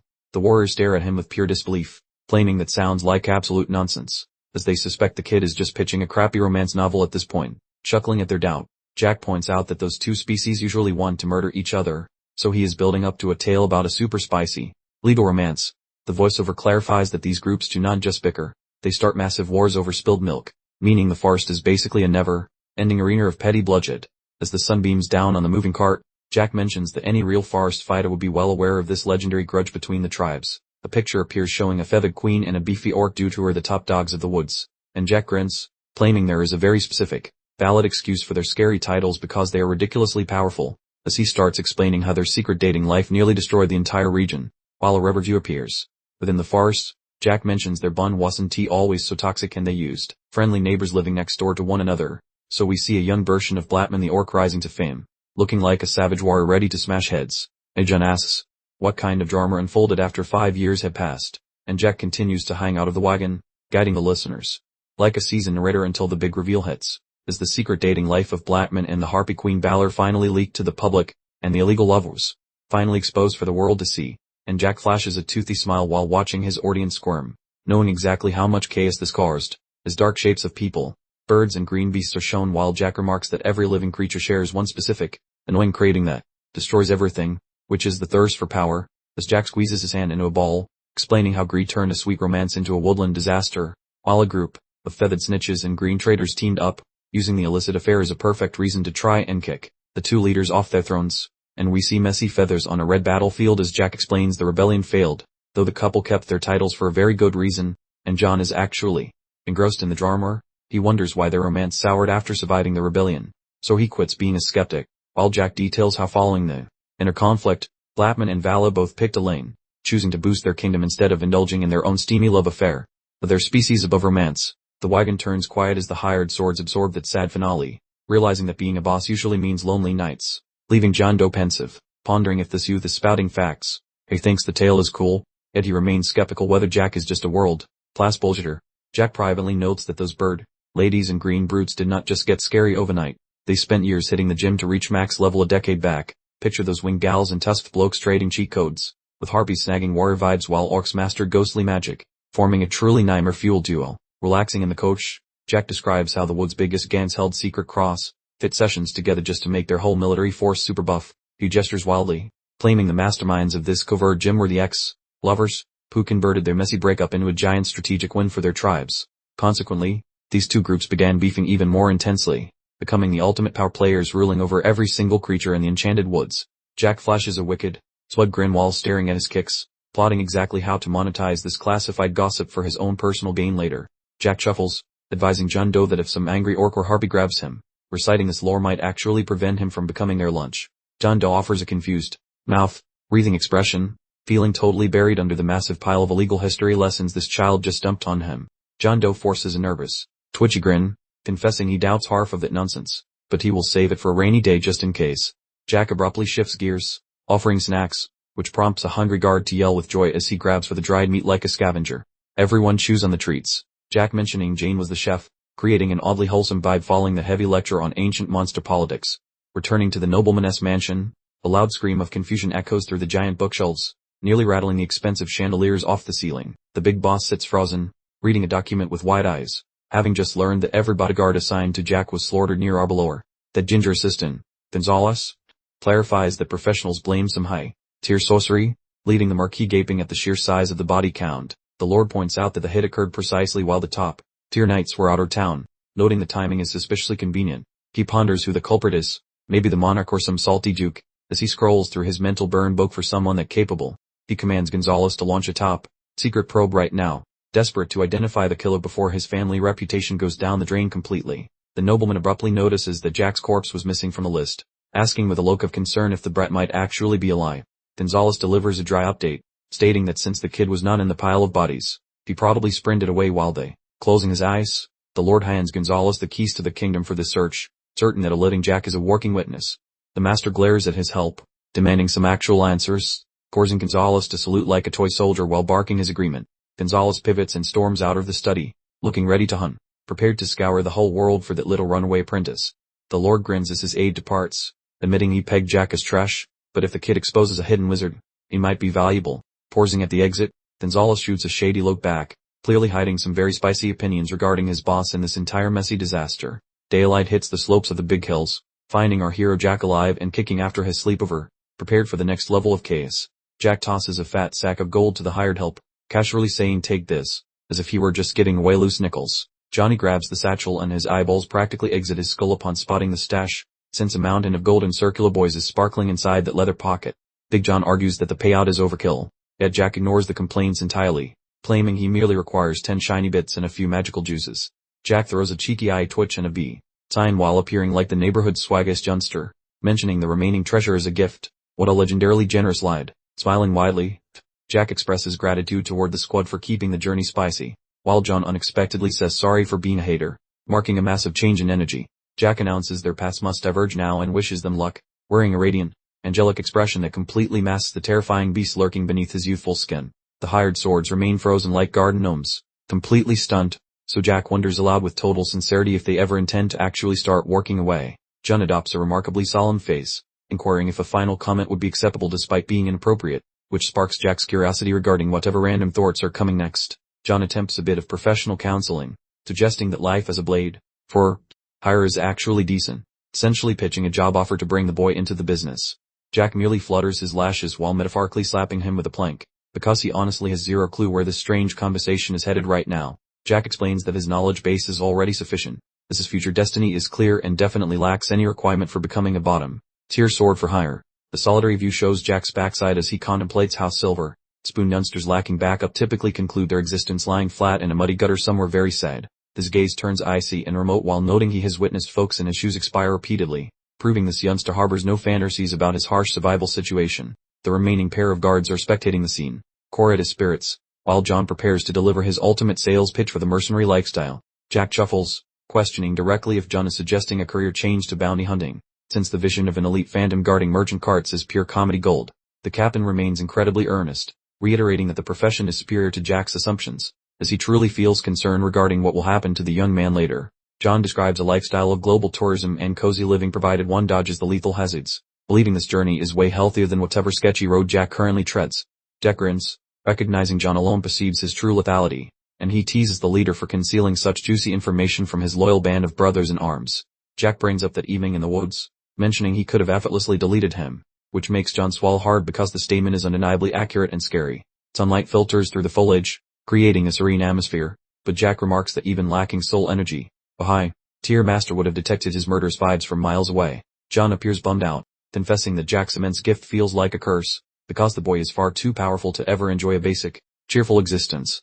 John reveals that in a kill or be killed society, he felt forced to mask his true power from his teammates, making peak performance a very solitary experience. Jack offers a tender, slightly melancholic grin, thanking him for the kindness while informing John that he will act like this entire conversation never actually occurred today. Jack signals for him to lean in for some classified gossip, whispering that a colossal catastrophe will rattle the entire landmass within just a handful of years. He advises John to simply keep his head down once the madness erupts, while John stares back as if he is witnessing a literal harbinger of the apocalypse. John looks at him with a gentle, wise expression, stating that even if he explained it now, Jack might not comprehend, but the sensation will hit when it matters. Jack flashes a completely devious smirk, mentally rehearsing his reaction for when the situation blows up, looking like a total professional in the field of dramatic theatrical performance. John eventually retreats, conceding that gold is worthless compared to staying alive, while he internalizes Jack's scary prediction about the future with a very heavy heart and need. Jack delivers a brotherly tap on the man's arm, feeling satisfied that they have finally managed to see eye to eye after all the tense and awkward bickering. Jack begins strolling into the dense shrubbery alone, finally making his way toward the specific location where his future teacher is currently waiting for a talented student. He flails a hand over his back, shouting for them to stay safe on the return trip. As the true legend officially exits the stage with great style, the boy jerks his neck backward as if someone just whispered free pizza, maintaining peak man character paranoia despite merely ditching his buddies. The random man halts and requests some identification, desperate to unmask this mysterious toddler before their paths diverge into the unknown. Displaying a puzzling facial expression, the youth asserts his companion possesses the answers, insisting on being identified solely as Jack. Two beefy legends lingering in a forest opening within mismatched meat suits. The protagonist inquires about a name to establish some professional courtesy. The lens zooms onto the guy as he sucks in air and swallows hard, preparing to peel away his secrets like a smelly onion. Our friend reveals his actual identity as Dronzer Desmo, the title resembling a fabled champion or a monarch who simply misplaced his crown. The youngster echoes that designation while staring intensely, clearly storing the info in his mental archives for later use. Our hero flashes a disgustingly bright and joyful grin, suggesting a reunion if fate allows. Hitting every single cliché in the departure handbook, foregoing a casual walk, the boy decides to sprint instead, kicking up massive clouds of soil while vanishing into the background art. The youth streaks through the terrain like a caffeinated electrical discharge, exhausting every ounce of stamina to achieve his intended objective. The kid tries some terrifyingly vertical parkour, scaling a cliff using one limb while carrying his luggage like it weighs absolutely nothing. Upon summiting, he gasps for air and leaks moisture everywhere, scanning the horizon to confirm if his journey is nearing its end. Standing atop a giant, uneven summit, the boy surveys the endless ridges, proving he is on a lonely trek to absolute nowhere. Focusing on his footwear striking the stone, he ponders whether his current tiny body is just too pathetic for this hardcore hiking. Completely wrecked and bent double, he gasps for oxygen, admitting that his current mobility is a total downgrade from his former peak. Once darkness falls, our hero explores a spooky subterranean tunnel, utilizing a tiny sphere of magical energy for illumination. The boy freezes as his palm radiates light upon detecting a presence. Realizing he has arrived at the specific coordinate he sought, our hero waits in front of a giant, smooth rock slab at the cavern terminus, feeling completely certain about the specific location. Touching the chilly surface, the youth believes passing through will reunite him with his mentor, recalling how he stumbled here by accident previously. Resting against the rock, he appears utterly knackered, pondering the suffocating and draining existence he endured back at the charity home. Retrieving a tiny vial, he spills the contents onto the boulder, remembering when his previous incarnation suffered through identical feelings of hopelessness. The rocky surface starts shimmering while absorbing the potion, seemingly triggering a prehistoric enchanted lock hidden within the stone. Our protagonist clutches his blade with a firm squeeze, aware that exactly one final unpleasant task remains before the entrance finally yields. Shutting his eyelids, the boy drags the sharp edge over his skin, showing zero reaction to the resulting stinging sensation. Crimson liquid leaks out during this ritualistic tribute, demonstrating that the child happily endures wounding just to reunite with his mentor. The scene opens with a gloomy memory of a damp grotto, a place so lonely and miserable it probably invented seasonal depression. Recalling his 17-year old self prior to the time jump, we see him vibrating with terror while pressing a blade against his own neck. The boy previously spent his life escaping and concealing himself, now appearing completely shattered and shivering within his dark, pale garment. Following the demise of his comrade, only one path remained, particularly while surrounded by fallen warriors who made the situation feel truly doomed. His hand muscles eventually give up and the steel drops to the ground, signaling he has officially surrendered to the surrounding misery. Our protagonist is currently melting into the masonry, leaking more water than a broken hydrant, completely embracing his internal sad clown year. Crimson syrup is making a mess on the chilly pavement, proving he actually followed through with his terrible life choices. He is multitasking by losing vital fluids and emotional composure simultaneously, making this a real vibe killer for any onlookers. The red puddle is definitely growing in the shadows, turning this cabin into a rather unsanitary and poorly lit crime scene. Out of nowhere, Jack's eyelids retreat in terror because he senses another person lurking, wondering if he has unexpected company. A shadowy person in a fancy bathrobe is chilling in the back, marking the precise second his character arc takes a sharp turn. The boss is giving him the death stare, remembering how cracking this rock open was a total fluke for a frail shrimp like him. Jumping back to now, Jack strolls through the grotto with a glowy rock lamp, upgrading from his previous light source of pure misery. Each footstep booms through the silence while the camera focuses on his footwear, signaling he is not here for a casual picnic. He looks like a tiny smudge in this gargantuan void, while the vibe gets increasingly suffocating as he ventures further into the abyss. He arrives at some rocky steps and begins his cardio workout, knowing the massive plot twist is lurking just a few flights up. Perspiration is ruining his forehead as he questions his anxiety. Since even time, traveling pros get the shakes before a big reunion.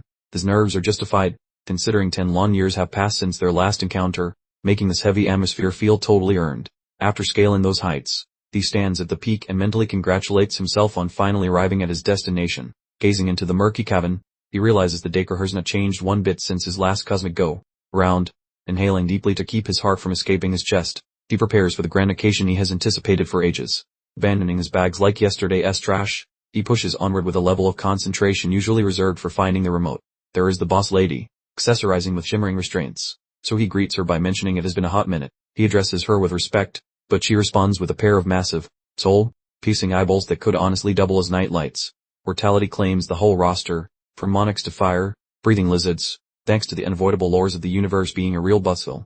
The lady currently blocking his view is no exception, being an ancient powerhouse who probably remembers when fire was invented. She has successfully avoided the Reaper for 4 centuries, evident by how his reflection is trapped in those giant ocular globes. She is employing wizardry to glue her spirit to her physical shell, using premium-grade soul adhesive to avoid turning into a ghost. However, her spells are glitching and the chains are rattling, whereas previously she was on a 10-year deadline, but the schedule has shifted now. Consequently, their scheduled hangout time has been extended to 13 years, and he's dead set on making every moment legendary. She questions him about some guy named Issei while looking bewildered, but Jack just beams at her with a knowing, nostalgic grin.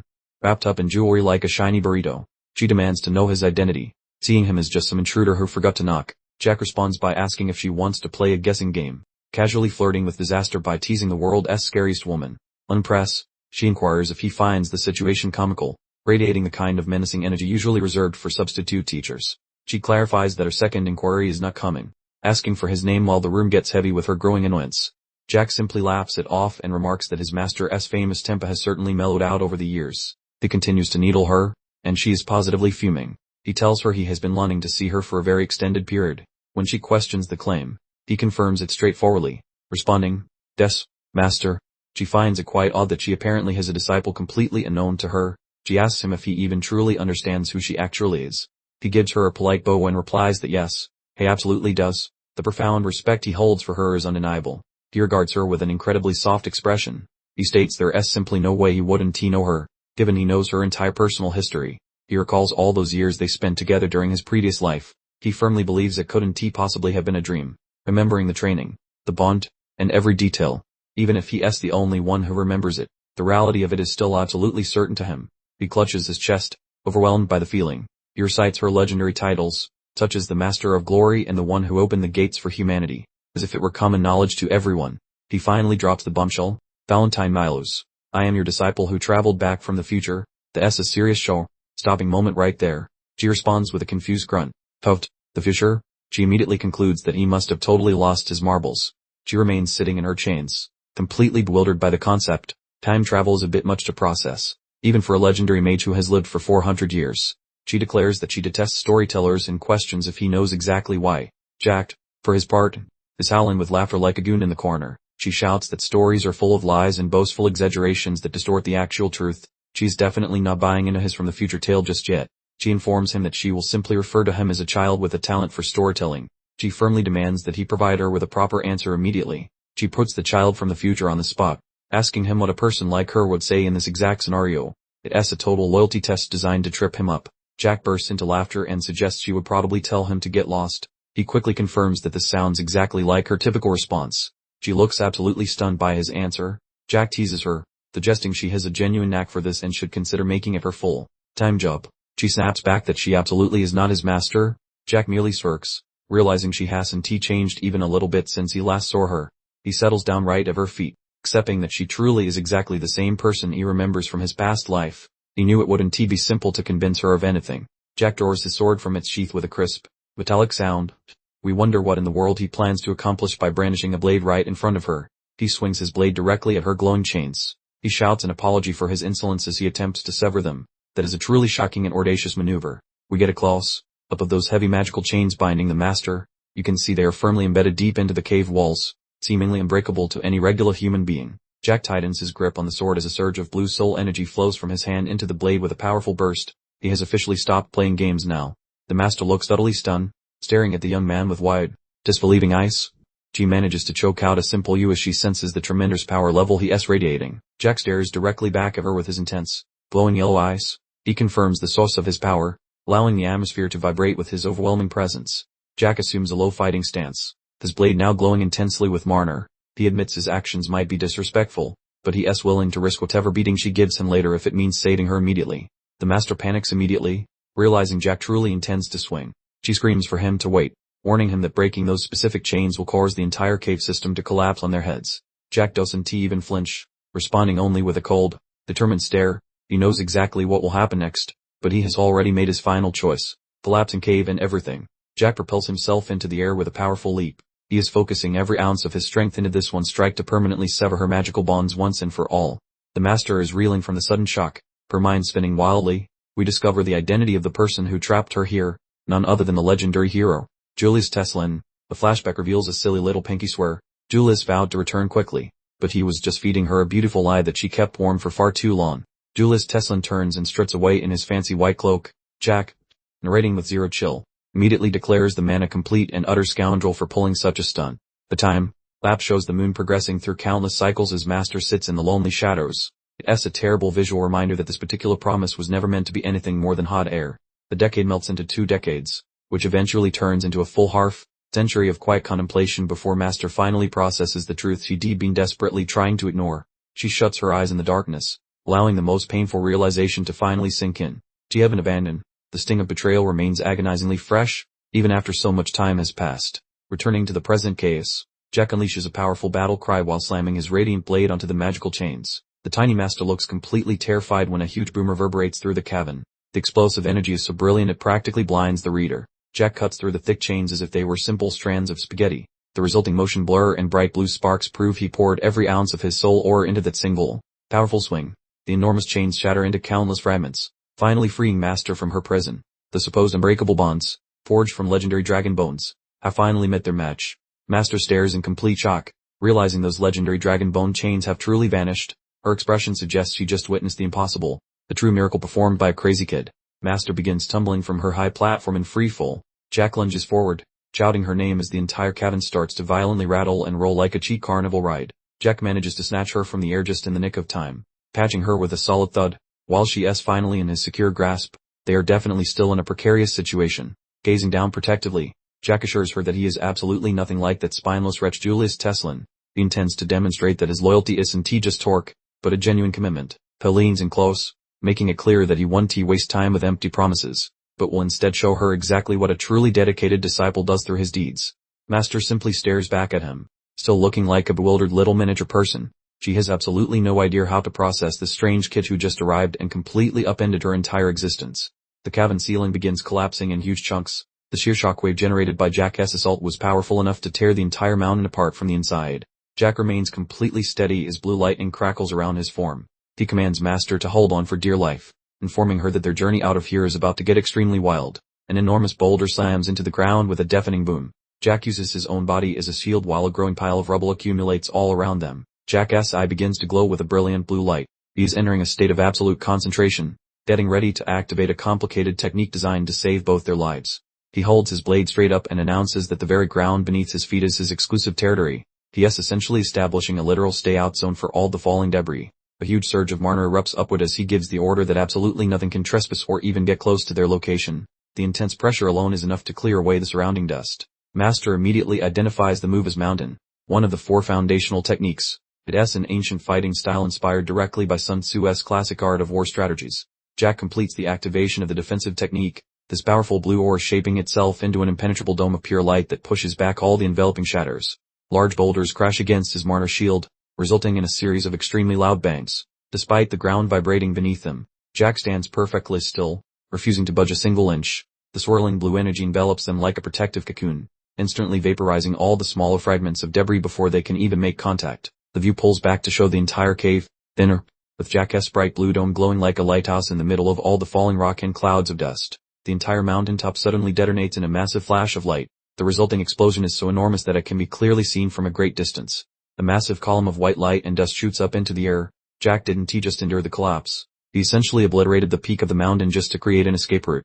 Jack kneels exhausted in the wreckage, breathing heavily with Master clinging to his back. She looks at him from behind and asks the most important question of the century. Exactly who are you? Master holds tightly onto Jack's neck, clinging like a scared koala. It is an unexpectedly tender moment shared between 2 people who were just recently fighting for their very lives. Jack offers a weary, crimson grin while stating he already gave her the info, feeling drained but glad she is finally out of harm's way. Once more he claims the title of her student, this bandaged hand clutching his blade to show he is still down for a scrap on her behalf. Staring at the massive crater, Master is baffled that her small child can manipulate soul power, as he is clearly not your average gifted brat. Jack flashes a wide smile and suggests they explore the globe together for the next 13 years, already mapping out their entire future life. Master touches his cheek with a mix of wonder and doubt, starting to suspect this tiny human might actually be telling the truth for once.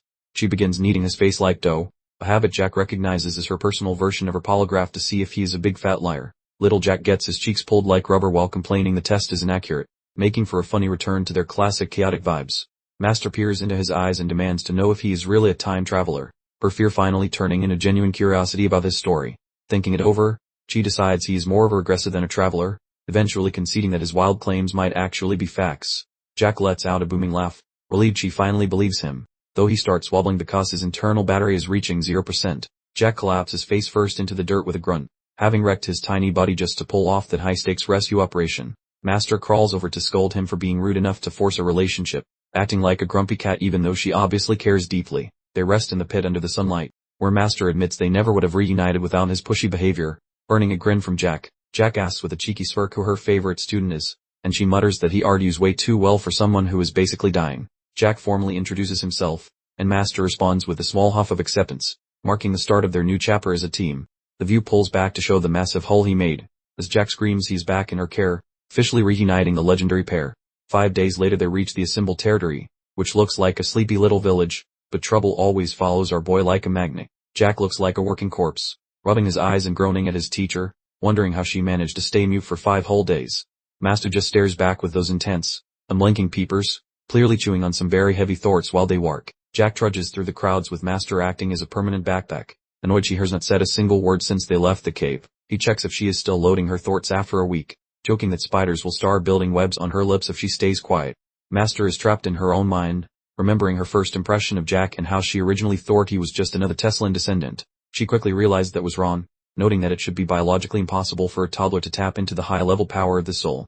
As a black cat hops over the roof-ups, Master telepathically explains that soul power is fundamentally a tier of energy way beyond standard Marner. Jack just smiles, totally okay with her being there, until she asks if he is really just waiting for her to finish the deep lecture. Bach! Master hits Jack right on the head, and he just laughs it off because getting smacked by her feels like a nostalgic hug from his past. Standing in a shop, Jack continues the lesson by explaining that soul energy is a rare perk that even Marner geniuses can almost never reach. The mood gets dark when Master points out the grim truth, telling Jack that the murder stains on his soul are way too high for a kid. Jack just gives her a bright and slightly creepy smile, having fully accepted the fact that he used to be a complete and total monster. He laughs and says he would spill the tea on his old life, but she has been doing a silent protest for 5 days, testing her patience. Master hits him with a serious reality check while they work, asserting that his present actions have stained his hands with more blood than hers ever did, which is truly a horrifying realization. She fixes him with a sharp look, wondering aloud if he has truly considered the implications of his actions. Jack just returns the stare, completely baffled, and asks what she means. She questions why he believes a precious opportunity like regression was ever granted to him. Jack, more concerned with his snack, seems entirely unprepared for such a philosophical challenge. He takes a large bite, finally absorbing her point. He realizes that while he was casually enjoying himself, she has spent days agonizing over his sudden time traveling existence. A quick memory flashes through his mind, a young woman crying amidst a devastated cityscape. This image represents the heavy emotional burden he carries from his previous life. A visualization of knights charging into a brutal melee abuse. The relentless repetition of conflict is something Jack has experienced far too many times. Jack stops in the middle of the street, looking out over the town limits. He finally gathers himself to offer a definitive answer to her questioning. He admits he has no idea why he regressed, but he refuses to worry about it constantly. He figures if some higher power send him back, they will reveal the objective in due time. Master then asks what happens if nobody ever contacts him with instructions. Jack gives an indifferent shrug, essentially saying oh well, and then casually turns to pet a nearby dog. He looks back up at her with a truly genuine expression. He explains that simply spending time with her in this moment is actually the most important thing to him. Jack flashes a wired, genuine grin, appearing like a completely different individual from before. He has chosen to live this life for himself and her, not solely for the purpose of revenge. Master comments on the sweetness of his words and then asks what his next move will be. Jack laughs lightly and declares he needs to find some trustworthy allies to join his cause. As he glances at playful pup, he reflects on the urgent need to assemble his own team. He understands that changing the future is impossible as a lone wolf. He remembers the massive explosion of energy from 5 days ago when he rescued Master. He knows that using that kind of power comes with an exceptionally high cost. He recalls the night he carried her away, surrounded by bright blue soul energy.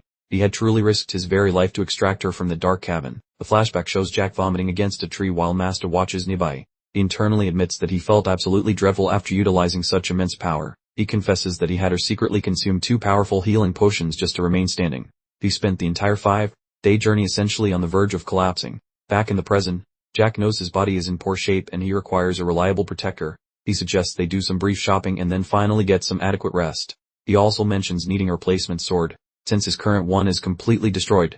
We start scanning the street carefully, searching for a decent armory. Crash! Abruptly, someone screams and slams directly into him. Talk about a jarring end to a thoughtful conversation. The basket filled with bright yellow blossoms scatters across the cobblestone street. A low moan escapes from the person as the scene descends into disarray. The gun-blonde woman is splayed on the ground, clutching her head in agony. She apologizes repeatedly, explaining that she was simply rushing by too quickly.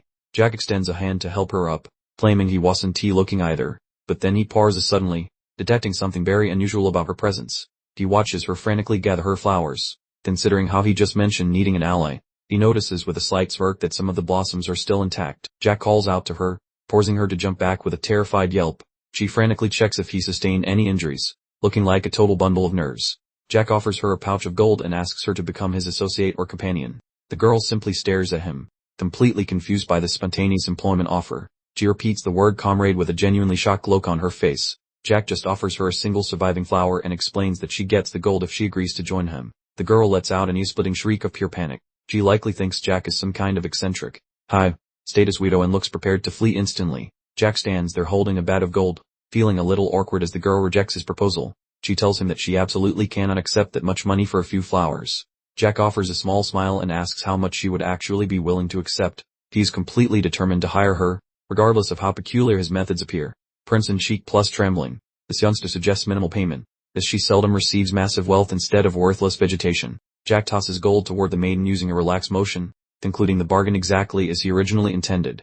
Returning the woven container, Jack mentions those plants belong to the kid, basically providing funds purely to listen to her chatter. The youngster dashes away sporting a massive grin while bidding farewell, leaving Jack alone while observing his fresh protege vanish among urban dwellers. Jack freezes instantly upon feeling prying eyes, twisting around to observe that small lass spying from a shadowy side passage. Our hero offers a friendly gesture while appearing quite smug, since their brief encounter obviously rattled everyone involved today. Striding away wearing a crooked grin, Jack celebrates discovering a rare prize before disclosing the wild reality that the child drinks blood. His mentor lurks nearby as Jack confesses that encountering a nocturnal creature within such a dump was entirely unforeseen. The teacher appears doubtful, questioning if Jack approached her purely based on her species, but he simply giggles and hides his motives. While the kid frolics across the village, Jack remarks her potential is immense, claiming she might reach legendary status if she avoids being lazy. The boss sees internally, shocked by his ignorance regarding simple truths, swearing she must educate Jack's thick skull to ensure he survives. Howling with laughter, she insists success relies on hard work, forcing Jack to groan about remaining a stubborn fool despite jumping across centuries. The bloodthirsty youngster pauses in a car door with a puzzled expression, pondering whether Jack's features resemble someone from her ancient and dusty past. The stunning visual displays the mentor strolling amidst violet blossoms, appearing like a serene flashback from a period before she became bitter. Within the vision, Dee wanders through aromatic shrubs, nearing a golden-haired lady who seems to be having a wonderful time, spinning about while her golden mop catches the light. The stranger clearly represents a vital piece of the mentor's secret background. Her pupils dilate once the realization strikes, stunned that her denizen from those specific woods is lurking in such an ordinary village. While the sky turns orange, the boss acknowledges life has become bizarre, yet Jack happily promises to protect their journey, completely unaware of her revelation.